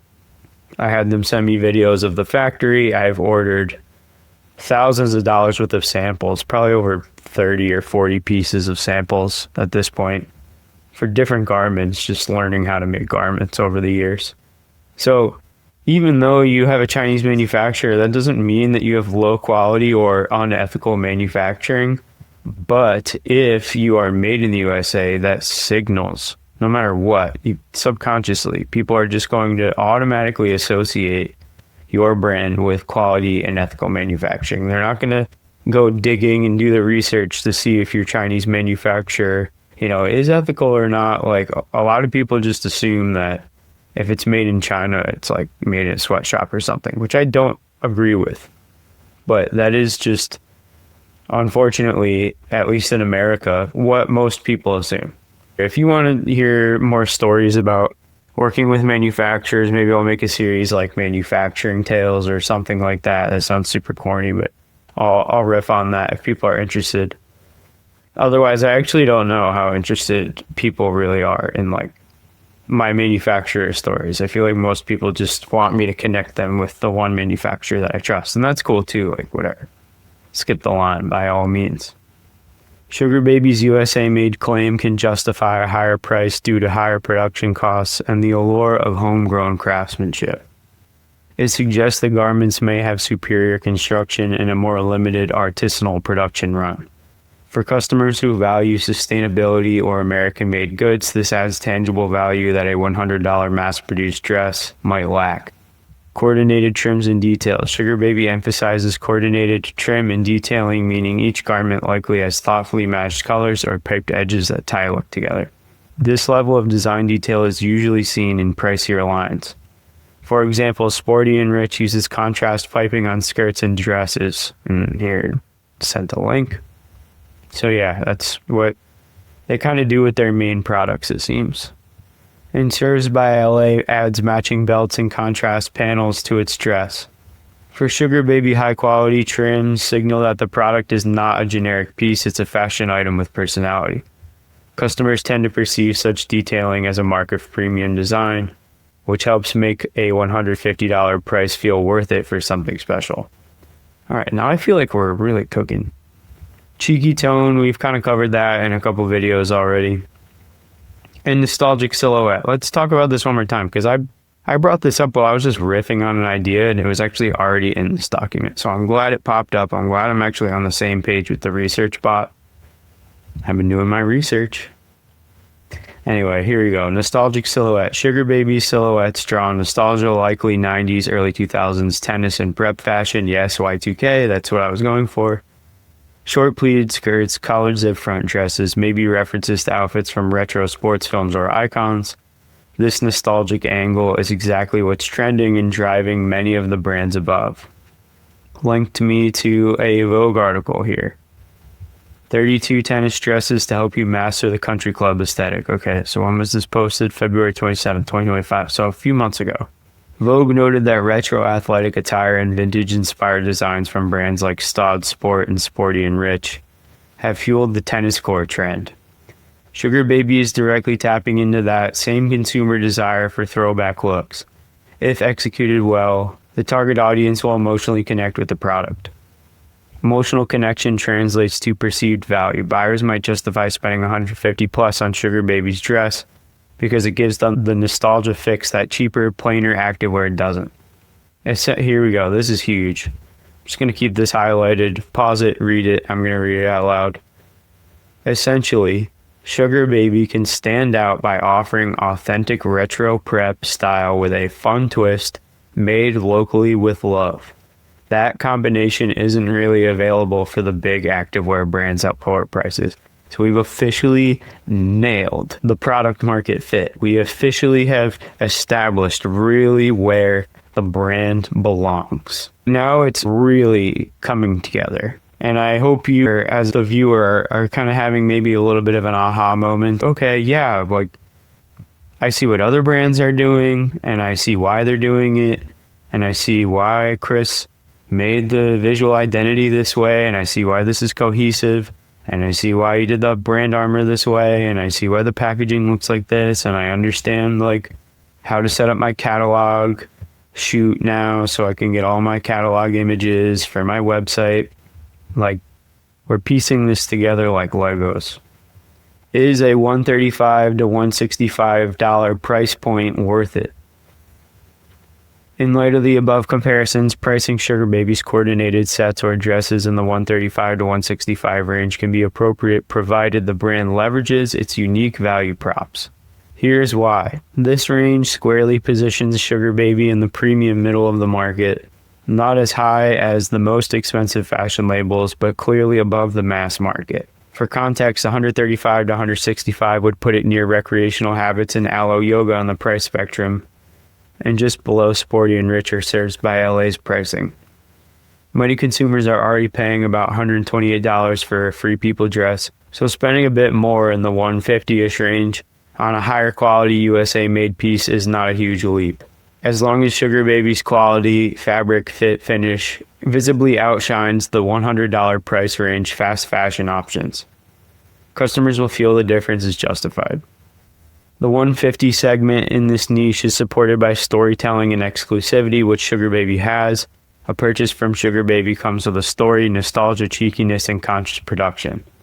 The narrative adds intangible value. For example, a shopper might reason, this dress costs $150, but it's ethically made in the US and it's giving me major 2000s Elwood vibes. Totally worth it.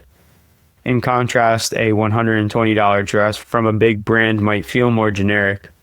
As long as Sugar Baby communicates its brand story well through marketing, packaging, social media tone, the target demographic is likely to perceive the $135 to $165 price tag as premium but worth it for something that feels unique. One caution, Sugar Baby is a new name, so it doesn't yet have the brand recognition of a Staud or the hype of Sporty and Rich. That means the product itself and its presentation must earn the price on its own merit. High-touch details like beautiful lookbooks, inclusive yet aspirational imagery, maybe small perks like a nice packaging or a little freebie with purchase can help convince first-time buyers that you get what you pay for. If Sugar Baby can deliver an excellent garment that fans rave about, the price will feel validated in hindsight, building trust for repeat purchases. Overall, a $150 price for a stylish tennis set or dress is not unusual. In fact, it's right around where we see a quality gap between cheaper fast fashion activewear and the more boutique brands. Sugar Baby is aiming to sit on the upper side of that gap, and its made in USA quality and quirky nostalgic style are exactly the kind of differentiators that savvy young consumers will pay a premium for. Ensure that your website incentives align with this price. For instance, offering free shipping at orders over, say, $150 or $175 can gently encourage shoppers to hit that mark. Sugar Baby could also consider small add-ons like headbands, socks, etc. that complement the outfit. I've thought of this before and I've looked into it for Pathos, like doing socks, like doing cool light blue socks that complemented the pants that went really well with black shoes, Like I was like, man, it would be sick if I could do some like cool socks. And I figured like it would be cheap. And it is cheap per sock or per pair of socks. But the minimum order quantity on socks in China, which is the only place I looked, I haven't looked for USA sock manufacturer. But when I looked in China, the minimum order quantity, I think, was 50,000 pairs of socks. And I was like, what? I was like, okay, I'm going to ask some other manufacturers. It was still like, yeah, if you want to do, I don't know, 1,000 pairs of socks, which is still like way too many socks for me, they would have to raise the price. Like the only way for, and then it was not going to be worth it for me. Like the only way for it to be economical to do socks is if you're like Nike and you're putting out like hundreds of thousands of pairs of socks every year. Anyway, a customer who buys a $135 dress might toss in a $20 accessory to round out the look and exceed $150, raising the order value. But fundamentally, by pricing the core product itself near $150, you're inherently setting the AOV around that level without needing every customer to buy multiple items. Okay, so that was a lot. But this is really good because I'm now going to say, perfect. Now you have context on the entire situation.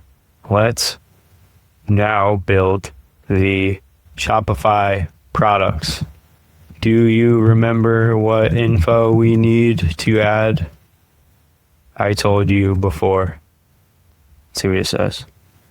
Here we go. Yep. Shopify needs just 4 core fields to create each product title, description, media, price. And we've zeroed in on around $150. Let me know the exact figure. Once we lock in the price and confirm launch colorways / variants, I can deliver the finished title and description block for the skater dress. I will say the skater dress will only come in one color, pink. Let's just call it skater dress. I like the simplicity. The dress will come in sizes extra small, small, medium, large, extra large, double XL. The price is $140. Let's start there. All right. Nice. Skater dress, $140. Key benefits, story inspiration, details, fit advice, care, SEO meta description, alt text suggestions. Okay, let's run that. Title, skater dress. Description, let's put the story / inspiration at the top. And I want to edit this. First of all, see this M dash? Get that shit out of here. A love letter to retro center court glam. New sentence. Think Y2K crush meets modern pickup game. Sugar Baby distilled the play hard look sweet promise into one hero silhouette that aces brunch rallies and rooftop after hours without an after change. Let's change this up. I'm going to say, let me cut this play hard look sweet. We'll put that somewhere else.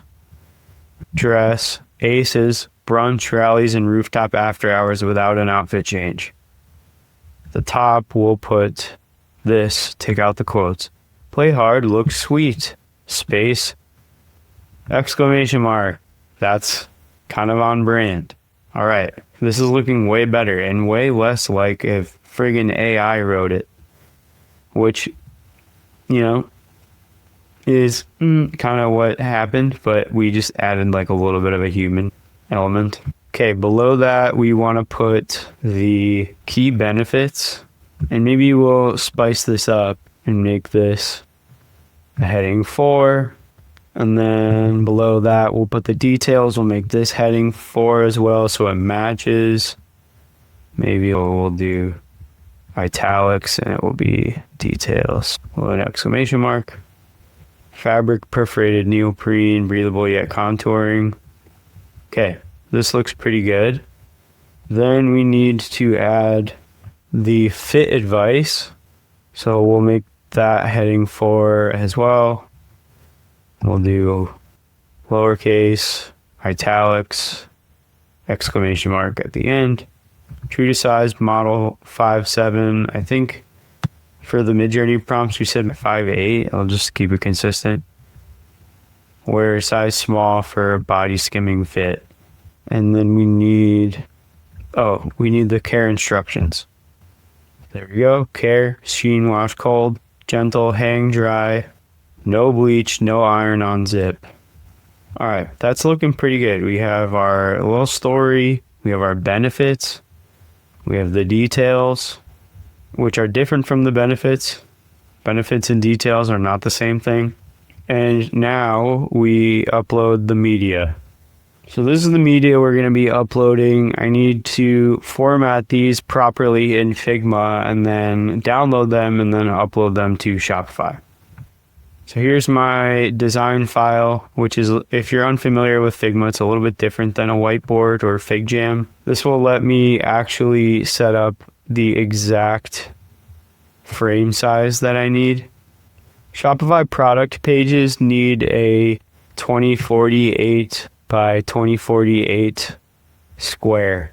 You can go bigger than that and you can do portrait as well, but my theme for whatever reason doesn't work well with portrait and won't let you scroll on mobile through the product images at the top of the product page, which is like a huge annoying problem.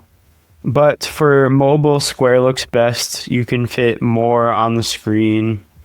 The pixel quality of 2048 by 2048 is really high, so you're not gonna upload a blurry image. It'll be solid pixel quality and it will load fast. So we're gonna stick to 2048 by 2048 square for our product page images. So I just dragged all those images that were in the whiteboard into this design file, and now I'm going to resize them for this square, starting with the main product image. So let's get that sized properly, fit it into the square, crop the sides. And then I like these shadows, but I want the square to be the same photo as the background from the AI generated image. So we could just kind of match the background that way. Or we could just completely remove the background from the AI mockup. And now it's really consistent, but those shadows don't really exist anymore. This is fine. I actually kind of like how this looks. So let's export that. I created a new folder called Sugar Baby Product Images, and we'll save this as Front Flatway. I just saved it as a PNG. I think I usually save my product images as JPEGs. I would recommend that you save them as JPEGs. For the rest of these, I'll save them as JPEGs. Okay, back to this product info page. Let's add the media, pressing this upload new button. Upload the front flat light image. Okay, there it is. That looks pretty good. Next, we'll add this hero image. I'm going to speed through this process and just speed it up in post-production. I'm now going to group export the rest of them as JPEGs. Add them to the Sugar Baby product images folder. And then we can add all of them to this Shopify backend. So we have 1, 2, 3, 4, 5, 6, 7, 8, 9, 10. Boom. Last couple are uploading. And we're done with those. That was fast. So that's all the media. The price, we're going to put as $140. All of the SEO meta information was added dynamically and automatically based on the copy or the text that we put in the description. Okay, this product is done for now. I'm going to press save and move on to the ribbed dress. Okay, so I'm going to add the ribbed tank dress PDF that we made in an earlier video. And we're going to say, here is the next product. Let's call it tank dress. The price is $135 and the product only comes in one color. Let's proceed with filling out the Shopify product information. Here we go. Tank dress, $135, key benefits, story/inspiration, details, fit advice, care. SEO meta description at the end, but this I guarantee will fill automatically because Shopify has its own AI that will do that. All right, let's start filling the info out. Tank dress. Description. Dreamt up for dawn court sessions that spill into rooftop drinks. This powder blue number channels early 2000s tennis chic, body skimming, flirtatious, and effortlessly photogenic. Sugar babies play hard, look sweet mantra stitched into every rib. Okay, I like that as its own idea. Let's separate that. Dreamt up for dawn court sessions that spill into rooftop drinks. Okay, I like that so far. This powder blue number channels early 2000s tennis chic. That should be a period. Separate it. And let's change this from this powder blue number to tank dress. Just copy the keyword. Powder blue tank dress. Channels early 2000s tennis chic. It's body skimming, flirtatious, and effortlessly photogenic. Sugar babies play hard, look sweet mantra stitched into every rib. Nice.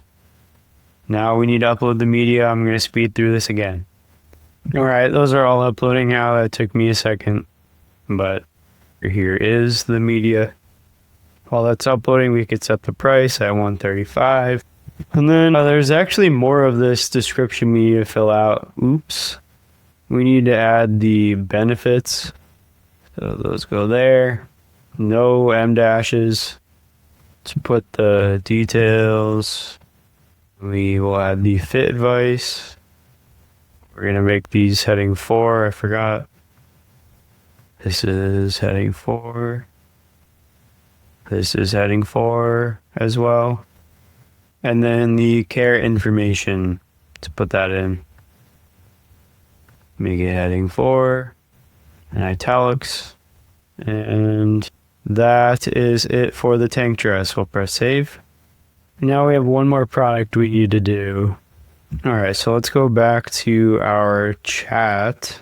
I'm going to add another PDF with context and say, great, let's move on to the final product.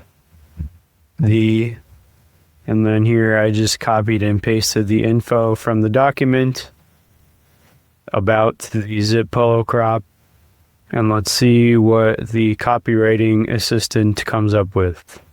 Okay, to finish the Shopify listing for the zip polo crop and A-line mini skirt cord, we need 2 quick details. The launch price for the full 2-piece set. So I'll say that's $150 for the 2-piece set. And black with blue and top stitching is the only available colorway. Okay, all right. Zip polo crop and skirt, $150. Key benefits, story and inspiration details, and fit advice and care. Let's load this into the Shopify. All right, that's it for the details. Now let's add the media. I'll speed through this section too. All right, these are done and exporting now. Let's import them into Shopify. Okay, they're all uploading. Let's double check the pricing. This is $150 for the set. All right, those are all in there. Pricing looks good. Let's press save. Oh, we forgot to name it. The polo crop and skirt. Okay, save. All right, okay, now if we come back to our Shopify template that we need to fill out, we could see that the products are here, but we need to adjust the order of the products. So let's do that really quick. Whatever product is directly after the hero image is what's going to show up on hover. So let's keep it pretty consistent and have this front model shot as the second image. And we'll save. Then we'll do the same for the tank dress. See how this is the second image directly after? We actually want that to be later in the set. We actually want those macro shots to be last. And then we'll put the hero on model image second. Press save. And we'll do that for the zip polo as well. Let's put these macro shots towards the back. And then we'll have this hero image as the second image. Press save. Now let's refresh this page for our template. And now if we scroll down, we should see the images display the proper on-model images when we hover. So far this looks pretty good. These are sized pretty proportionately. I'd say this image of the tank dress could maybe be a little bit bigger, but it's really not the end of the world. Let's actually put 3 products per row, because then now we could see all 3, and look how consistent that is. Let's just pretend this is the same model, and we have the skater dress, the tank dress, and the zip polo crop and skirts all right here, and when you hover over them, you see the model wearing the dress. So that so far looks really good. I didn't make any AI generated video, especially not horizontal video for this video today. I figured this video was already going to be really long. So just for the sake of time, I'm going to remove the video section, and now I'm just going to hover on the navigation and the hero display at the top of the home page. So let's edit this. It says, welcome to Sugar Baby, free shipping in the US. Let's change this to free shipping on orders over $150, which incentivizes people to either get the most expensive piece or buy multiple of the less expensive pieces. Keep the speed at 300. I like that. I like the little candy emoji. Let's press save. Now we'll have this hero banner text match the announcement bar just for consistency. So let's change this really quick. We'll say, welcome to Sugar Baby, free shipping on orders over $150. I don't like how the emoji looks on the banner, and then we need to add a hero image. I think this image will look great as a hero image on the Shopify site. Let's go back to the design file and get our header size. The ideal homepage header image size is 1200 by 800. Now I'll grab this image, paste it here. Okay, I think there's actually an opportunity to put 2 images in the hero banner. Let's use this one, copy it into this frame. Or maybe honestly this could be the whole hero image or hero banner, and then we'll repurpose this image later. I like that idea. So this could be the first thing that you see when you enter the screen. Good vibes and friends hanging out. I'll export that frame and then add it here as an image. Alright, so far we have welcome to Sugar Baby, free shipping on orders over $150. Looks pretty clean so far. When you hover over these product images, you see the on model shots. Next here in the template, I have a slide. Oh, this is filled with some pathos images. Let me just take these out really quick. Alright, and now we can add hero images to the slide. We'll keep the same size, and then we can use this image here. Maybe we could even add some text. So let's say maybe we can add like a featured in section. And we want to make sure we're using the typography from our design system. And then let's just get a bunch of SVG logos for publications. I'm not going to actually publish this website, so I'm fine with adding fake publication, but I would never do that for a real brand. If you're watching this and you're thinking of doing this for a real brand, do not put the logos of major publications on your website if you do not have any published work with them or any kind of feature or deal. Let's grab a screenshot of the Hype Bay logo. We can remove the background, make it a little bit smaller, and then we'll center it.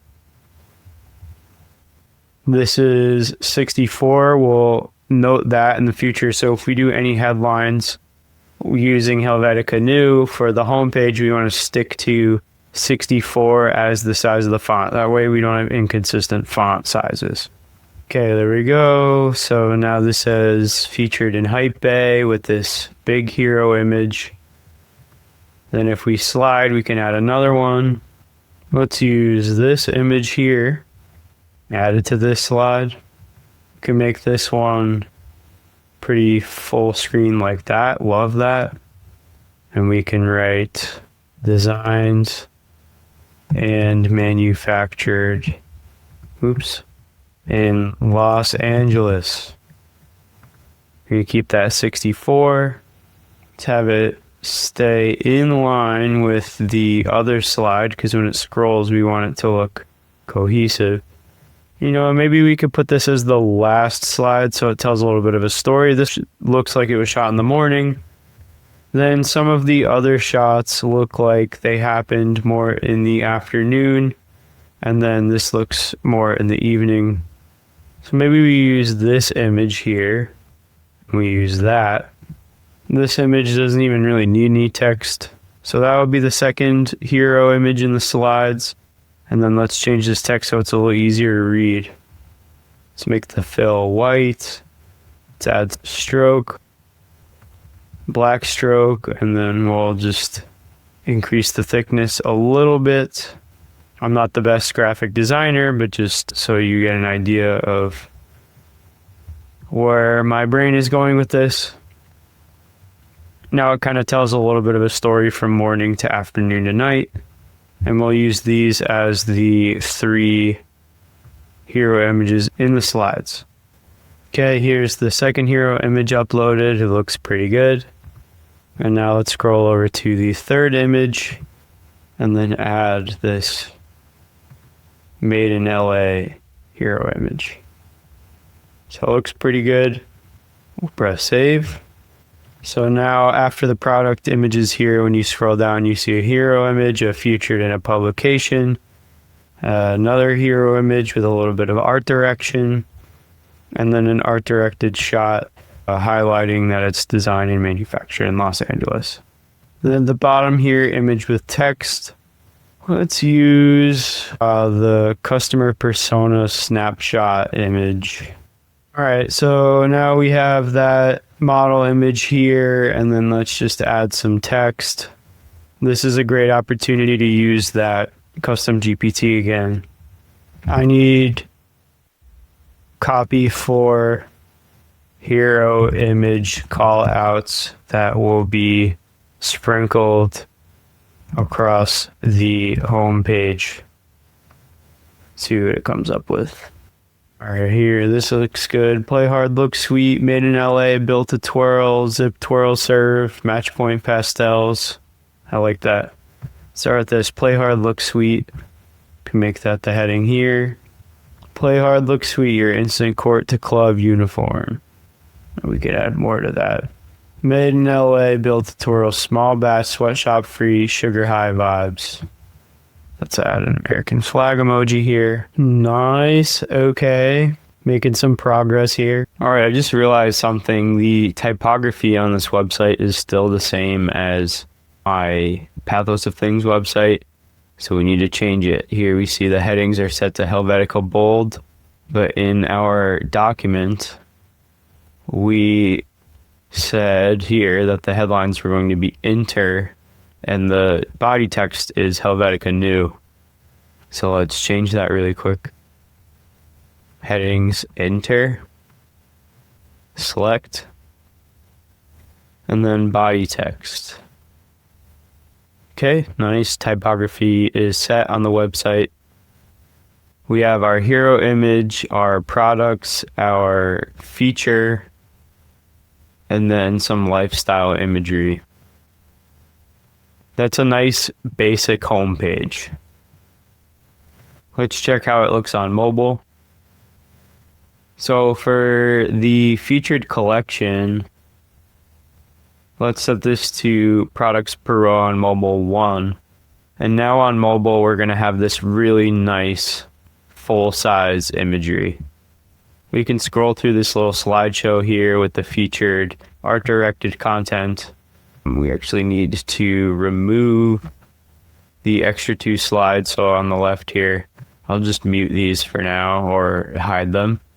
So we just have 3 slides in the slideshow. Looks very clean. I don't love this graphic design, but I'm not going to spend too much time on this. It's not a graphic design course. I just mocked that up really quickly in Figma, but I'd probably hire a professional graphic designer to do all of the text on image. Okay, then we have the image with text and then footer section. It's going to say 2025 Pathos of Things because it's using my current brand's URL and I'm just doing this like in the back end. So that way I don't have to create a new Shopify account. This isn't going to like go live or anything. It's just all for practice. Now we need to do the product pages, like the individual product pages.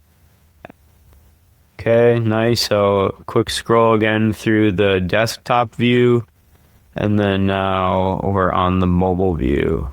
This looks really good. It's perfectly optimized for mobile. So above the fold, before you even have to scroll, you see this product with the price. You see info about the free shipping. You see this hero image that immediately sets the tone. And then it's just really a really easy and fluid customer experience. All right, now when I click into the individual product page, this is what I see. Very simple, very clean landing page. We have the product imagery on the left, the product details and benefits on the right. When we go to mobile, it looks super clean. You'll be able to swipe through this with your finger on your phone, see all the product imagery, then the name of the product, the price. We have this pay in 4 interest-free installments with Shop Pay because we're using Shopify.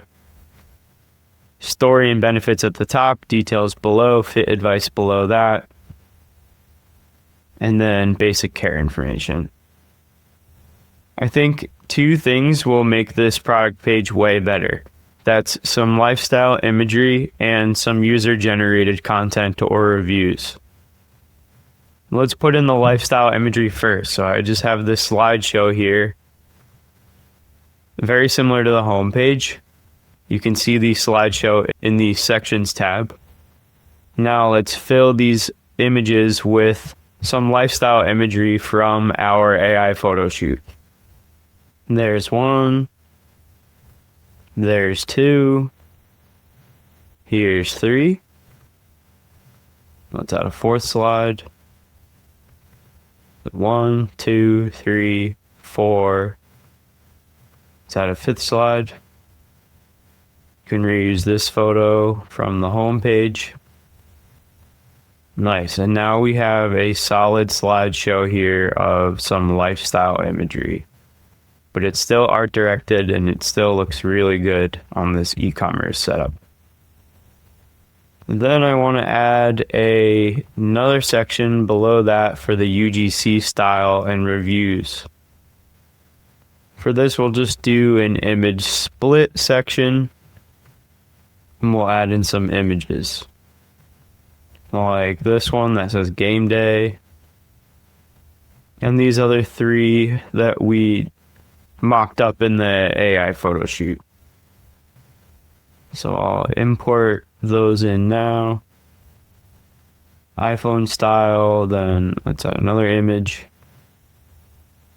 Another iPhone mirror selfie kind of thing. And we'll add another image. Let's do this one. And then one more image, we could do this one. Sugar baby drop just landed. Okay, so now the first half is looking a little edgy, sporty, and I think it has to do with the colors. I think the gray background and the black header and announcement bar are not quite the vibe. So I kind of want to mess around with that a little bit. Let's go to colors. I'm going to add a scheme. For the background, we'll just keep it totally white. I think that looks a little bit better. We'll set the footer to the new color scheme as well. Let's change the accent to the pink color from our visual identity in the map. I have that here in our Sugar Baby design file. So let's FC8 to FC4. Back to Shopify, make that the accent color. I'll also grab that blue hex code. Let's make the announcement bar pink. Actually, I kind of like the heading pink. Let's change the announcement bar back to white. Let's move this text to, let's move the text from the hero image. I just moved the text from the hero image down further so it's not covering the faces of the models.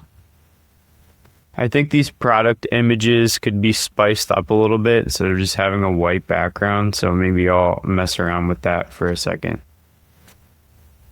Maybe instead of the header being pink, it's like more of a neutral black or gray, which is not as sporty as before. So maybe we could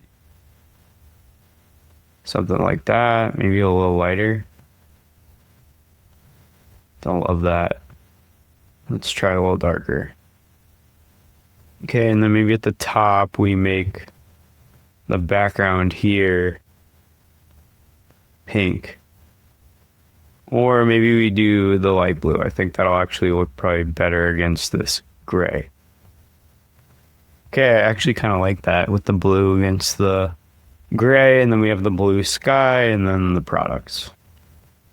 I think these can have some nice art-directed backgrounds. Let's mess around with that actually for a second. And then I'm going to change this blue text because it's pretty hard to read.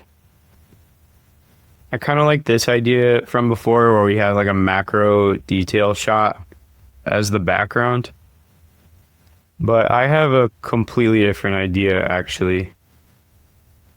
I think this needs more color, or the website needs some more color. The catalog doesn't necessarily need more color. Well, let's copy this frame. Then I'm going to head over to our trusty pal, ChatGPT, and I'm going to say, generate an image of a blue sky with wispy clouds. Think desktop wallpaper or iPhone wallpaper. Simple, minimal, clean, beautiful nature photography.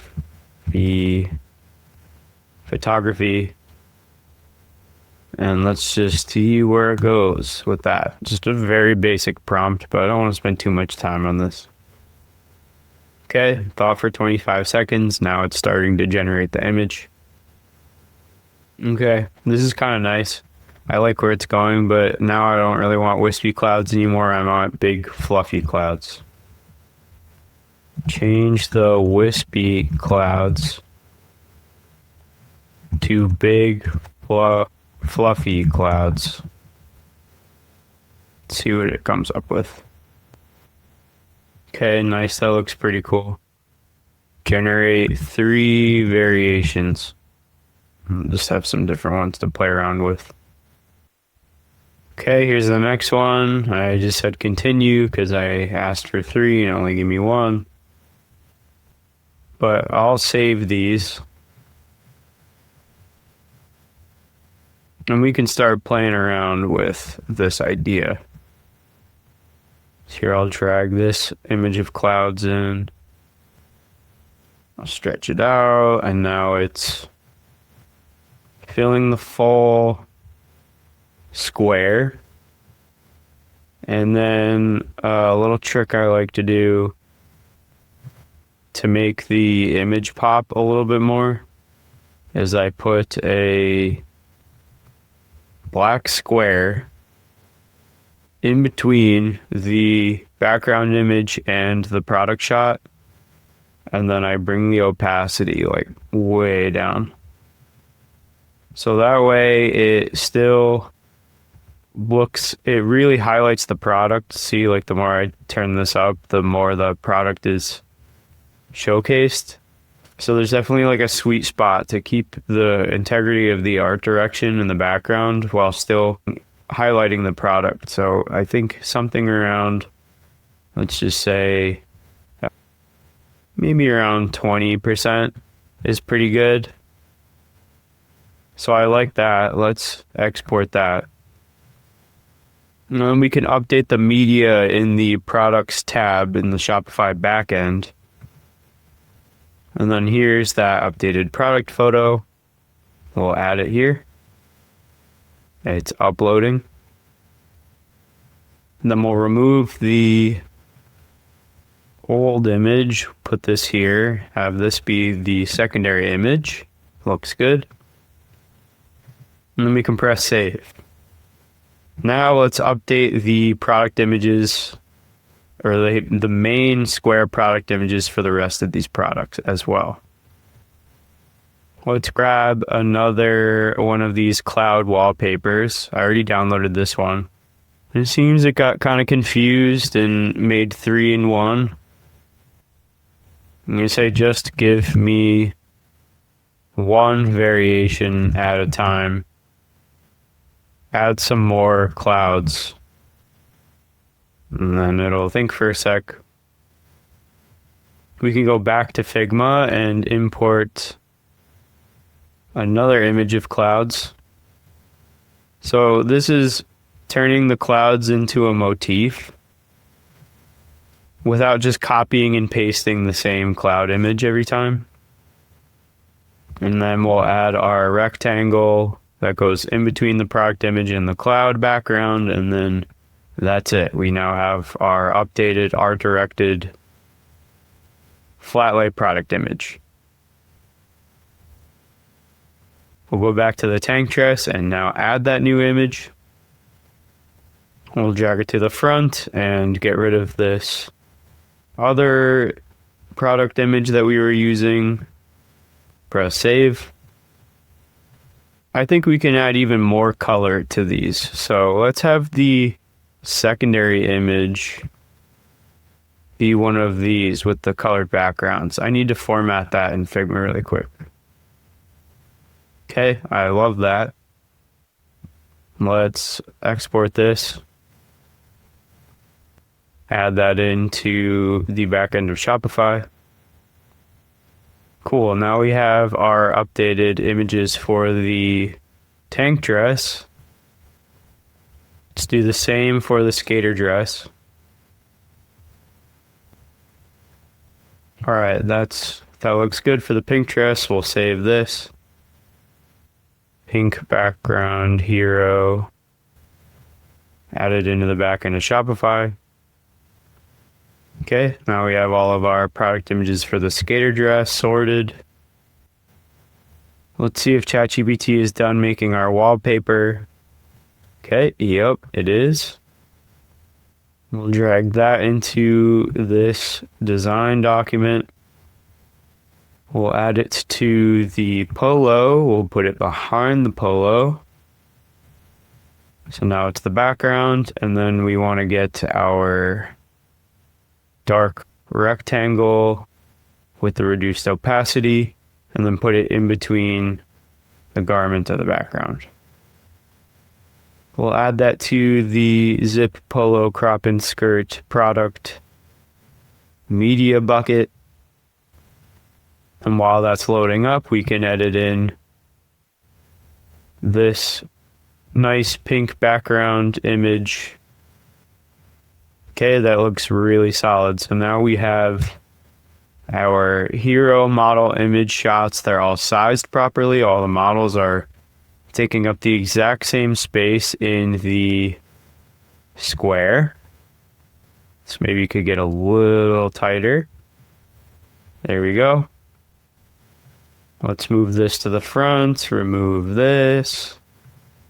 Add in our pink background polo hero image. Move that to the front. Okay, now we have all of our images for the zip polo crop and skirt. All of those are saved. Let's come back to the website builder. Okay, now there's way more color. So these are looking pretty good. I like the blue sky. I like this blue here. I don't love the gunmetal gray. I don't love how announcement bar is kind of like floating, or rather this header is kind of like floating. But otherwise, I mean, it looks pretty good. Let's keep cleaning it up and getting these colors really dialed in.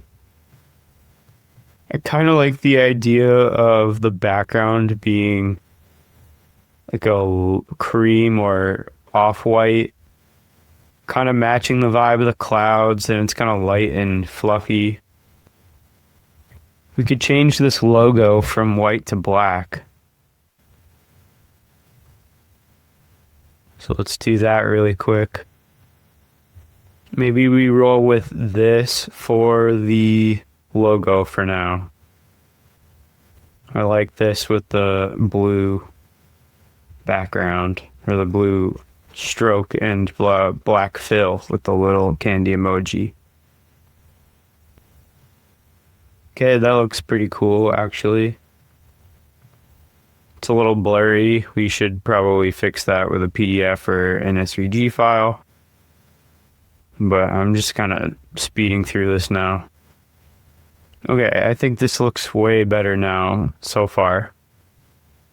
The headers and announcement bar are now in this nice kind of off-white cloudy color.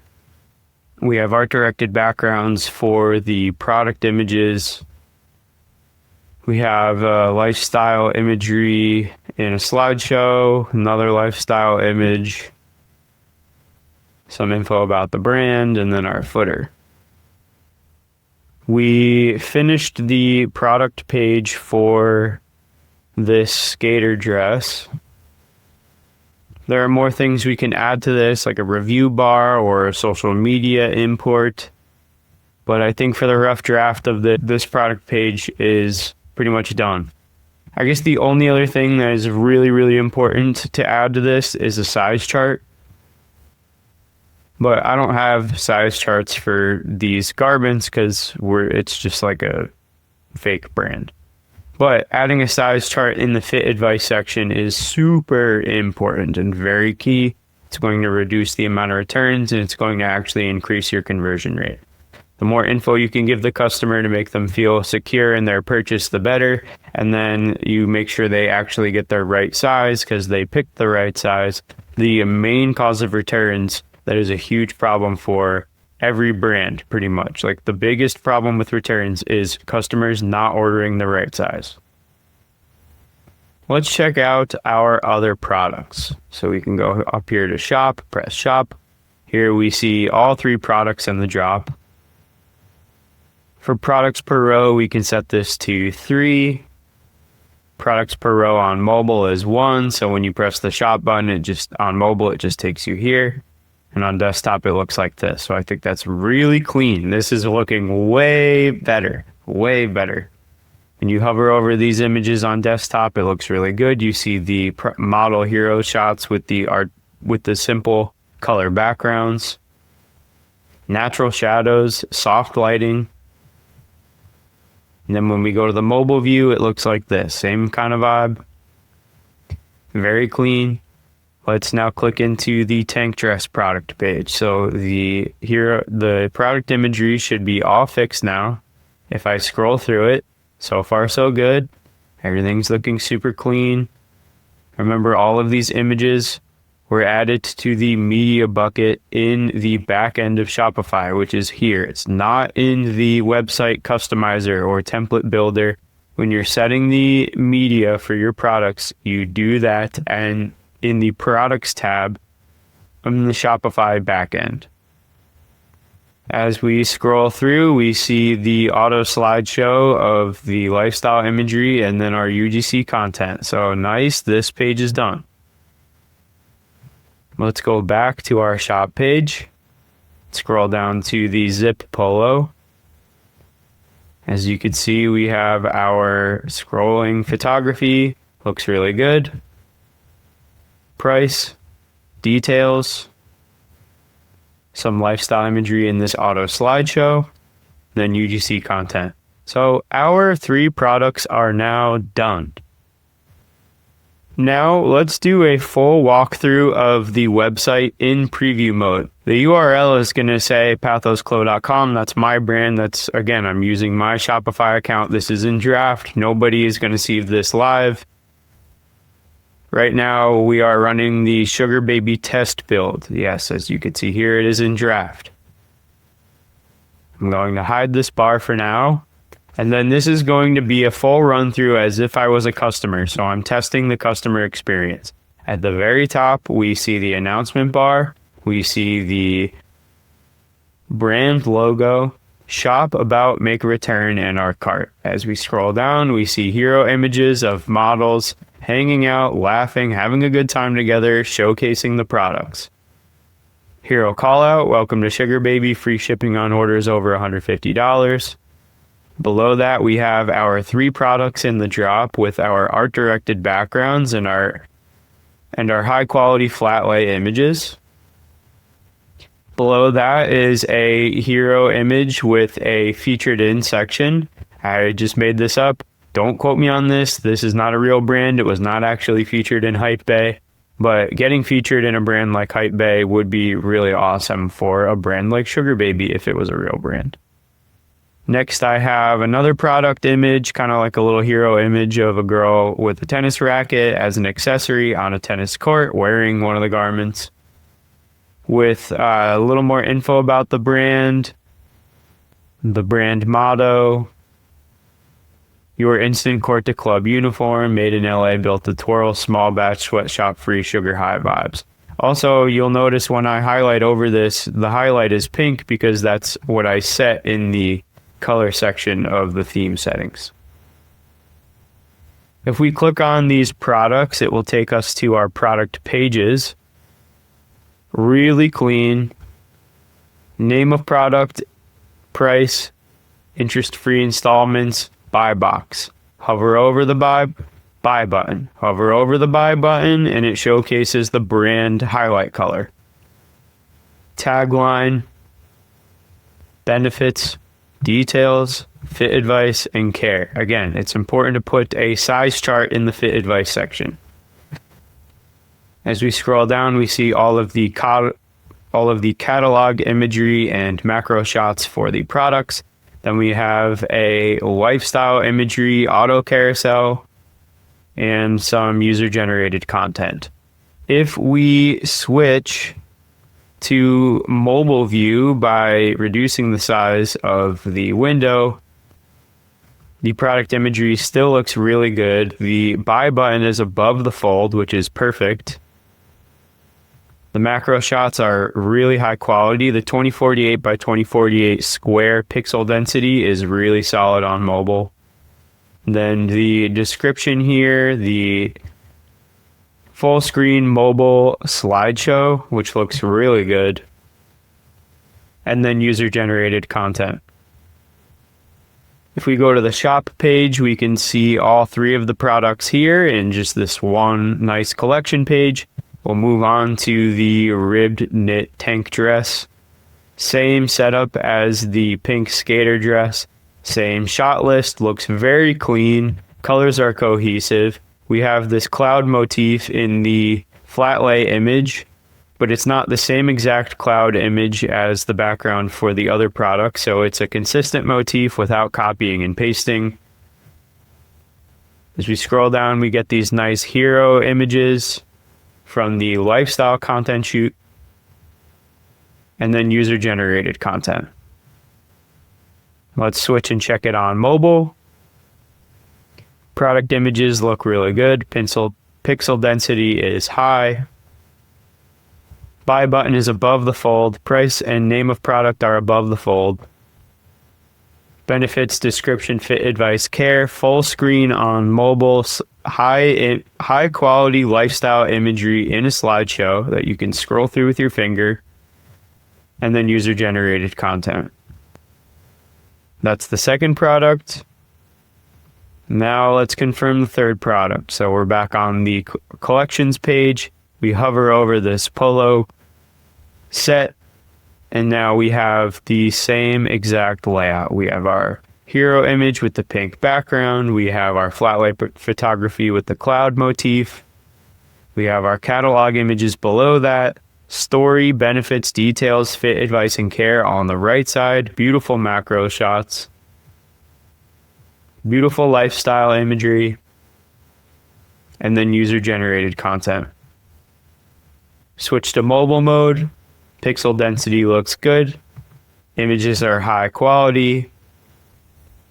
Macro shots look great. Buy button above the fold.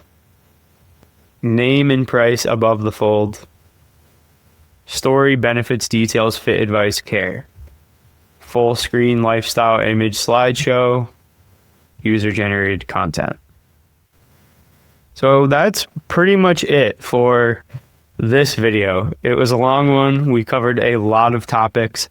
The next step, if I was running this as a real brand, is to do a full CRO audit or a conversion rate optimization audit.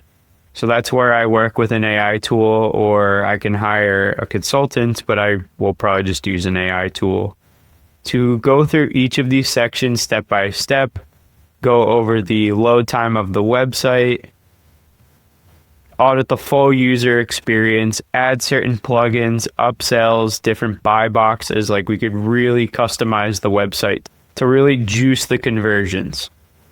If you found this video helpful at all, please like, subscribe, hit the bell notification button. It helps me out so much. If you want to connect with me directly, join the Skool community. Link is in the description. You also get a free course and a bunch of other really awesome content, and the people in there are super supportive, so it's just a great place to go if you're a brand owner or a creative director. AI tools and Notion templates are available in my pro group. If there's a topic you'd like me to cover in a future video, please leave a comment, and I will see you in the next one. What's good, everybody? Welcome back to another video.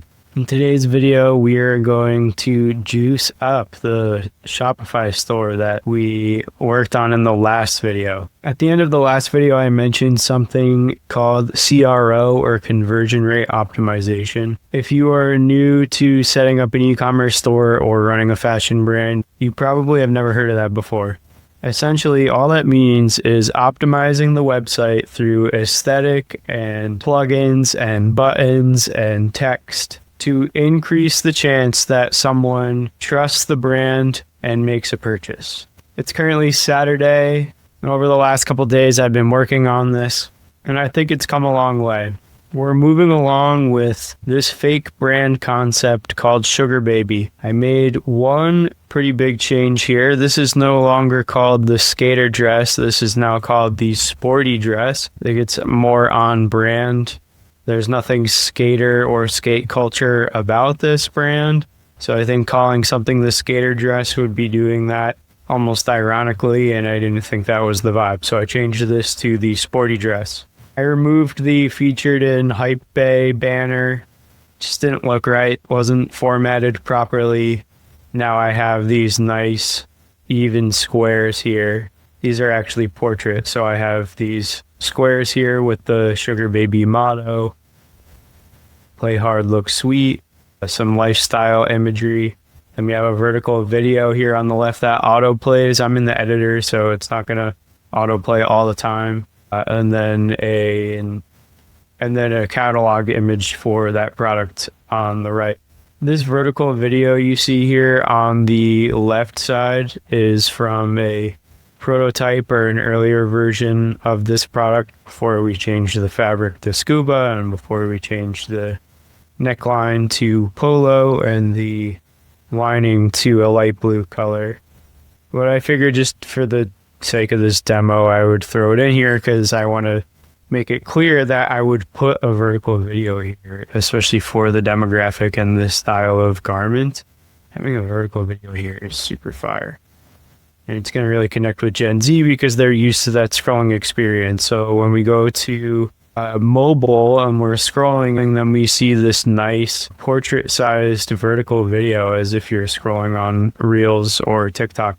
It's not quite 9:16, but it looks better this way. So if you were on your phone, you could see the video and the catalog photo right underneath it within the fold. And below that, we have some customer reviews. I just came up with some generic names and I put in our UGC style content that we mocked up a couple videos ago. So The cutest sporty set ever. I love it, and so do my girlfriends. By Sarah Amanda. So cute, OMG, by Jenny. I wear the sporty dress to tennis and brunch, so perf, by Alexis Rebecca. Then I also made some changes to the product pages, so they look like this now. I have the tagline and the benefits here at the top, and then a size chart directly underneath that. And I added these collapsible tabs for fit advice, product details, care instructions, shipping and returns. So I think it's really important to have all this information on the website. Again, fit advice, product details, care instructions, shipping and returns, all of that underneath the size chart. And the size chart is underneath the benefits headline and sub headline. So Play Hard, Look Sweet is the headline. Sub headline is A Love Letter to Retro Center Court Glam. Think Y2K Crush meets modern pickup game. This dress aces brunch, rallies, and rooftop after hours without an outfit change. So now this is way more professional than before. Below that, we have some nice lifestyle imagery in a slideshow. Then we have our UGC content. I think we can actually add now the reviews from the home page and add them to the product page. So we add scrolling text, and then we add text columns with images. Let's go back to the product page template, scroll down, then we'll put in, here's the image split. So before the image split, we will add scrolling text, and it will say customer reviews, mobile font scale 1, desktop font scale 1. See how that looks. Mobile font scale 1 looks good. Let's go back to desktop. I think it needs to be bigger on desktop. Let's turn this up to 2. See how that looks. Yeah, that looks better. Okay, so now we have our customer reviews section. And let's turn this into something else. So I'm going to hide this for now. Let's add a section. Text columns with images. There we go. This is what we want. Then we'll put in our customer review photos, just like on the home page.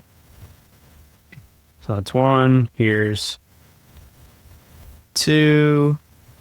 And then here's 3. We'll change the text to our customer reviews from the home page. So there's Sarah Amanda. Here's Jenny. And Alexis Rebecca. Nice. Now we have our customer reviews on the product page. And we can actually put these above the lifestyle images underneath. Let's put it actually underneath the main buy box and product images. So now we have the top of the page, sporty dress, price, pay in 4 interest fee installments, headline, sub-headline, benefits, size chart, fit advice, product details, care instructions, shipping and returns, all product catalog images on the left, customer reviews scrolling banner, UGC style images with the testimonial text for the reviews, then lifestyle images in a slideshow, and that is it for our product page. We'll press save. I've taken this website now pretty far. It's optimized for mobile. It has really nice product imagery. It has great product copy, size charts, all of the necessary information for the product to establish trust with the customer reviews, and then lifestyle content. Very solid. However, I want to make sure I do not leave any loose ends. So what I actually did for my own website, Pathos of Things, which looks like this, is I did a full audit with a custom trained ChatGPT that scanned my website with me. I fed it all the information about my website, about my products, about the way it's set up, about the section, about my layout, about all of the copy I used. I don't know if I said that already, but all the text on this that you see on the screen, as well as my about page and all the product pages. I did that full audit here in this actual exact chat. So I have this chat. I'm going to read it with you. I'm going to show you what I did. And then I created a new custom project with a really baller system prompt that's in XML format. So we can do a full audit, like a full conversion rate optimization or CRO audit on the Sugar Baby website that I've been building. But before I just jump headfirst into that and a bunch of people have no context or get lost really quickly, I think it's really important that I show you what I did before for a real brand and not just an AI brand. This is my brand, Pathos of Things. None of the images you see here or that I showed you on my website are AI generated. These are all real images with real models. So like and subscribe for that, because it helps me out so much. Hit the bell icon so you get a notification every time I upload. All right, here's the chat. First and foremost, O3 is activated. Most people use 4O, thinking that, oh, the number's bigger, that's the smarter one. That's not the case, unfortunately. I don't know what they're doing with their naming. I know the people at OpenAI make memes about it. They're aware that the names are super awkward and confusing. But all you need to know is that O3 currently, as of July 26th, 2025, is the most powerful OpenAI model. I sent ChatGPT O3 a bunch of images from my website. I just took screenshots of the product pages with the official product images for my catalog, as well as the all products shop now page, product details, including a size chart, and my care instructions and shipping and returns policy. What do you know? That's exactly what we put together on this Sugar Baby product page. So yeah, all I did was copy and paste all of the info or take screenshots of all the info on the product page for my website, and I put it into ChatGPT and I said this. I have a 3-product capsule coming out in 3 weeks for Pathos of Things. ChatGPT has some knowledge in its memory base already, so it knows that I am Chris and it knows that Pathos of Things is my brand. I went on to say, let's focus on optimizing my Shopify website for conversion rate for the upcoming drop. I need you to create a comprehensive checklist that I can follow to make sure I have everything that I need set up on my Shopify store before the release, so I'm completely prepared. I already have a comprehensive Shopify setup with an updated website, updated copy, and updated product info. I also have beautiful imagery, photos, and videos from a professional content shoot. I want you to have as much context as possible so that way you can best assist me with various queries moving forward. You should ask me clarifying questions in order for you to get the full picture before making any assumptions about my position. Then, once enough context is established and I have the checklist, we will go through the checklist together one by one. ChatGPT updated this to its saved memory and gave me the breakdown, starting with the situation analysis. It identified that I already have the strong visual assets, polished product copy, updated Shopify backend, and I want organic sellout with no paid ads. It broke down conversion rate by first principles. So this is good. I like to do systems thinking, first principles thinking, where you break down a really complex concept into a bunch of different components so you can see the full picture. Conversion rate is a function of trust, clarity, desire, and ease. The site must feel credible and premium instantly. No confusion or friction in navigating, sizing, or checkout. The product must feel exclusive, desirable, and urgent. And instant purchasability on both desktop and mobile is a must, making it extremely easy for people to buy something that they want and have full knowledge about and trust the brand. That's pretty powerful. Next, critical variables isolated: site speed and mobile performance, add to cart, checkout, user experience, product page optimization, conversion trust signals, launch urgency and drop hype, inventory sync and fulfillment, email and SMS flows, post-purchase experience. Okay, so it has all the context that it needs. It is fully aware of my situation. And then it put together a solution architecture, which is just a fancy way of saying the checklist in order to reach my goal.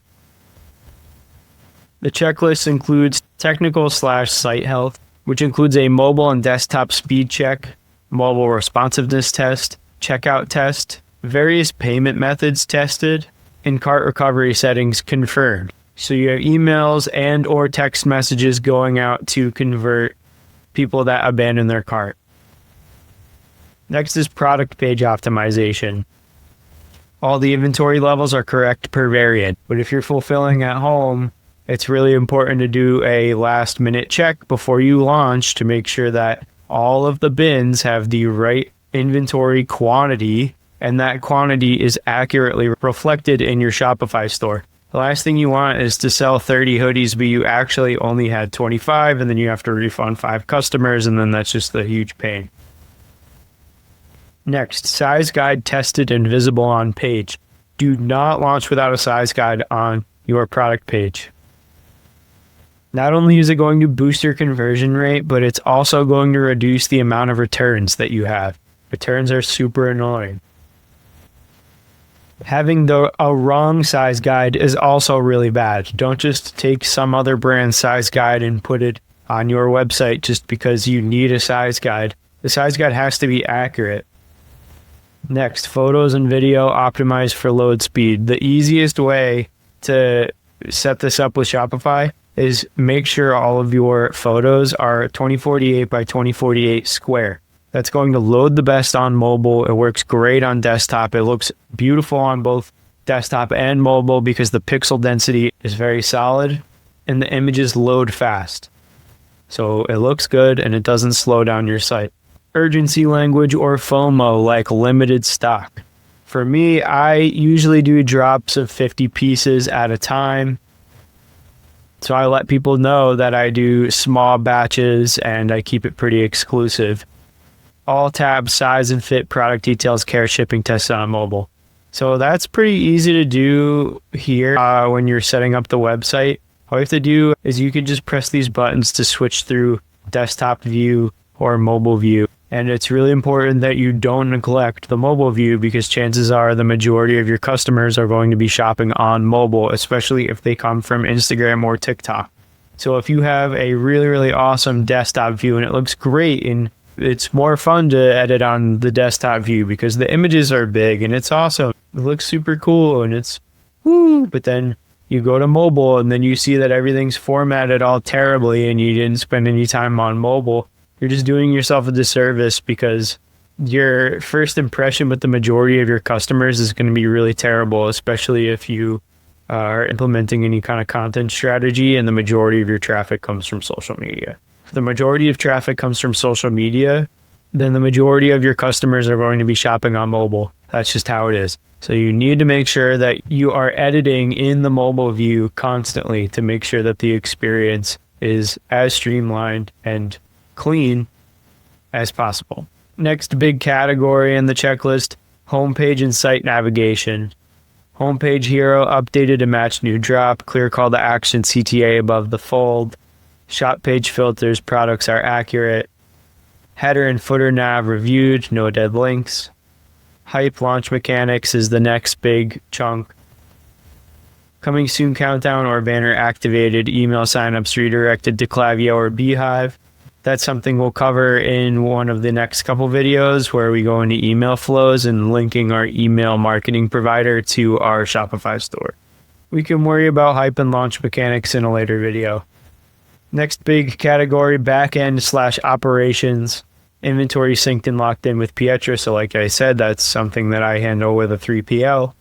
If you are working with a 3PL, they're going to be communicating with you constantly over email or phone or Zoom. And they'll make sure your inventory is synced and locked in with you on some kind of meeting before you open up your Shopify site. They'll also walk you through setting up the SKUs and the shipping review and the shipping rules. Pietro has a specific return policy, so I just copied and pasted that into my website. And then I added this make a return button. So when someone's on the site and they come up to the navigation and they press this make a return right here, and this is in the Sugar Baby demo store as well, there's this big link that says click here to make a return, and then all of the return and shipping info is here on this page. When someone presses click here to make a return, it then takes them to the Pietro page where the customer can put in their order number and their shipping zip code, and then Pietro basically walks them through the rest of the process. It's pretty painless. And they handle all the order notification emails as well. Then ChatGPT asked me a bunch of questions about my plan. I answered all of ChatGPT's questions, like what apps I use for email marketing, if I have a password page, if I'm working with any influencers. Then ChatGPT said, perfect, you're in a strong position. You have the full backend and product setup, inventory live and synced, Klaviyo reactivation with email flows handled, organic content strategy as primary traffic source, no SMS or launch countdown yet, and password page is active, but I plan to remove it. So the reason why I said this is because I needed to get a new phone number in order to activate SMS marketing. I didn't want to use my main personal cell phone number, and I didn't have a business phone number anymore, so I needed to get one, and I told the chat, hey, I'm going to get that. We'll come back to it. And then I also said that I wanted to remove the password page, keep the page live, but then keep the products as coming soon so people could still explore the website and submit and sign up for the email list and then do the drop that way. So that way the site wasn't locked. At least that was my idea at the time.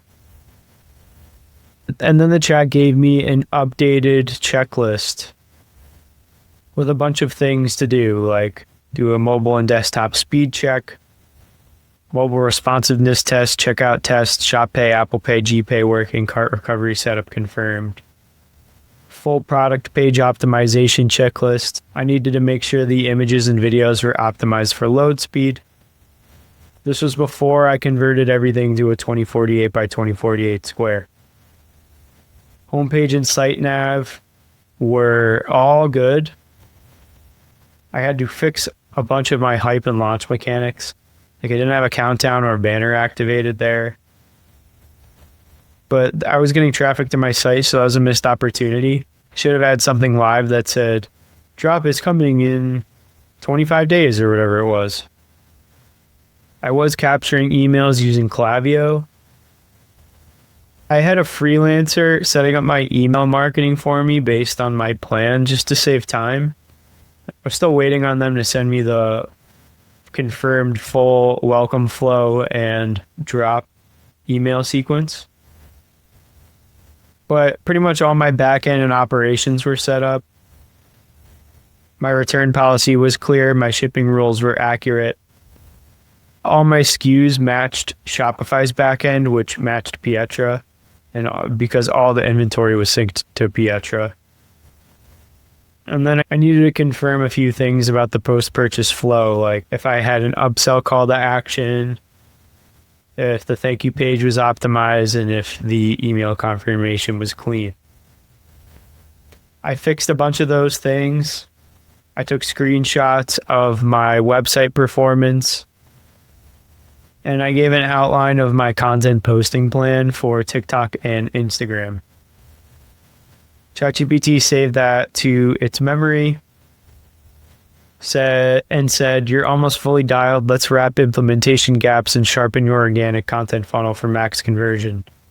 The screenshot of the loading speed I sent was excellent. The interactivity, or INP, was 40 milliseconds, which is excellent. And the layout shift was fine. I didn't really need to fix it, but I think if I add a lot more products and content to this site, I'll probably need to work on this. ChatGPT said no need to touch performance. Your user experience and speed are better than 90% of direct-to-consumer brands. So that's really awesome. That made me feel really good. Then here are a bunch of things that are fires that I needed to put out. I needed to incorporate a hero call to action button above the fold. I think the text said new drop. I can pull up a screenshot of what I actually sent here. It just said new drop in the middle, which is not a very strong headline. ChatGPT said that new drop is too passive. I need to replace it with a stronger call to action like P2 capsule now live, shop before it's gone. I needed to add more FOMO or urgency hooks. At the time, I had free same-week shipping in the US as the dynamic urgency banner or the scrolling text along the top of the page. It suggested that I cycle copy that induces FOMO, like saying the capsule is selling fast, limited sizes left, and then have my free shipping value proposition after. And it says free same-week shipping in the US. Use a Shopify theme app like announcement bar and countdown timer. That works if you're using something like the Dawn theme or another free theme, but I am using a custom version of the baseline premium theme, and the scrolling announcement bar is included in the theme. Product page copy updates. I needed to inject urgency into 3 spots, like only a few pieces left in each size, this item will not be restocked. Or above the cart button, moving fast, check your size while it's still available. There are also apps I could implement, but I decided not to go with this, like a low stock counter app, which will show text on the product page like only 3 left in size L. And they might have something that's like dynamic and updates with your store, but this was for the beginning while launch, so I had full stock. I wasn't about to be like, I only have 2 left on like the first day, you know what I mean? Unless I was actually selling that many, but I didn't end up selling out on the first day. So having a Shopify app with a low stock counter for the beginning of the drop didn't feel very authentic. So then I'm not going to keep reading this. I could read this whole thing, honestly, for an hour or two. But basically, I went back and forth with it, checking all these things off the list. As you can see, all of these green check marks here are all of the different things I needed to check off as I completed them. I'm about halfway through, and it said I was 85% complete. I took this whole chat, and I fed it into a new chat, and we built a system prompt to recreate this workflow or audit or experience for any type of brand, regardless of the niche. So you, the viewer at home, can try this for yourself. I'm now going to go through that CRO or conversion rate optimization audit with the Sugar Baby website. And if you want to try this for yourself, all my AI tools, Notion templates, whiteboards, workflows, and more are in the Fashion Brand Vault Pro, which you can see here. This is the classroom, and we have a really awesome community. It's pretty small and tight right now of just 13 members. But if you're a beginner and you don't want to pay, feel free to join the free Fashion Brand Vault. We're now at almost 700 members. And there are a bunch of free tools and PDFs and whiteboards in here for beginners as well. So I have my new project here. We have our system prompt in XML format. And I'm going to use this same exact prompt as my starting point. This prompt that you're looking at here, and if you're just listening and you're not looking at the screen right now, what I'm talking about is the prompt that I initially used to start the chat with ChatGPT 03 for my Pathos of Things website. I'm going to use that prompt that started this whole chat as our starting point for our new Sugar Baby audit. So I'm going to copy and paste that in here. And now I need to edit the text to make it specific to Sugar Baby. So let's put, this is for a hypothetical practice, creative direction, brand build in parentheses. Then I'll say, I have a 3-product capsule coming out in 3 weeks for Sugar Baby. Let's focus on optimizing my Shopify website for conversion rate for the upcoming drop. I need you to create a comprehensive checklist that I can follow to make sure I have everything that I need set up on my Shopify store before the release, so I'm completely prepared to have no hiccups and sell out as fast as possible. I already have a comprehensive Shopify setup with an updated website, updated copy, and updated product info. I also have beautiful imagery, photos, and videos from a professional content shoot. I want you to have as much context as possible so that way you can best assist me with various queries moving forward. You should ask me clarifying questions in order for you to get the full picture before making any assumptions about my position. Then once enough context is established and I have the checklist, we will go through the checklist together one by one. Gonna press send. I switched it to O3. Make sure if you have the Plus plan or the Pro plan, make sure O3 is enabled. So thought for 11 seconds and then said, situation, Sugar Baby's 3-product capsule drops in 3 weeks. Before I draft the full CRO checklist, I need hard data on the key launch variables. Hit me with precise answers, no guesswork. 1, exact launch date. 2, current Shopify theme. 3, email tool in use. 4, SMS platform. 5, inventory on hand for each SKU.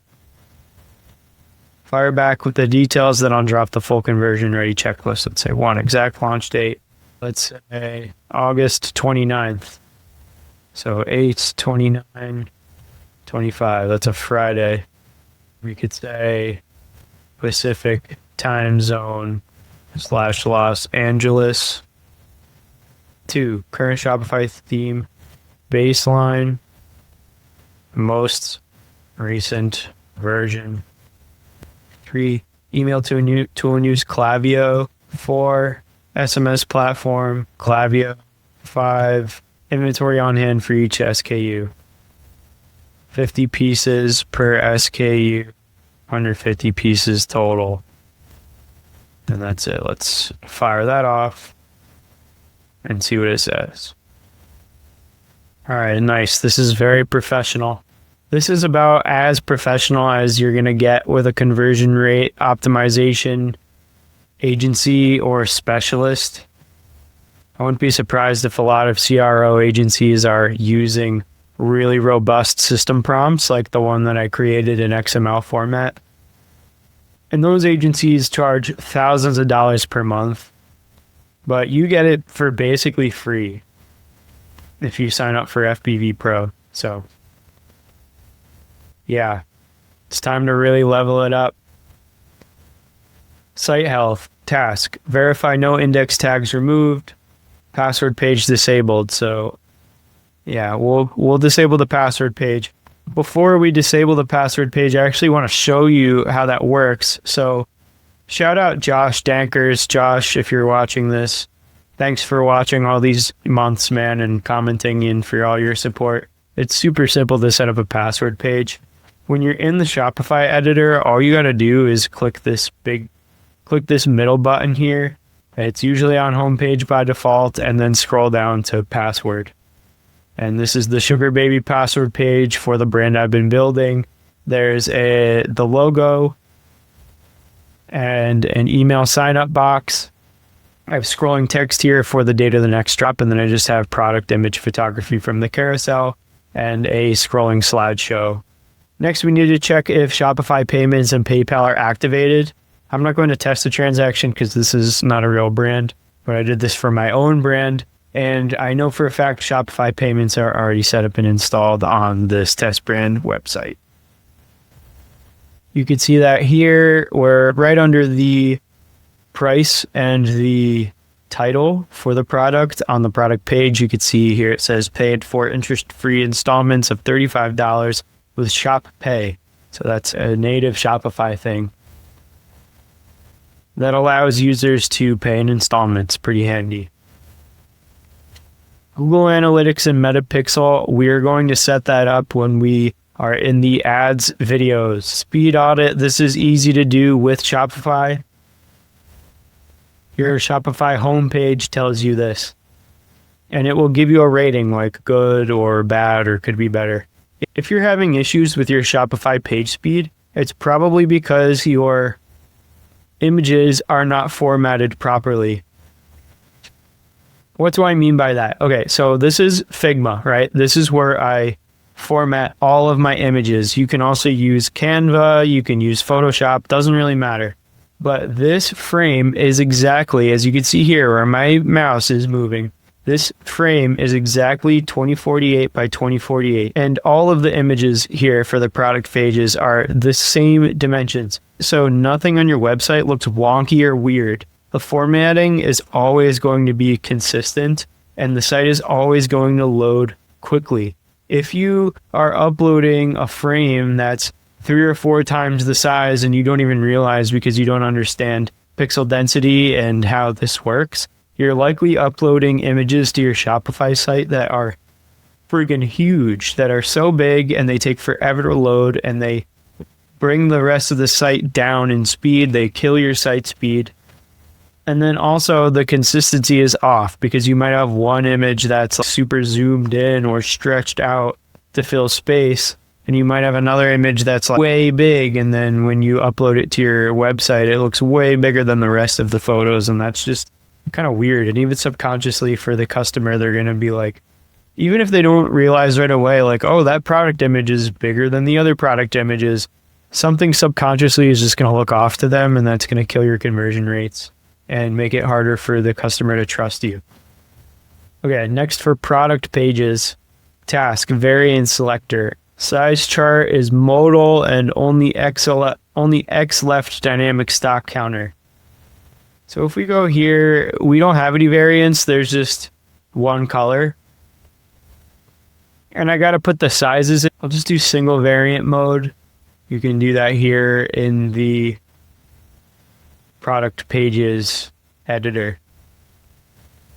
For only X left dynamic stock counter, remember I said we're not going to do that for the beginning of the drop. We'll maybe add that in later down the line as the drop starts to sell. Price anchoring, MSRP strike through or bundle savings note. So I don't want to do an MSRP strike through for this, at least not yet until we're running sales. I don't want people to come to the site for the first time and then be like, oh, this is on sale, and then immediately associate the brand with a sale. That's going to dilute the brand value. So we went through a whole process in another video breaking down how to properly price this. I don't want to mess with that. We just dialed the pricing in. I don't want to be like, oh, this actually isn't 140, it's actually 115 and it's on sale. Like you don't want to just be running sales right away.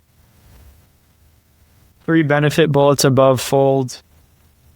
Yes, we have that. We have 4 benefit bullets above fold on mobile and on desktop. So that's awesome. All good there. Lifestyle studio image mix. Yep. So we have UGC and lifestyle and studio image mix. So killing it there. Review widget stub, leave a review, CTA active, pre-launch. So we have our review widgets here, customer reviews. The only thing I don't have set up here in the demo build is a place where someone can click and place their own review. That's actually really easy to set up with the app embeds. And I have it set up here because I already have this app. All you got to do is download it and turn on Judge Me reviews. And then when you are back in these sections, you can add an app section for Judge Me reviews, like a review widget. And that review widget looks something like this. When you have customers actually submitting real reviews, like I have real reviews on my Pathos site, and I use the Judge Me review widget. So if you're taking notes, again, that app is called judge.me, and it allows you to put your reviews directly on your website. Next, homepage and navigation. Hero banner plus single CTA shop capsule. Let's check that out by going back to the homepage. Here we go. Welcome to Sugar Baby. Free shipping on orders over $150. Shop now. That's mobile. Let's check out desktop. Yes, above the fold. Perfect. Announcement bar, countdown plus free shipping in the US over $99. I believe we're doing free shipping on orders over $150. But we can add some kind of FOMO or urgency to this. Let's put some kind of countdown. Welcome to Sugar Baby. Next drop in 10 days. Free shipping on orders over 150. Okay, we can make the speed a little bit faster. So now we've added some urgency. We're planning this as if it's pre-drop. We'll press save. Nav trim to 5 items max, about, size guide, and footer only. So the nav is 3 items max. We have shop, about, and make a return. And then a cart and then we have a cart on the right side. So really it's 4 items max if you include the cart. And we have trust badges here below the footer at the bottom of the page. So that's it for homepage and nav. Launch mechanics, early access list segmented in Klaviyo. That's something we will talk about in the email flows video. But we do have our password page set up like I showed you before. Next section of the checklist is backend and operations. Fulfillment locations and shipping profiles are synced. So this is easy to do with Pietra if you're using a 3PL. If you're self-fulfilling at home, you're going to just need to decide when you're going to ship your orders or go to the post office and ship your orders manually. Inventory buffer set to 3 units per SKU. That's not super high impact or important, but it just relieves some future headaches so you don't oversell. Return policy page linked in footer plus inbox QR code label automated. Well, that's a cool little idea. I think that's kind of low impact, but doesn't hurt. Definitely would help. I showed you guys the return page, and that policy is also on the product pages now. Post-purchase upsell offer in Reconvert. That's interesting that it suggested a third-party application. Reconvert is an app that you can add to your Shopify store that adds a whole bunch of features for the post-purchase upsell. So it's like if someone buys a hat, you can then be like, hey, that hat will go great with this t-shirt. Do you want to buy this t-shirt at a discount? But Reconvert is a great app. Here it is, the best Shopify upsell app for bigger, better orders. And if you want to see it on the official Shopify store, this is the official page for Reconvert. There is a free plan. I believe I was on the upsell basic plan when I used it. Email order alerts active for first 50 orders. That's something you set up either with Shopify emails or with Klaviyo. I use Klaviyo personally. I recommend that you use this custom GPT and do a conversion rate optimization run or quick audit. It'll take about an hour for your own brand, just so you can dial in a bunch of things and then also get feedback or another perspective from the AI. So you can see what's working, what's strong, what can be cleaned up, and you'll also really start to develop your eye for website building and building with themes. Like, I'm not custom coding this, right? We're not learning how to become software engineers or web developers. We're just using basic tools to their fullest to maximize our efficiency and how much money we make with our fashion brands in the least amount of time possible. If you enjoyed this video, please like and subscribe, hit the bell notification so you know exactly when I post again. If you want all of my AI tools, prompts, Notion templates, online course material, and more, join the Fashion Brand Vault Pro. Link is in the description. If you're more of a beginner and you just want a free starter kit or a free online course, join the Fashion Brand Vault free group. If there's a topic you'd like me to cover in a future video, please leave a comment and I'll see you in the next one. What's good, everybody? Welcome back to another video. This is episode 10 in the Build a Brand series, at least season 1. This is my first time doing a Build a Brand series. I'm enjoying it. So far, the audience seems to be enjoying it. So maybe I'll just keep rocking with this. I'm thinking I might do additional seasons where I build different styles of brand. I have a few ideas off the top of my head, like a ski wear brand. I think that would be super fun, doing some kind of athletic wear or sportswear style brand. I also have refined this system a lot over the last few videos, and I'm planning on using a really streamlined version of everything I've been showing you for my own brand, Pathos of Things. And if you don't know, my name is Chris Drago. I am the owner, fashion designer, creative director, marketer. I do pretty much everything. I wear all the hats for this brand, Pathos of Things. It is my pride and joy. It is my passion. and I work on it every day, and I share my process for putting all of this together, and I help other people's brands in the Fashion Brand Vault. Pretty much my whole process is in here. I have a full resource library, a tight but growing community, and I'm about to launch a 4-month program so you can launch a designer fashion brand and release a custom product in 4 months or less if you follow my steps every day. That might even be live by the time you watch this video. Link in the description. Today's Sugar Baby build session is going to be for the social media. This video is not going to be a full rundown or overview of social media strategies in general for fashion brands. This one's going to be a little bit more tactical. It's going to be based on my experience, what's worked for me and for the brands that I work with. So far for this brand, Sugar Baby, our demographic is primarily Gen Z. And we feature a lot of user-generated style vertical content. So our social strategy is going to be catered around that. We're not going to be using Facebook. We're not going to do YouTube ads or Google ads. My plan is just to focus on TikTok and Instagram. If you, viewer at home, are just starting and you're doing like a 1-piece drop for your first drop, or a small capsule, maybe 3 pieces, 5 pieces max, pick one or the other. If you want to open up a TikTok shop, just focus on making TikTok content and get really good at that. If you are planning on using primarily a Shopify store, focus just on Instagram and go super hard on that. When I was helping Be Lovely scale to $100,000 a month on TikTok Shop, we were only doing TikTok content. We weren't really posting to Instagram at all, and they didn't have a Shopify site until after they had started scaling the business on TikTok Shop. For my brand Pathos of Things, I started making content on TikTok, and I had a couple videos go kind of viral, which really helped the brand in the beginning. But I was driving people from TikTok to Shopify. So it would have been better if I was driving people from TikTok to TikTok Shop. So I switched the strategy up a bit. I decided not to do a TikTok Shop for Pathos of Things, and I'll tell you why in a second.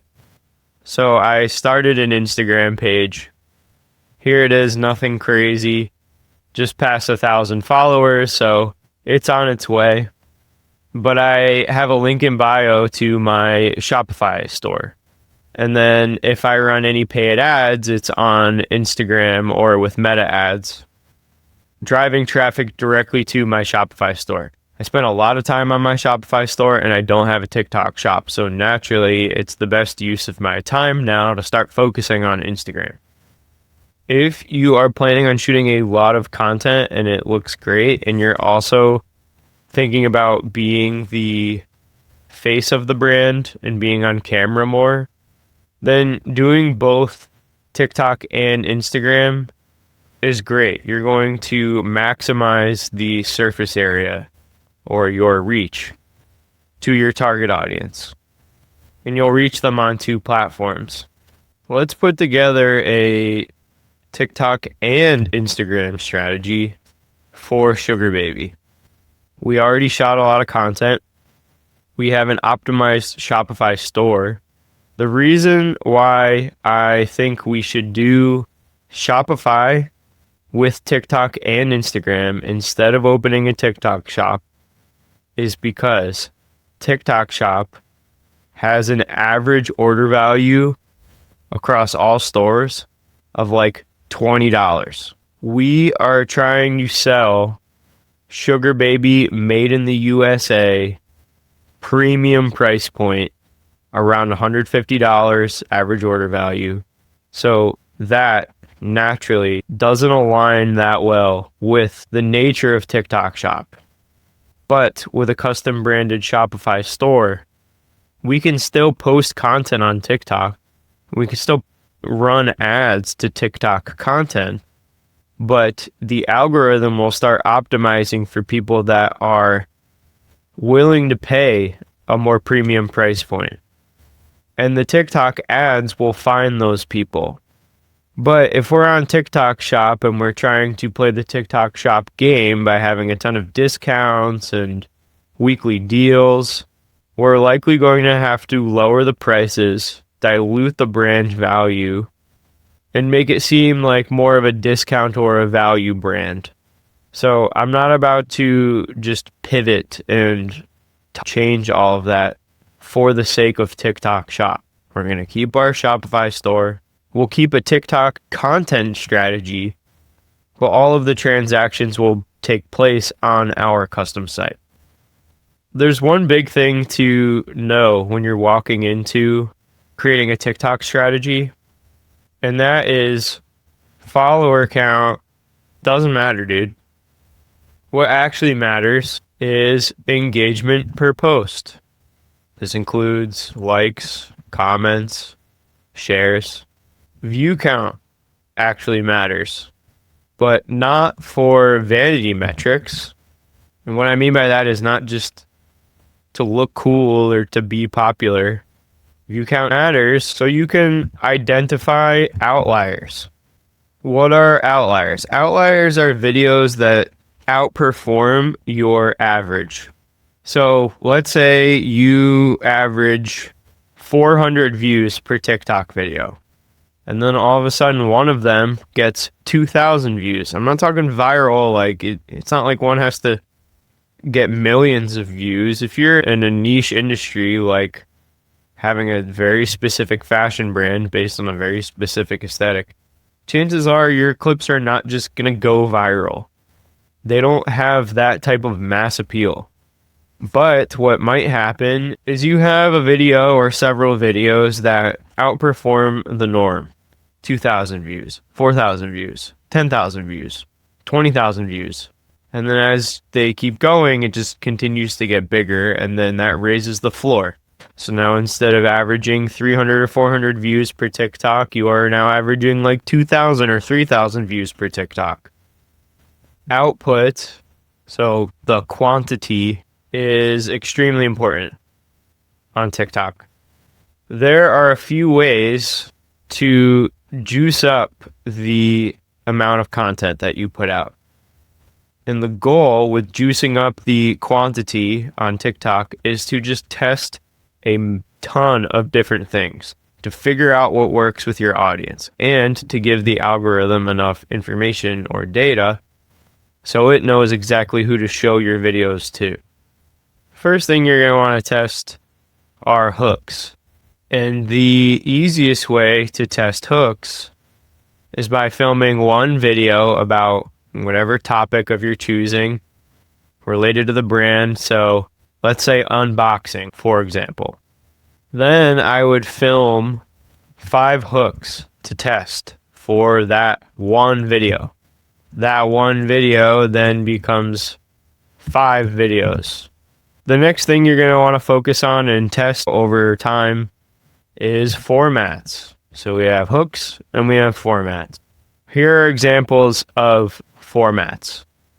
A format is basically just a different style of video, focusing on a different aspect of the brand. For example, product-centric format, or we could call this e-commerce style.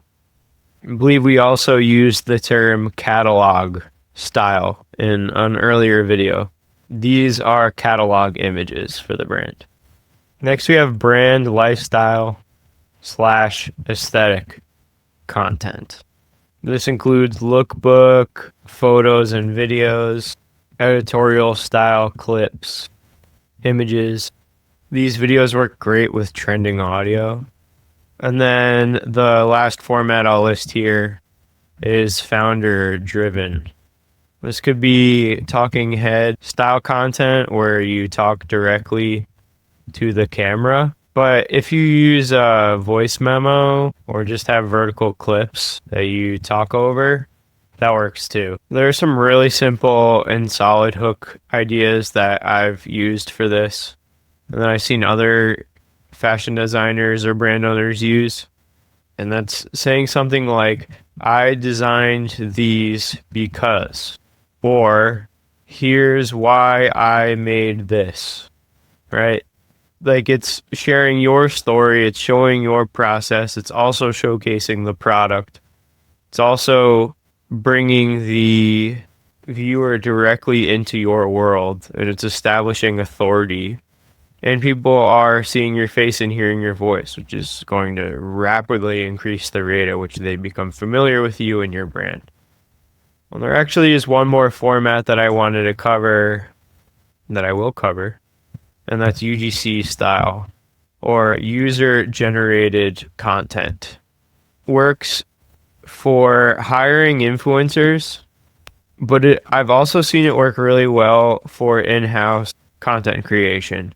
This is where you have candid videos, regular customer speaking to the camera, showcasing the product.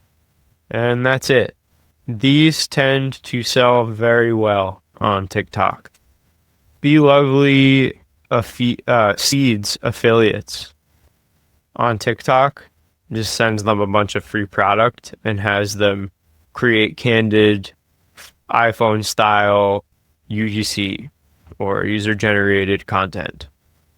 Because that style works so well on TikTok, they hired an in-house content creator, my friend Cece. She exclusively makes candid iPhone style UGC style videos that get posted directly to the brand's page. So the main content strategy for Be Lovely is posting 3 times a day, and each video is in this user-generated content style.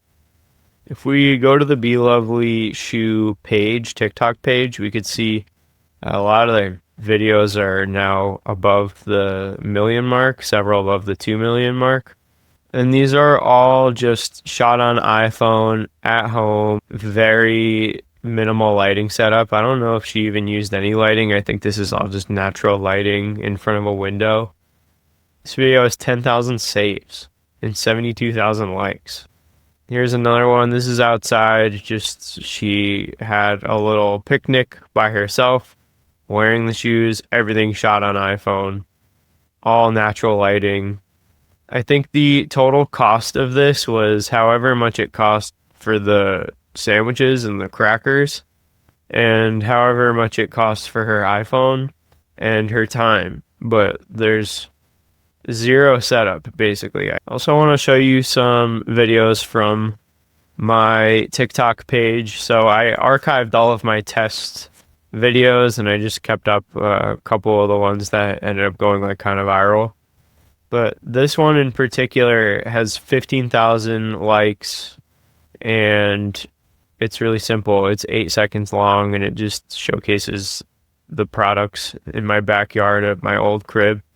Some photos of Rico or Rare Fabrics, the model wearing the hat, and then like a just behind the scenes style iPhone shot of him like taking a selfie with the dog. So let's just go frame by frame. Here we have a shot of a bunch of the hats just laid out in kind of like a pile on a table at my house. Then me just showing the hat from all angles with a nice little backdrop. Then we have the catalog style images with the nice lighting. And then we have a BTS style shot. Then we have a BTS style shot of the model wearing the hat, and then taking a selfie with this puppy. So really simple, 8 seconds. A lot of work went into making this, right? Like I had to order the inventory, and then I had to lay the hats out like this, and then I had to do a photo shoot and get a real model, and like it's a very simple concept. You do a couple different shoots, you get some images and videos of the products, and then you just splice those together into a clip, and you post it on TikTok. Let's just come up with some hook ideas so you have a better idea of what writing hooks actually means. So your hook is going to go in the beginning of the video, and it's going to hook someone in within the first 2 to 3 seconds. So let's imagine you're doing a voiceover talking about a garment that you designed. You can open the video with something like this. I made these pants because I couldn't find any that fit right. Boom, that's one hook. Next hook. The fabric I used to design this shirt wrinkles less, fits better, and ships in 2 days. Boom. Hook 3. This is what it really costs to design and manufacture this jacket. Spoiler, it's not cheap. When you test all these hooks and these formats, eventually you will identify those outliers. And when those outliers are identified, focus on the hooks and formats used in those and 2x the output. If you have something that's working, if you have a specific hook style that's working or a specific video format that works, make more of that. Focus on what's working and the money will follow. All right, here are some key takeaways for the TikTok strategy or the TLDR version. Basically, output is super important on TikTok, especially in the beginning. Quantity over quality. Don't worry so much about the quality. Just focus on putting content out and getting feedback from people. You will develop your eye over time. The more that you do it, the better you'll get at it, and then the faster you'll improve. Don't worry about how your feed looks or how many followers you have. Like that. The idea that your main page or your main feed is like a portfolio or a landing page doesn't really exist on TikTok. That's more of an Instagram thing. People are not coming to your page and then being like, oh, they have this many followers. And they're not coming to your page and being like, oh, I wonder why they posted that same video with 3 different hooks today. They're probably not going to your page at all. But you want to show your video in the For You page to as many people as possible. And then maybe they engage with that video. Maybe they don't go to your main feed page, but they keep scrolling. And then the next time you post, it shows up in their For You page again. And then now they've seen you twice and they've consumed your content twice. Scrolling, and then maybe a day or two later, you post again and it shows up in their For You page again. And now you've shown up in this person's For You page 3 times. And then they are really starting to become aware of you. Next key takeaway, showcase the product. You're selling products, right? Like if you're not showcasing the product at all in your video, then don't post it. Showcase the founder if you're confident with that. If you are the founder and you're okay with being on camera or doing a voiceover and being, the face of the brand, that's going to rapidly compress the timeline at which you grow. Because people will connect with you and trust you much faster that way. People buy from people. And discuss the benefits, not just the features. Talk about how good someone's going to feel when they wear that product you're selling.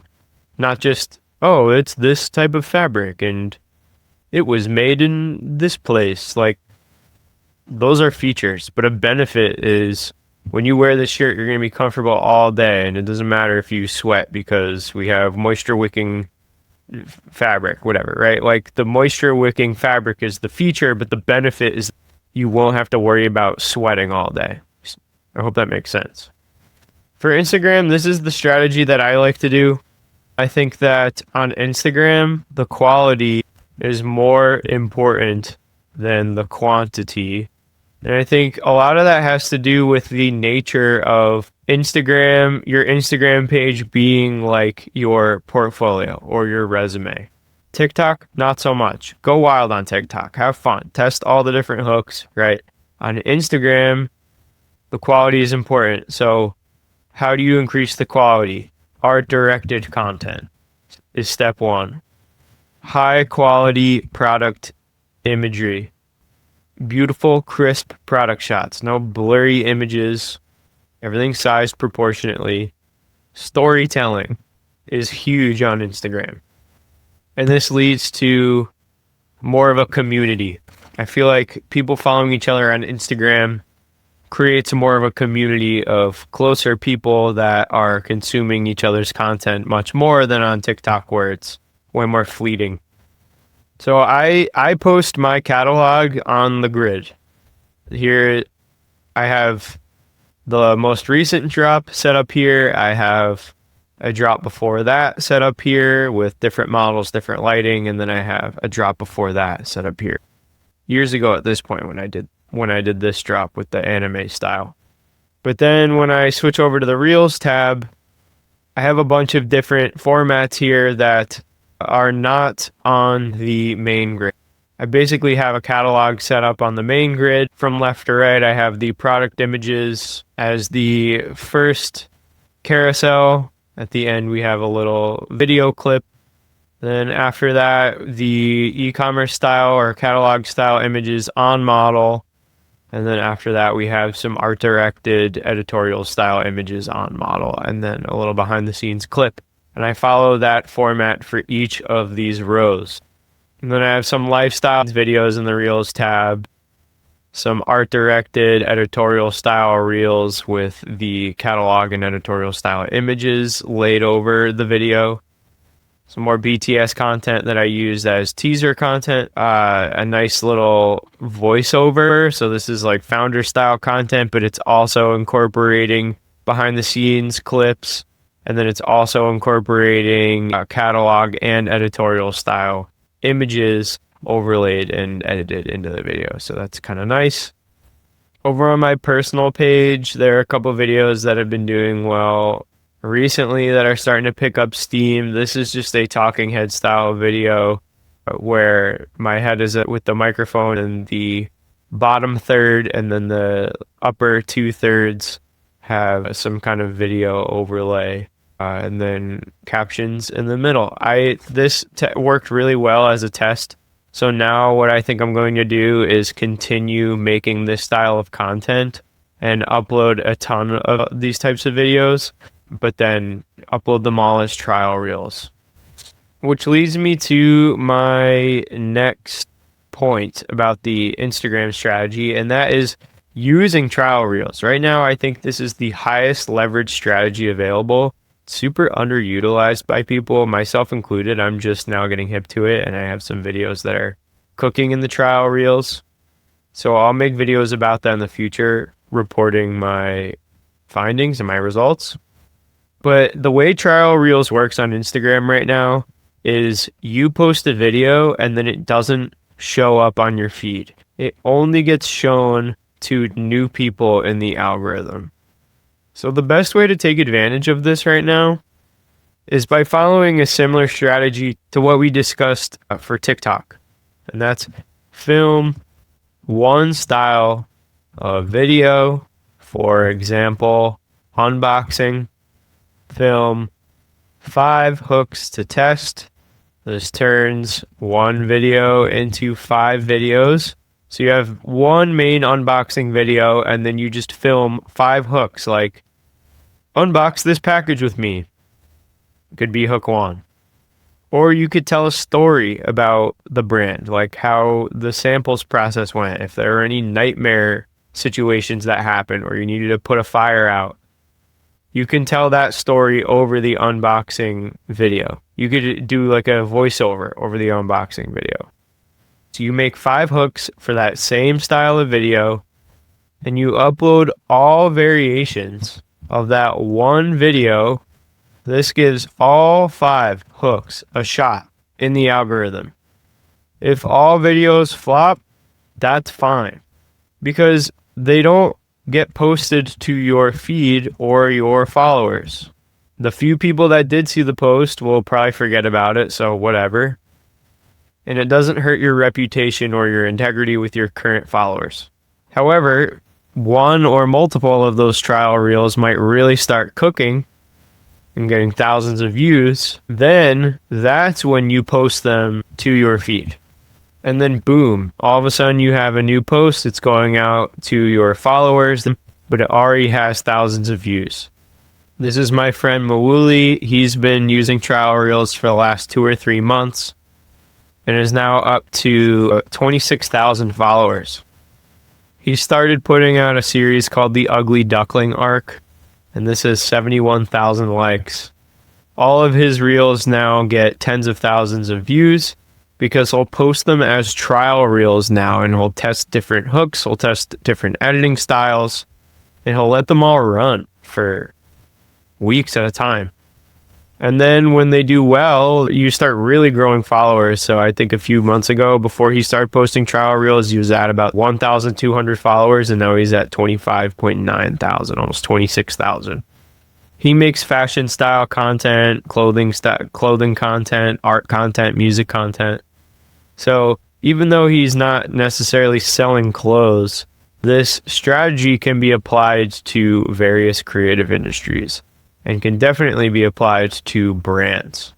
So to recap, basically, we have all this content for Sugar Baby, right? We have unboxing content, we have catalog content, lifestyle content, and lookbook content, user-generated content. The next step is just posting all of this content on TikTok and Instagram using creative hooks and formats. The content is done. Now it's really just a matter of distribution. A good way to think about this content and social media strategy is that you're making content that you then repurpose and package for different platforms. You're not making content for TikTok specifically. You're not making content for Instagram specifically. You're just making content. And then the way you package that for TikTok is maybe a little bit different than the way you package it for Instagram. But as long as you shoot all of that vertical content and photos and videos, you can then package it up and distribute it in a million different ways. For Pathos of Things, this is how I organize the social media content. I have all of the high resolution images from the photographer here that I can repurpose at any time. I have all the behind the scenes footage from the videographer that I can repurpose at any time for clips or for social content. I have user generated content and photos and videos reviews from photo and video reviews from customers and friends. Process videos showcasing the design process for each of the garments. These are anywhere from 7 to 20 minutes long, and I just speed them up in CapCut. Here are all my square product images for the website, and these can be repurposed and used for social media.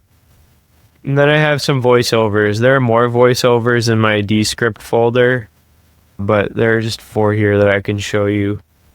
Here is a vertical video that was used for Instagram specifically for my brand Pathos of Things.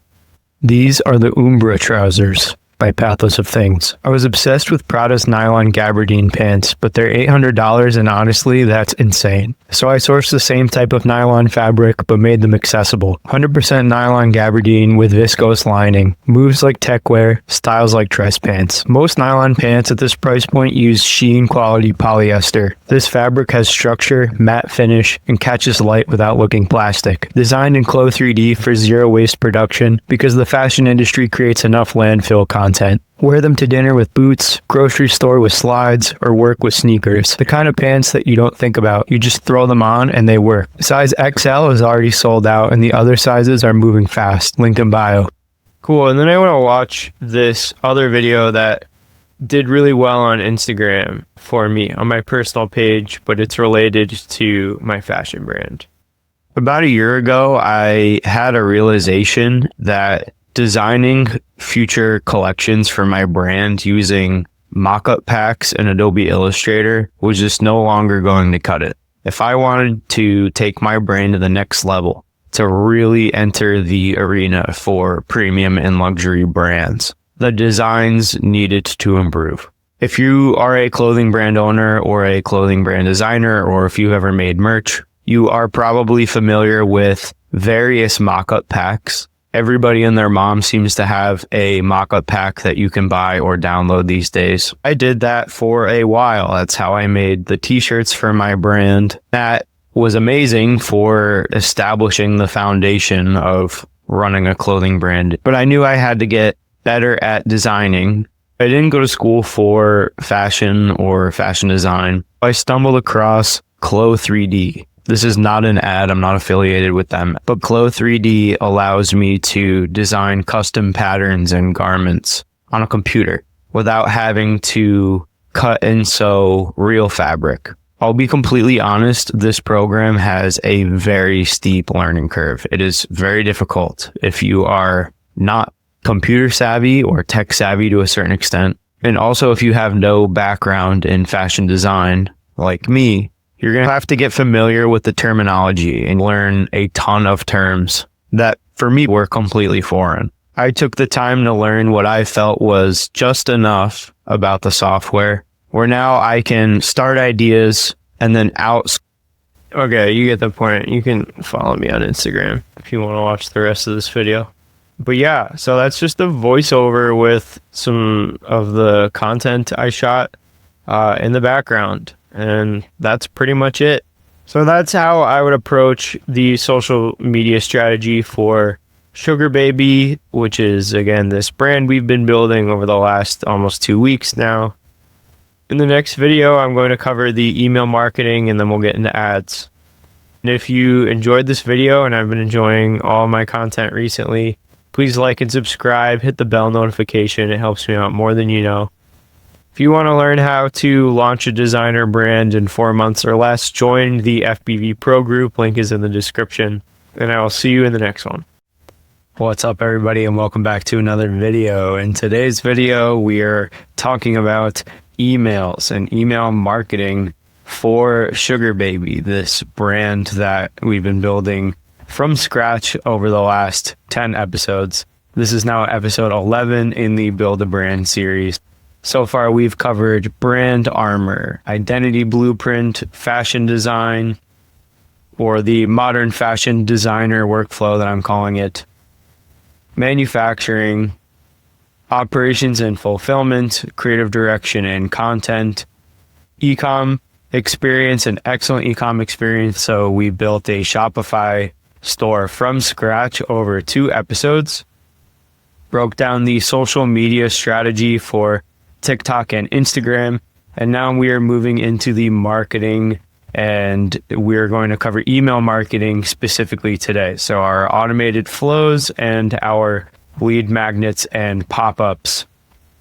And then in the next video, I will go into paid ads. If you're new here, my name is Chris Strago. I run a brand called Pathos of Things. It's a premium streetwear brand based in Los Angeles, and I share my entire process here on YouTube and in the Fashion Brand Vault Skool group. In the Skool group, I share pretty much all of my resources, and I'll point you in the right direction so you can build your own brand in 4 months or less. Okay, so I decided to build this over the weekend. As some of you know, I was traveling and I just got back to my desk. So instead of building this whole thing live on video, I did it on the plane and in the airport, and then I'm just going to kind of present it here and now on video. But essentially, I put together the entire email marketing system with the flows for Sugar Baby. We have 5 email flows here, and I'm going to break down all 5. We have the VIP waitlist / welcome flow, the launch day burst, where we send out a burst of emails on the day of our drop, checkout abandoned flow, browse abandoned flow. I spelled this wrong. There we go. Browse abandoned flow, and post-purchase flow, which I have explained here in much more detail. And again, I'm going to go one by one. But why did I pick these 5 flows? Well, they address the entire funnel from first touch, when someone first comes to the site or sees social media about the brand, to repeat purchasers. In order to get someone into any of these flows, they come in through a pop-up on the website. So I've been testing this offer lately. It seems to be working for my own brand, Pathos of Things, where I offer $20 off the first order. The reason why I do this is because it covers, for the customer, any kind of tax or shipping fees. And I like to give specific amount of money off rather than a percentage. So far, a $20 off coupon or automatic discount has been working the best for my brand personally. I made 2 variations of the pop-up just with some of the content that we generated using AI in an earlier episode. It's very simple. You can set up a pop-up like this on Shopify extremely easily using either Klaviyo or the Shopify native email app. The layout is extremely simple. On the left panel, I have the model shots, and then on the right panel, I have a headline. the call out or the offer. So in this case, $20 off your first order in all caps and bold. An email box where a customer can put their email address, and then the submit button has a call to action that says get $20 off. No spam, unsubscribe anytime. Super clean, very simple, looks aesthetic, showcases the product on model, and has a strong incentive. There are a million different ways that you can structure your incentive, and you don't just have to give a discount or a certain amount of money off of a first order, for example. I think one thing I wanted to try for my most recent collection, but it's probably more likely I'm going to do it for the next one, is I plan on having a pretty awesome lookbook, digital lookbook with a coupon attached, and then some other things, maybe like exclusive behind the scenes videos that get unlocked when you sign up with an email address. So that way it's not just like a money incentive, and there's something a little more tangible or something that adds to the world building and connects the customer to my vision a little more than just, reeling them in with money. So far, customer just comes to the site, this pop-up shows up. Many will click away. That's just the nature of it. But for everyone who signs up with their email address, it then adds them to these flows. For this specific scenario, we're doing a drop where the 3 pieces in the collection are all going to drop at once. If you've been following along, you know exactly what I am talking about. So when someone signs up on the website, it's going to be for a future drop. So that effectively turns the email list into a wait list. And that allows customers to feel like they're the VIP.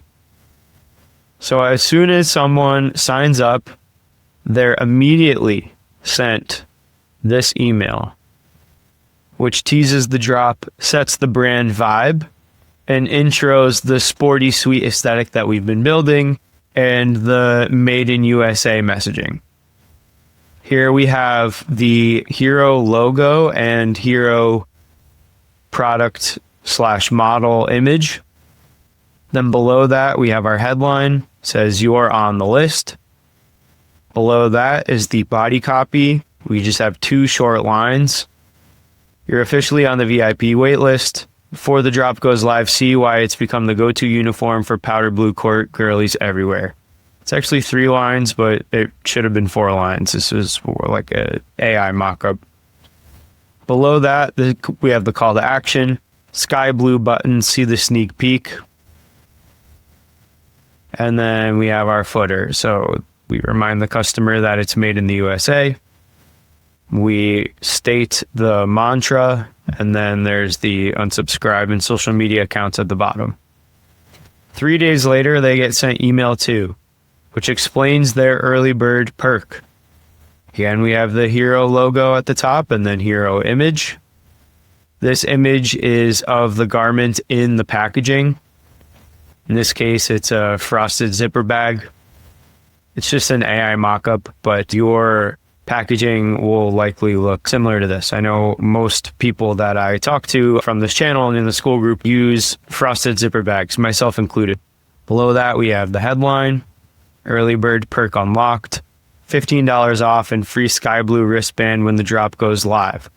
So we have 1 line benefit and 1 line bonus. We didn't talk about adding like a sky blue wristband in any of the other videos, so many of you might be like, we never talked about that. It's just something that I've actually done working at an agency with other brands. For this women's wear brand, we are selling like yoga pants and that kind of style of fabric.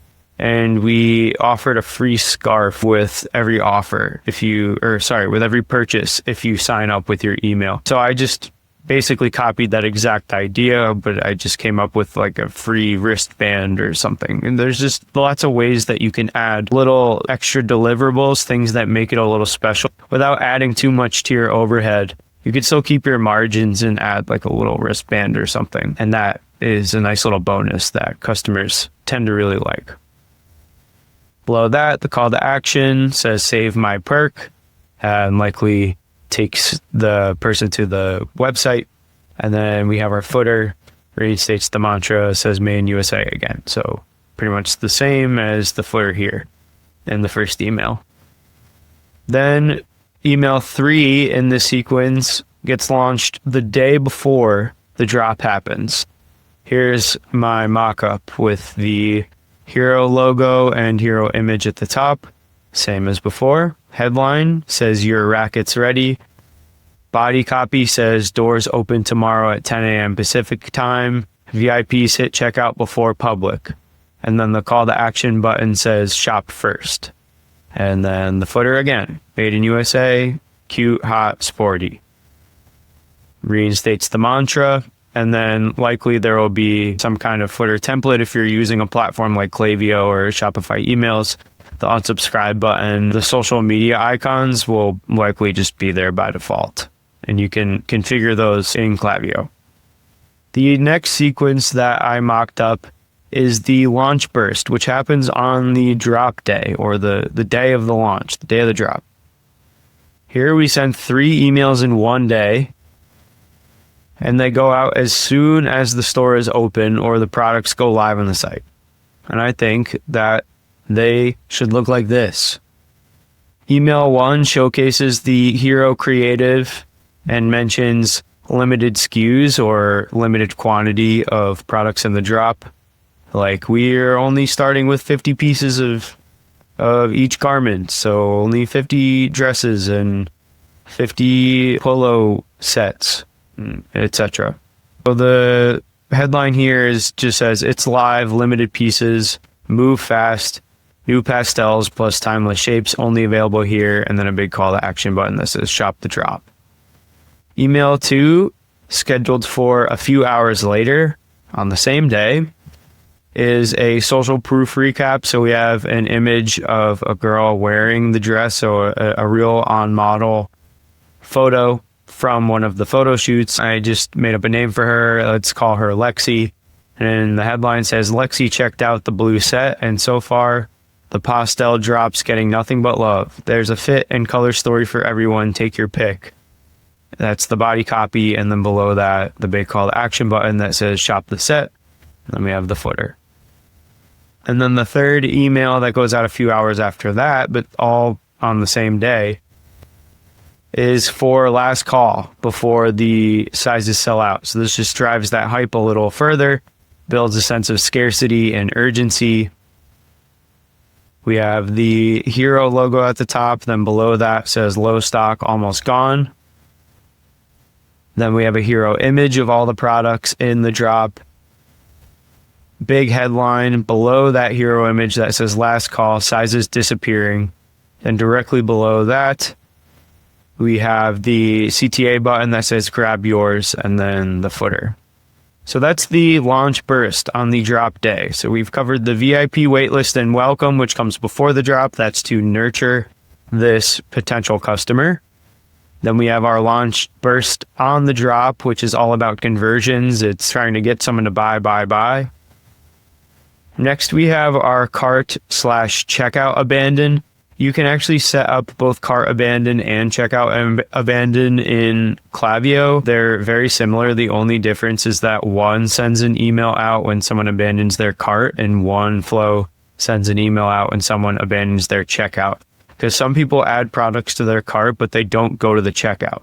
Some people add products to their cart and they go to the checkout, and then they get cold feet at the checkout. So you can just get really granular and set up flows for both of those. But just for the sake of this video and just keeping it simple, I just grouped them together.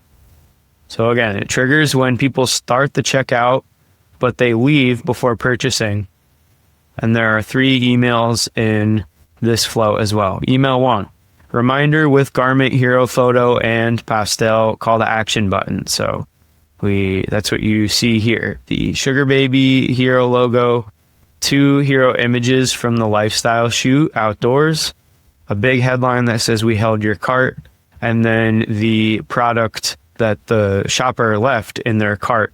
And this is dynamic. If you use Klaviyo and Shopify, this will be dynamic based on the shopper's actual cart. So for example, if they had the sporty dress in their cart and they went to checkout and then they left the page, then in this email, it will show them this dynamic card, which contains the image of the sporty dress, the title, the price, and then a call to action button to shop now. So that's email 1.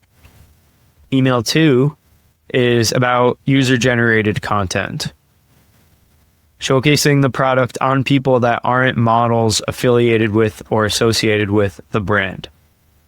I still included like a UGC style model photo, but if you can get some photos from friends or influencers before the drop, which I'll talk a little bit about that more in the ads video, but any content you get from there is great to use here. So like mirror selfie style photos, even you as the founder, like if you are the archetype, the customer archetype for the brand, like I am the customer archetype for my brand that I'm the owner of and the designer for, I like to just take photos of myself in my clothes that I design and use that for marketing material, because there's really nothing more authentic than, you know, the designer of the brand rocking the actual clothes. So anyway, that's what I use for the hero imagery. I try to make it more UGC style, more candid, like iPhone mirror selfie style. Then there's a big headline that says come back for free shipping. And then that dynamic card here again, which shows the product that the person left in their cart. That's email 2. I want to note here, I mentioned that there's free shipping. So that's something that I like to offer for my brand. Maybe this is something that you set up where if they click and go through Klaviyo from your email, it will give them a free shipping coupon. That's something that it can be set up as well. Yeah, then we have email 3, just drives the made in the USA point home, just shows some macro shots of the product, says thread stitched in LA, don't wait around, and then that dynamic product card again. So that is the abandoned cart or abandoned checkout flow. Next, I have one email for browse abandon. This is triggered when people view a product on your site, but they don't add it to their cart. And I just have this going out 4 hours after the person browses, and we'll use a dynamic card here as well. So like if someone checked out the zip polo, then they're going to get an email that looks like this with a model wearing the zip polo and a flat lay image of the zip polo, the product imagery, the product price, and the benefits straight from the Shopify page. So I took this straight from the Shopify page, from the benefit section of the product page, and then there's just a big shop now CTA button. So that's browse abandon. Again, this triggers when people view products but they do not add them to the cart. So we want to give them more information about the product here and show them more photos. Try to get them come back to visit the site. And the 5th and final flow here is the post-purchase flow, which triggers when orders are fulfilled. For example, I use a 3PL called Pietra, so they handle the fulfillment for me, and it's linked to my Shopify.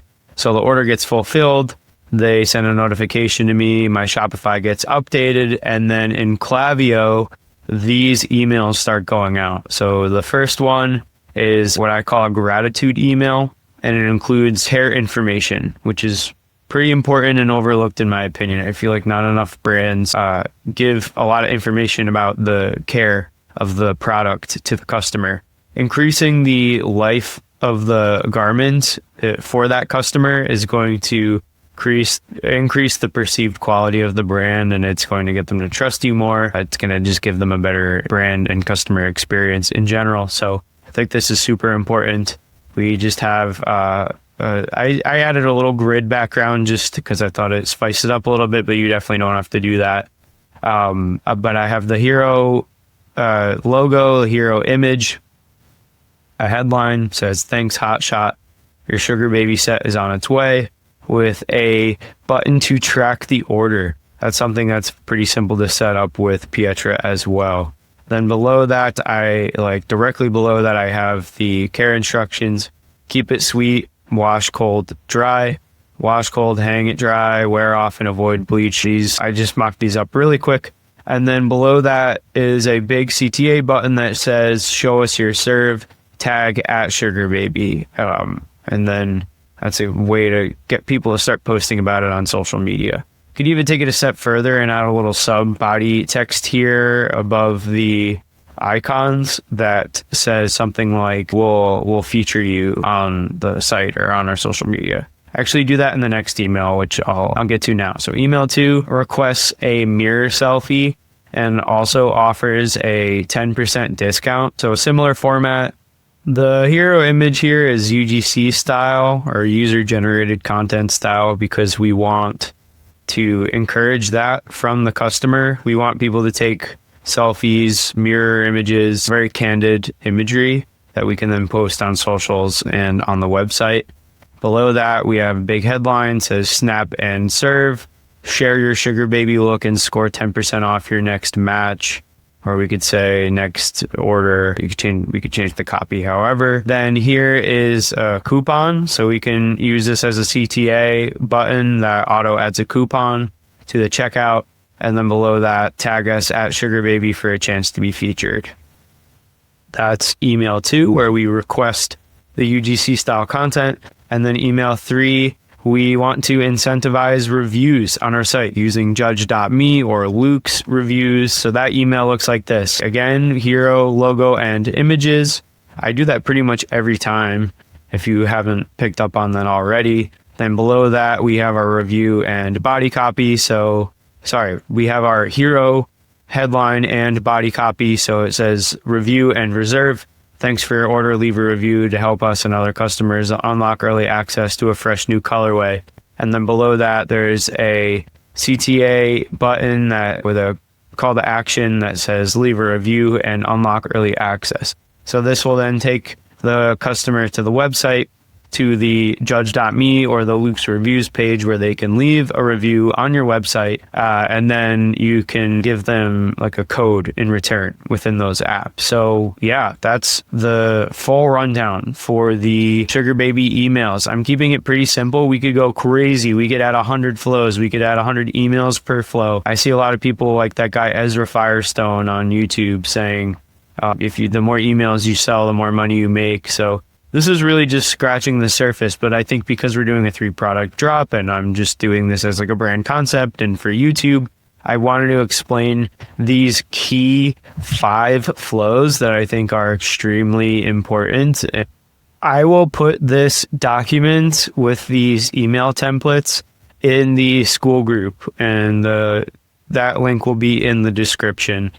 In the next video, I'm going to go over the ad strategy. That's going to be super exciting. People have been asking about ads, especially because I worked for several different advertising agencies over the last 10 years. Something I don't really talk about enough on my channel, I think. So I'm excited to get into that as well. If you found this helpful at all or enjoy my content in any way, please like, subscribe, hit the bell notification so you always are up to date when I post, and I'll see you in the next one. Once all of these things are dialed in and the funnel is moving, someone will eventually make a purchase. And then from there, it's the promised land. We've collected money. For the audience, Advantage Plus is on, so that's what we wanted for our broad audience. So we'll keep Advantage Plus on. This stage is going to build a pool of people that engage with the social media and go to the brand's website.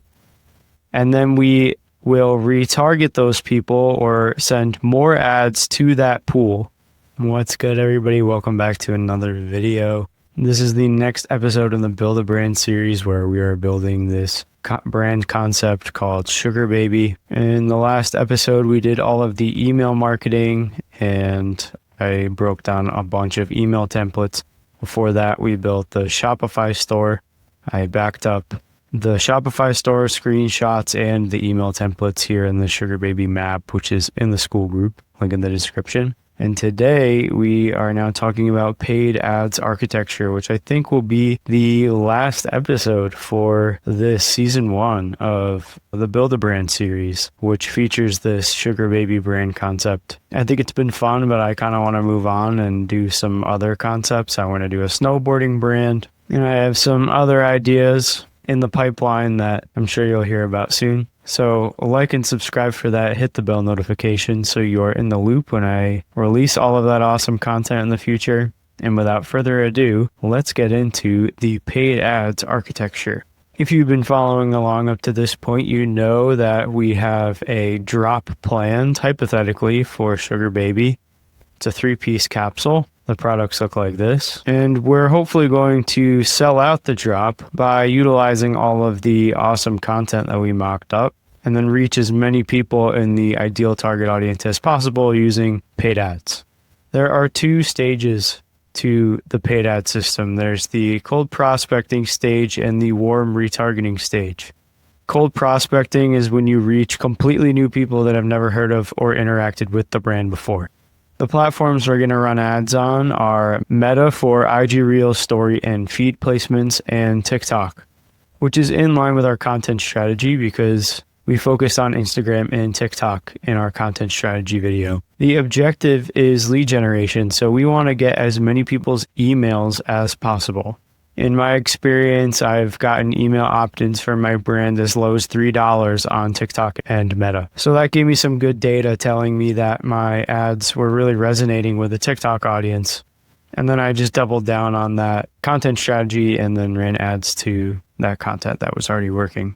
For Sugar Baby, we're going to send people from TikTok and Instagram to a VIP waitlist landing page. So with Shopify, we could just utilize the password page and add some copy to that page saying, sign up for the VIP waitlist. And then we'll need to include some kind of incentive, or what I'm calling an early bird perk. So that might be free shipping, maybe you give them a discount or a small gift. In one of the other episodes, we discussed a little wristband as a small gift. Doing little accessories like that, it's pretty cheap and easy to add into your strategy. It just takes a little bit of extra work. Not for everybody, not completely necessary either. There are other ways to set up early bird perks. We're utilizing the lifestyle content, the art-directed reels, and the catalog content from our photo shoot. This stage is going to build a pool of people that engage with the social media and go to the brand's website. And then we will retarget those people or send more ads to that pool. The pool includes IG engagers from the last month to 2 months, website visitors, TikTok engagers, and people on the email list that sign up for the early bird perk. The content in the warm retargeting phase consists of founder/story clips, which really connect with the audience, social proof like user-generated content, unboxing style videos, testimonials, try-on clips, and problem solutions, addressing an issue in the market. Maybe a certain popular style is extremely expensive and you are more affordable, or maybe a certain popular fabric is actually kind of uncomfortable, so you made your own version that's much more comfortable. There are lots of different solutions to people's problems that I'm sure your brand can solve. You just need to highlight those because these 3 types of content are likely to get conversions. They're not for growing the social media, getting thousands of followers. The point here with these retargeting ads is to get people to buy. It's to make money. So I broke down this whole process in a little bit more detail with this little funnel flow. I'm going to break this down. Then I'm going to break down the campaign architecture for Meta and TikTok ads, and then I'll show you exactly how I would set them up step by step, and then how I would scale it once the budget is working. But first, let's understand how the funnel works. So here's the flow. We have cold ads. Again, cold means it's going out to people that have never interacted with the brand before. These cold ads direct people to a VIP landing page. When someone hits this page, they can sign up for something. In our case, the early bird perk. There's copy on the landing page or the password page telling people what they get when they sign up, incentivizing them to add their email address. In the online marketing world, this is usually called a lead magnet. Then an email sequence will nurture all the people that sign up on the VIP landing page. I broke down the VIP waitlist sequence in the last video, all about emails. We'll send out our launch burst sequence on the day of the launch. I also broke that down in the email video. And then we'll send out our post-purchase user-generated content requests. So that's when we give people discounts for future purchases in return for a selfie or a little video, or a review or a testimonial. Further down the funnel, we have our warm retargeting. This is where we send the ads to those audiences I described earlier. So the site visitors, anyone that engaged with one of the cold traffic ads, and then anyone that added to cart or initiated checkout. That's what ATC/IC stands for, add to cart/initiate checkout, but with no purchase. So these are people that maybe got cold feet right at the finish line. They put something in their cart, they went to checkout, but they didn't buy. So we want to serve ads to them because they have the highest intent, and that's likely to give us the best return on our investment. Warm traffic ads or retargeting ads work really well when you showcase testimonials, close-up detail shots, and reminders or urgency like last chance, or we're only making 50 of these, or only 4 size small left. That's what urgency means.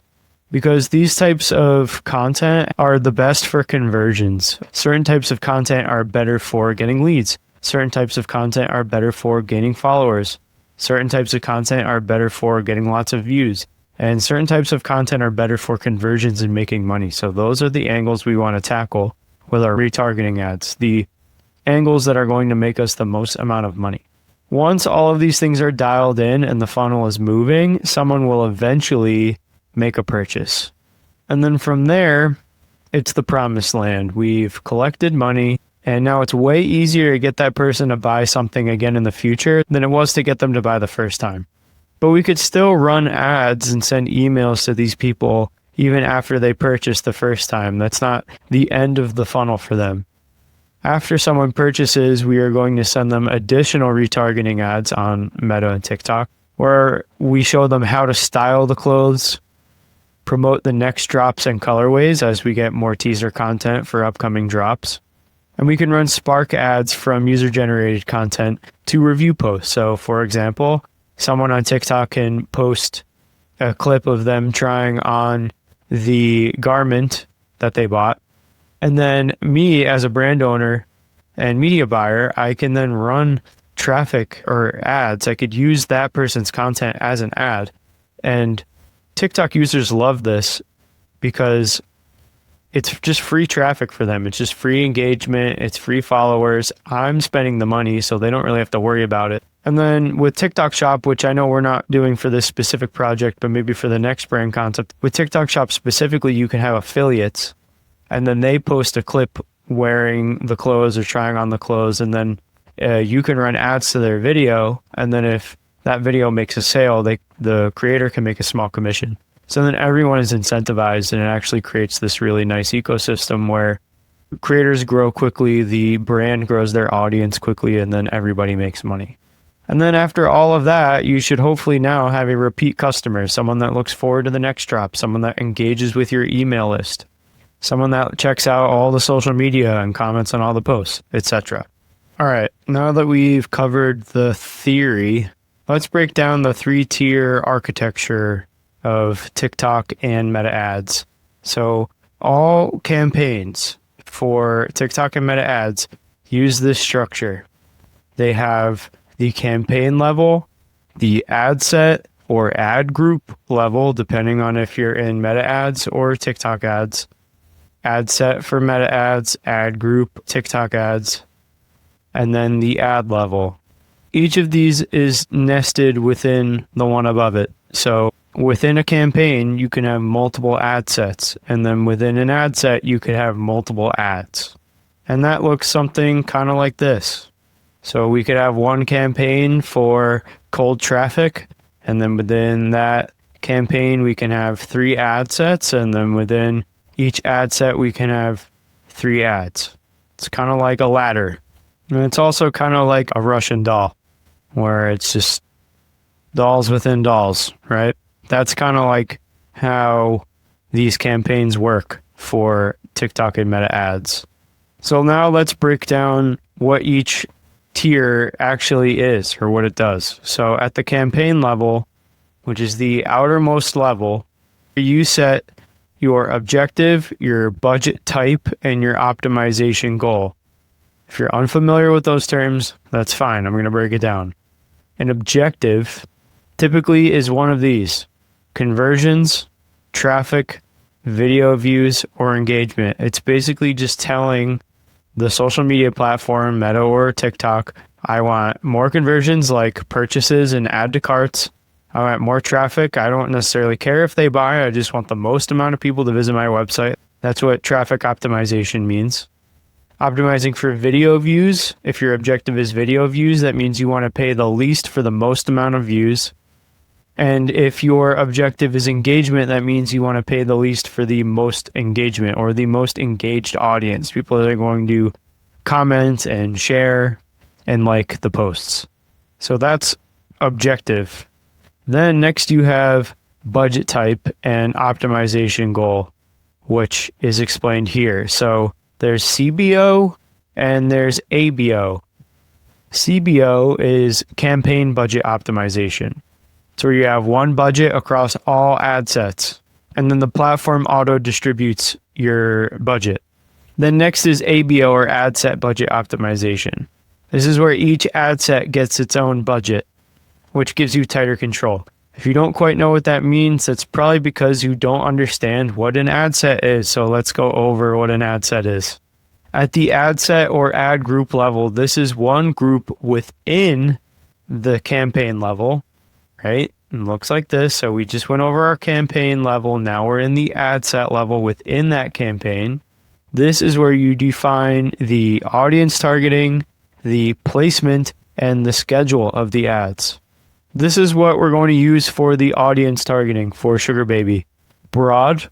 So we'll have an ad set for broad audience where you don't put any interest, you don't put anything, you just let the algorithm optimize and figure it out. We'll add interest stacks in an ad set, which where you group relevant niches. So this could be fans of tennis, fans of streetwear, whatever customers of Sugar Baby are into. Next are lookalike audiences, which we're not really going to get into too much here, but basically what a lookalike audience is you give Meta or TikTok a bunch of data about your customers. Maybe that's an email list, or maybe you have the Meta and TikTok pixels installed and you've collected a large number of website visitors or add to carts or purchases. You can then make new audiences based on that data. So you could say, hey, Facebook, I have 1,000 people on my email list, or I had 1,000 people purchase from my store. Make me an audience that has all the same data points as all of these purchasers. So you find new people that share all of the same interests and same demographics, psychographics as my current customers. That's extremely powerful when scaling the brand, but it's not that applicable if you are starting out. And for this example, we're not talking about scaling Sugar Baby per se. We're talking about just trying to sell out this 3-product drop. But I will touch on scaling towards the end of this video. Next, we'll include custom audiences. So custom audiences are your different retargeting pools. People that visited the site, people that engaged with your social media, people that engaged with an ad. What we covered earlier in this video. Custom audiences are how you set up retargeting ads. You can't set up a retargeting ad without a custom audience. You need to first tell Meta or tell TikTok, these are the people that engaged with my site. It doesn't just happen automatically. You set up that custom audience of people that visited, people that clicked on an ad, and then you include that custom audience in your ad set when you are creating the advertising campaign. For Meta ads, we'll just pick Advantage Plus for our placements. Placements means where the ad is going to show up. So this could be like feeds, reels, the sidebar. Meta's Advantage Plus placements option just lets it optimize for you. The algorithm's pretty good. I recommend keeping that on. For TikTok, in-feed is the default. That means you just run ads that show up in the For You page as people are scrolling. And then Spark ads. A Spark ad is when a creator gives you a code that you can then use to authorize that creator's post for ads. So like I was saying earlier, if someone buys one of the Sugar Baby products and they feature the product in one of their videos, maybe they do a try-on video, That creator can then give me a code, and then I can put that code into TikTok ads and then run ads to that creator's video. And then within the ad set level, you have the ad level. So you can have multiple ads at the ad level within the ad set. This is where you have your creative, so your video, like the actual content, the copy, which are the words that you include in the captions, and then your call to actions like shop now. For creative testing, I like to test hooks first and then run 3 to 5 ads per ad set.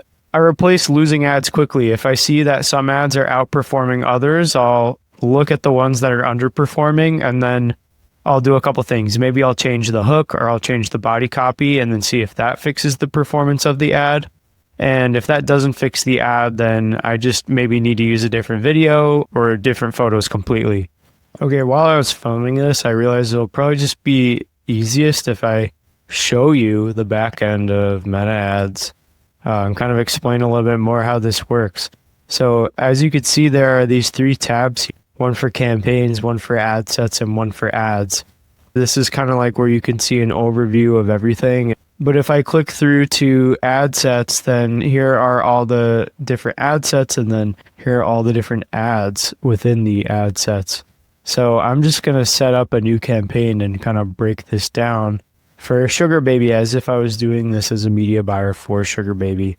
So first we have the campaign level. So here we are at the campaign level, create a new campaign.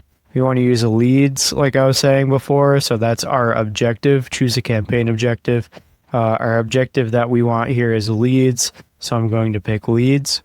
If we were optimizing for sales and not doing a drop or a pre-launch kind of thing, then we would just go here to sales and click sales because we want to optimize for conversions. So I'll just press OK. We'll name this whatever it was here. It was like Sugar Baby launch objective cold and then the date. So we could copy that, paste it here. So we have Sugar Baby launch objective. I picked sales. Cold, and then the date is 8/13. We have our buying type auction. Don't worry about that. Campaign objective, we picked it sales. Advantage plus catalog ads, we're going to leave that off for now. But this is something cool that I like to put in the retargeting ad set, so maybe I'll talk about that a little bit later. But here you can upload your catalog like directly from Shopify, and then it will just turn your images and product copy, like the product description, and it'll just turn that into ads. Here is where we can pick CBO or ABO, which I talked a little bit about here. CBO again is campaign budget optimization, and ABO is ad set budget optimization. Let's just set this to $20 a day. Campaign budget is great when you know that you have winning ad sets already, like leg audience or a custom audience. But because this is for cold traffic, we'll just do ABO. I don't have any special ad categories or anything like that, so we could just press next. For ad set name, let's use audience 1 here for our first ad set, and we'll just call that Broad Advantage Plus. We want to drive traffic to the website because we have a Shopify site. We want our performance goal to be maximize number of conversions. For the data set, I have my Pathos of Things website pixel here, but you're going to want to use your own pixel. For Sugar Baby, I would set up a Sugar Baby pixel, for example. Maybe I can make a video about that, but I feel like that's not really my domain. I feel like there are a lot of really awesome videos on YouTube that'll teach you how to set up the metapixel for your Shopify store. For the conversion event, we want purchase. We set our budget to $20. For the audience, Advantage Plus is on, so that's what we wanted for our broad audience. So we'll keep Advantage Plus on. We don't need to add any audience suggestions. And then we can keep the placements as automatic. Then within that, we have our ad level. So this is where we can dump 5 ads, 10 ads, etc. into the ad set level. So then all of these ads, these pieces of creative, these videos will then be served to the audience that we set at the ad set level. So that's the whole point of setting up the ad set level, is determining where the ads are going to be served and who the ads are going to be served to. For the ad set level, we could just do a manual upload, or you can add your catalog and use an Advantage Plus catalog ad. But we'll just do manual upload. If you don't want to create an ad from scratch and you want to use a piece of social content that you already posted, you just use this toggle here and select use existing post instead of create ad. And then you can select the post here. And that's pretty much it on the 3-tier system for the architecture of meta ads. TikTok ads is extremely similar. That was just for the cold traffic campaign. Then we'll have a second campaign running that's just for warm traffic. So we're going to optimize for sales. For our ad sets, we can set each of these 4 audiences up as their own ad set. So we could have one ad set for website visitors within the last month. We could have a separate ad set that's just for people that signed up for the email list. And we can have a separate ad set for people that added to cart and initiated checkout but did not buy. The budget for this is typically 20 to 40% of the total daily budget that you can spend. Then within each of these ad sets, we have ads, and we can do 5 ads per ad set for a total of 20 ads. But you don't need to make 20 different ads. You only need to make 5 ads, and then you copy and paste them into each ad set. So you have the same 5 ads for audience 1, your website visitors. Then you have the same 5 ads for audience 2 or ad set 2, which is your IG and Facebook page engagers, and so on. In this document, which you can get in the Skool, by the way, link in the description, I also broke down how I would set up TikTok ads. Just for the sake of time, I'm not going to do a whole TikTok ad setup as well, but just know it's extremely similar to how you set up meta ads. If you mess around with meta ads or TikTok ads for like 10 minutes, you'll see everything that I just showed you, and you'll see the separate tabs for these 3 tiers. The only main difference, I think, really is that TikTok calls the ad set level the ad group level. I just call it ad set level because I'm more familiar with meta ads and I've been using meta ads longer. But ad set and ad group are basically the same thing. TikTok is not pushing the auto optimization as hard. Like, Meta just wants you to let it do everything and just let the algorithm optimize. And it's actually pushing people away from customizing their audiences and their ad sets. TikTok, broad targeting still tends to work the best in my opinion with TikTok though, because the algorithm is so strong. So when I was scaling Be Lovely's ads, and if you're unfamiliar with Be Lovely, it's a women's shoe brand TikTok shop. It was printing money. When we were scaling the ads for that, the majority of the sales came from ad groups with broad targeting, just because the TikTok algorithm was so strong. And the content pulled the majority of the weight, right? Like, as long as the content is really good, the TikTok algorithm will find its people. But if you want to expand beyond just broad targeting, or rather not expand, but actually get more laser focused and more granular, you can do an interest stack. So for Sugar Baby, we can target people that are interested in tennis.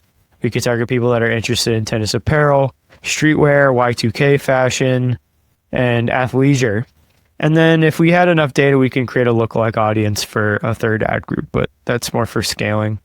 I want to talk about a little more about the content. So for Sugar Baby at the ad level, the content that we're using for these ads, there are a few different lanes that we could go in.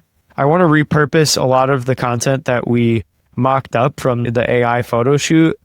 And then we could just repurpose a lot of that content, like lifestyle content and product imagery or catalog imagery, into these really short hype reels. So it's just 15 seconds. It's like really quick cuts of the different images or different videos of the model wearing the clothes.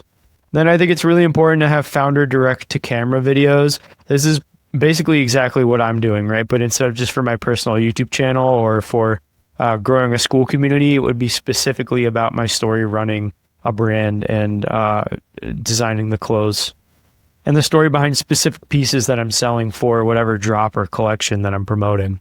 And then UGC try-on videos are going to be huge for the rest of 2025 and in 2026. If you're doing any kind of short form vertical ads, UGC try-on videos just absolutely crush. Customers love to see an authentic buyer that is actually a fan of the brand, actually buys the clothes, actually wears the clothes. People want to see that. They don't want to just see like a manufactured ad. They want to see something that feels more natural. And it's good to incorporate scarcity hooks. So It just adds a little bit more urgency, saying something like only 150 sets, or I only made 50 pieces of this garment, or your size is going fast, size small, only 4 left, things like that. It's really good for pushing sales. And then let's wrap it up by discussing scaling the budget. So when certain ads do really well and other ads do poorly, you kill the losers, scale the winners. Turn off any ads that aren't working, because if they aren't working, it's just burning money. So you want to turn those off as soon as you identify that they're not working. And then wait. That's step 1, waiting. Wait before you scale the budget up. Wait for at least 2 to 3 purchase conversions per ad set per day for 3 days in a row before scaling the budget. Otherwise, you might break the algorithm.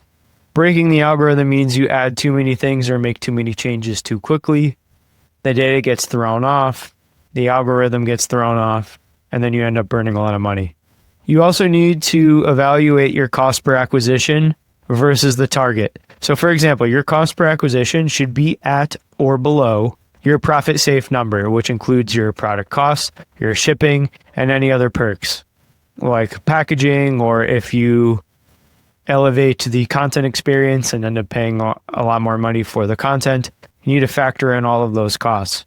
If your break-even cost per acquisition is $50, don't scale until you're making sales where your cost per acquisition, or how much it costs to gain a customer, is at $20 or $30, because then you have more margin. And you need a stable click-through rate. If your click-through rate is falling day by day, like after a week, you look and see that the click-through rate on your videos is decreasing and less people are clicking on them, you don't want to scale, because scaling is just going to amplify the decay. It's just going to amplify the rate at which you burn cash on videos that people just aren't clicking on. So with all those things in mind, how do we scale without breaking the algorithm?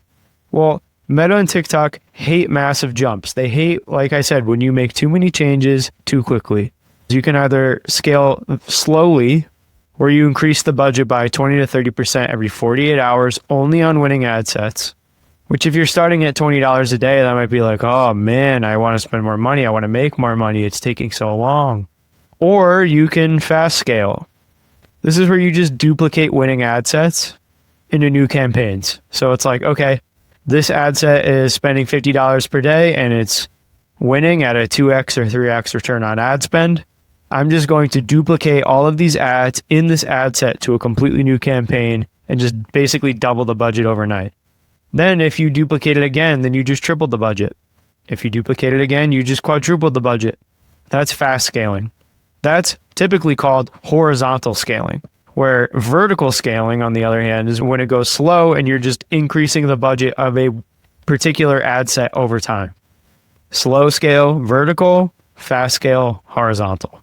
You only want to scale when your return on ad spend is 2x over your break even for at least 3 days. So if your break even is $50, you need to be making $100 a day for at least 3 days. If your ads are making sales and the frequency is less than 2.5, which means people are seeing it less than 2.5 times on average, then that's an indicator that you're still hitting fresh people. You don't want someone to see that same ad more than 2 or 3 times, because then it's going to get stale and they're going to get ad fatigue.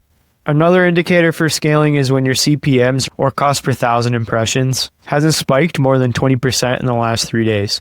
If your CPMs are stable, then that means it's finding new people that are actively engaging. Once you start scaling, there are really 2 ways to do it: vertical scaling or horizontal scaling. Vertical scaling is when you just increase the budget of an ad set. For example, increasing the budget on Meta by 20 to 30% every other day or every 48 hours. TikTok can typically handle higher percentage jumps, like scaling your budget by 50% every other day. But ads fatigue very quickly, so you're going to need to add more hooks. Even if you want to keep using that piece of content, you need to swap out new versions of that content with different hooks or maybe different captions.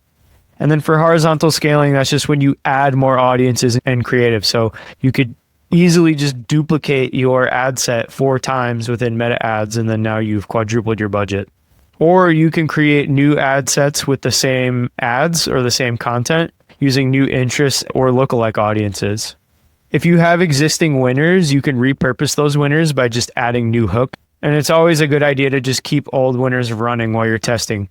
Don't pause old winners. If it's generating money, let it generate money. So that's pretty much it. That's the rundown of Meta and TikTok ads for this brand concept, Sugar Baby. At least this is how I would set up the Meta and TikTok ads if this was a real brand and I was actually trying to make 100 grand with it. I'm sure there are lots of gems in here that you can apply to your own brand. If you have any questions or you want to see me dive more into the Meta Ads Manager, for example, or show you something more specific, leave a comment. Be sure to like, subscribe, hit the bell notification so you're always in the loop when I upload. And if you want to launch a fashion brand or scale your fashion brand in 4 months or less, join Fashion Brand Vault Pro. Link is in the description. That pretty much wraps up season 1 of Build a Brand. I'm looking forward to season 2. I hope you are as well, and I will see you in the next one.